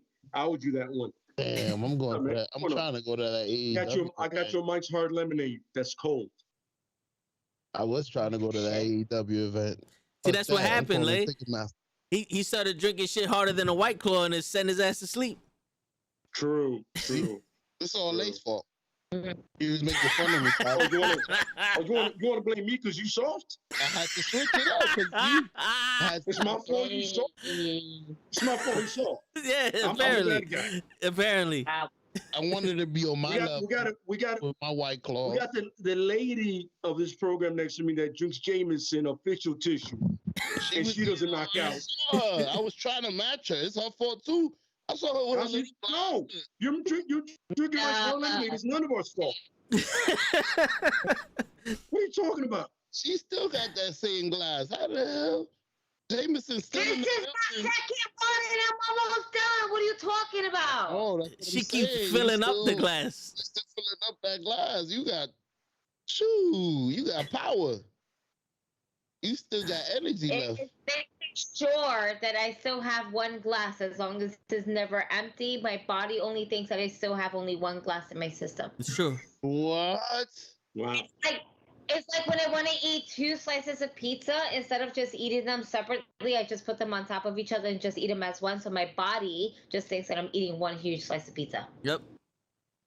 You know the Logic. level of fatness that is, and I respect it. Hey. Oh my god, yes. It is I love that. fucking I good. love that. I'm with it. I'm with it. And Well, also, like how it is. also a cheat code is if you're happy, if what you eat makes you happy, there's no Right. fat or calories in it. Your body rejects that. You ever notice when you're happy, like you're eating something that you really like, you're like, yo, wow, I love this shit. About a couple hours later, you take the best shit of your life because all that fat and all those calories that you ate just got super speed, Hey, I'm with it. expressway right through the body, released. That's for me. That's bacon and pussy. So I'm always There you go. There you go. You did what? Wait, that was for show. I think that I take a magical bean every day, and it's called coffee, and that makes me tolerate people. Well, actually, I have to tolerate my day before I can tolerate people. Like, this is what's going to happen for the day. Oh, people. Nope. Second. Now I can tolerate you.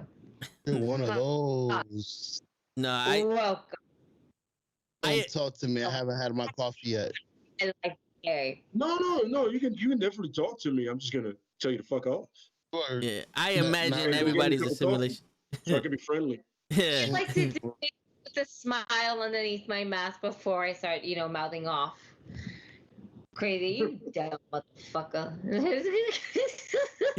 Just expect this video of show coming back and getting kneed in the stomach to be up soon. Either if not tomorrow, this weekend. Immediately. Yeah. It's gonna I happen. needed it. You know what? You know what we're gonna do? We're gonna make it a holiday special because I'm gonna watch this back and realize that I got to do that Yeah. because you had the balls.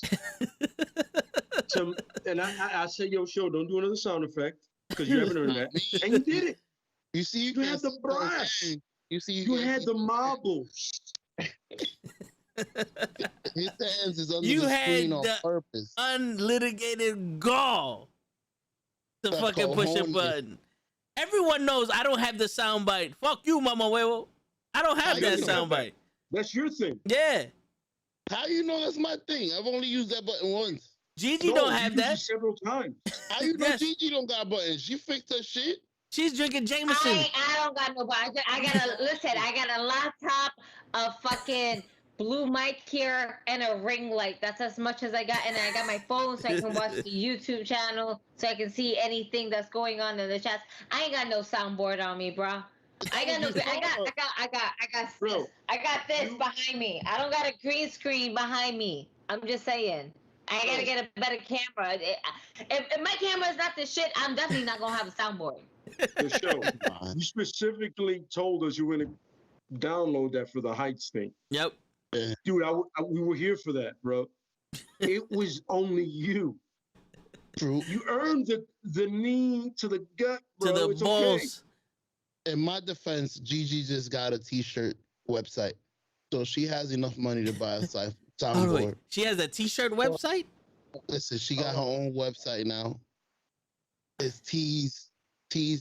I don't know the website because I fell asleep. No. Did it? Put the That's link true. up. I remember. That's true. I don't have the note, but he has a note too. He has a site. I just saw your hand. I have this. Come on, Joe. Your left hand just said, nope. You see, he has a psych. He has all the t-shirts over here on sale. You see, now she got money. She got her little soundbar on the low. Money. I know. No, I don't got money. I don't got money at all. Your left hand is pressing no and earning your knees. Listen, your left hand is earning your knees. We out here. We trying to go for the win. All of us. Word. Fuck out of here.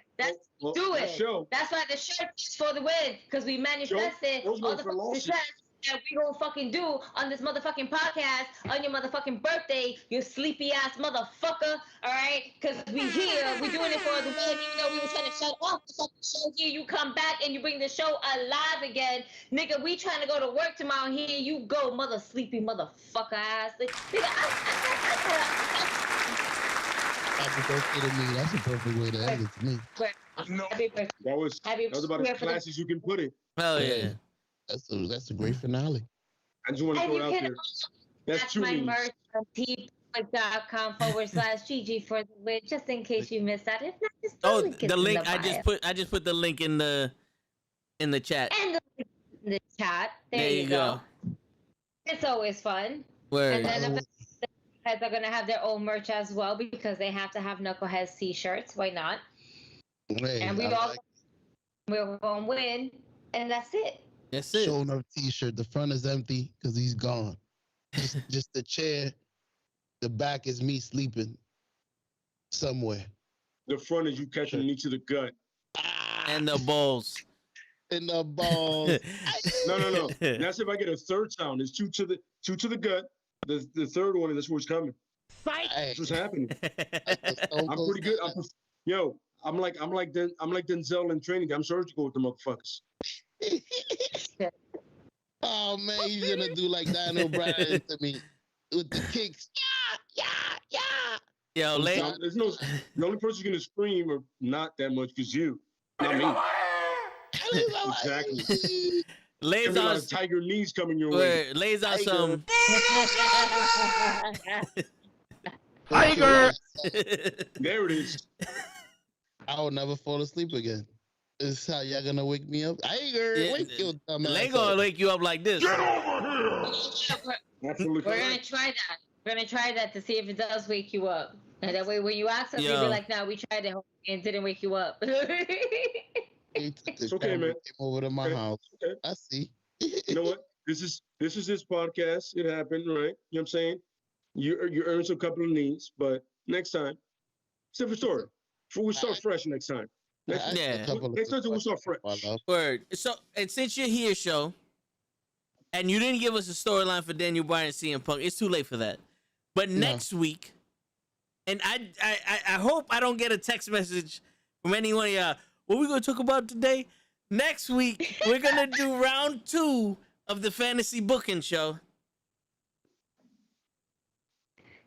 Daniel Bryanson with Malachi Black. Hold up. Time out. Bryanson Danielson, or whatever the fuck his name is now.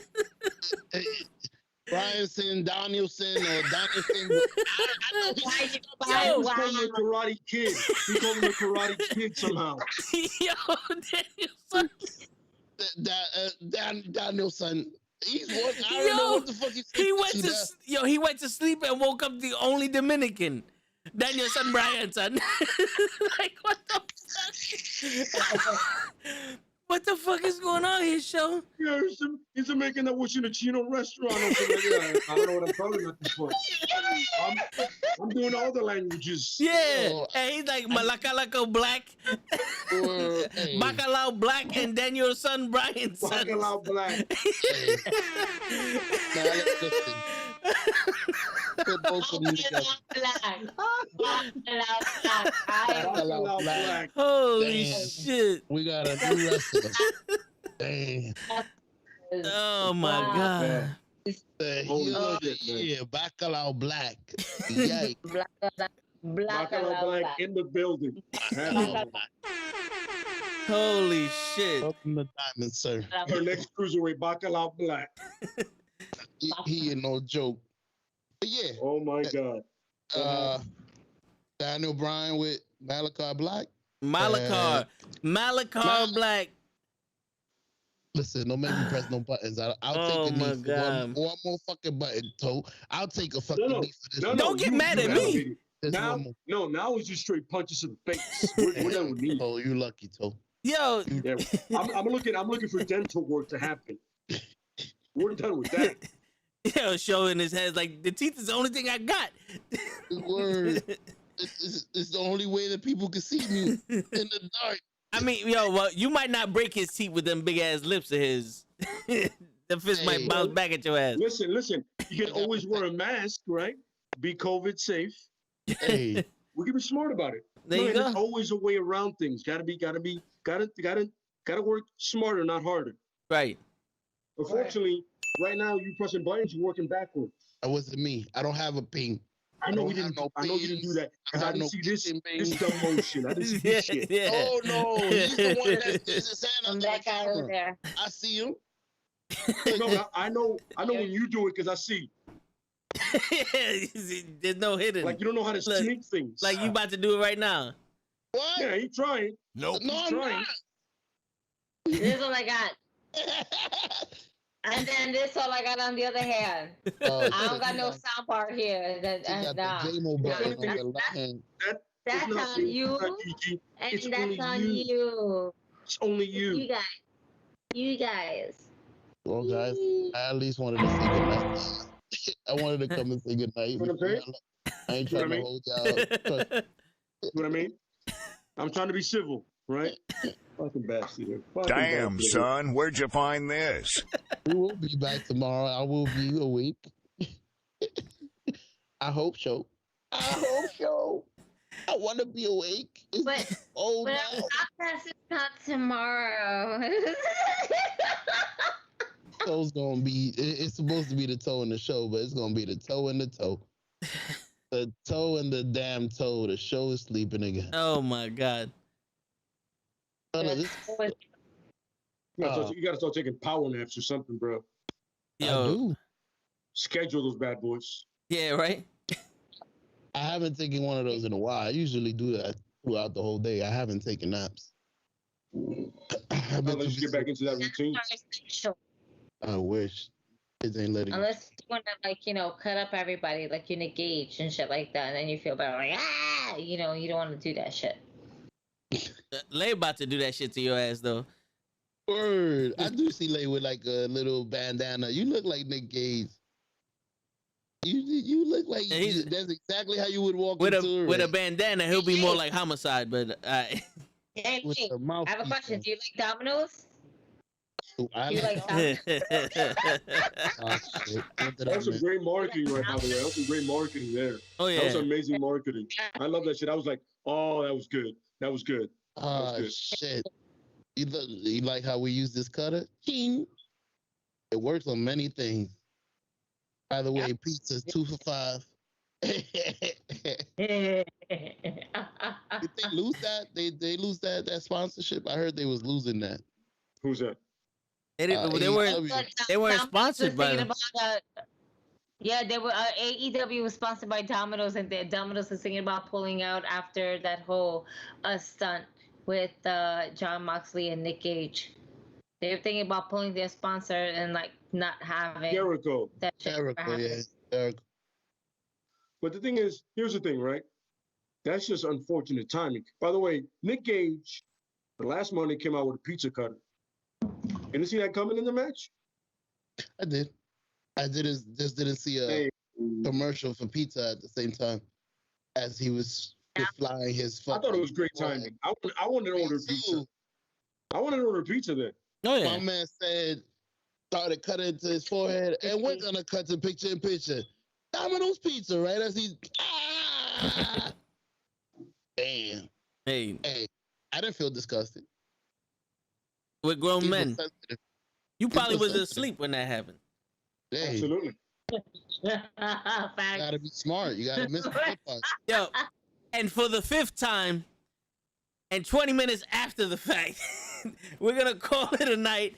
Next week, Fantasy Booking Part 2 show. Hopefully you're awake. I'll be ready. You know, that's the bare minimum at this point. You don't even need to be here, just be awake. I was awake. Get my energy drink. Yeah. Barely. You need to barely have a pulse at that point. Listen, I'm gonna try.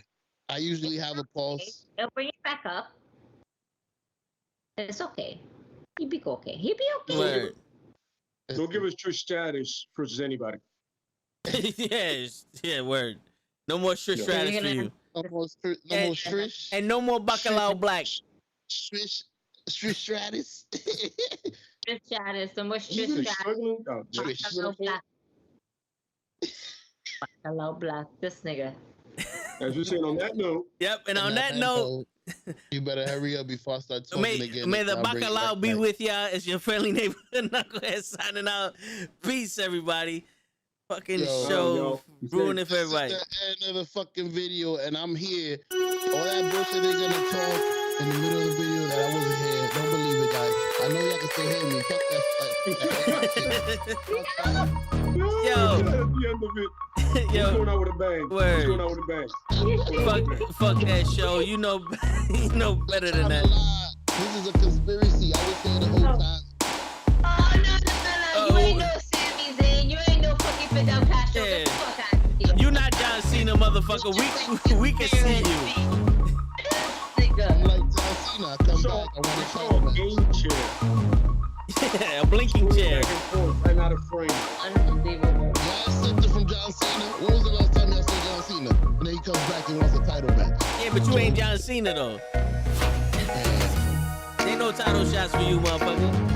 Come prepared with some matches next week, and then we'll talk. I was prepared to do everything I was saying was stupid. No, it was stupid.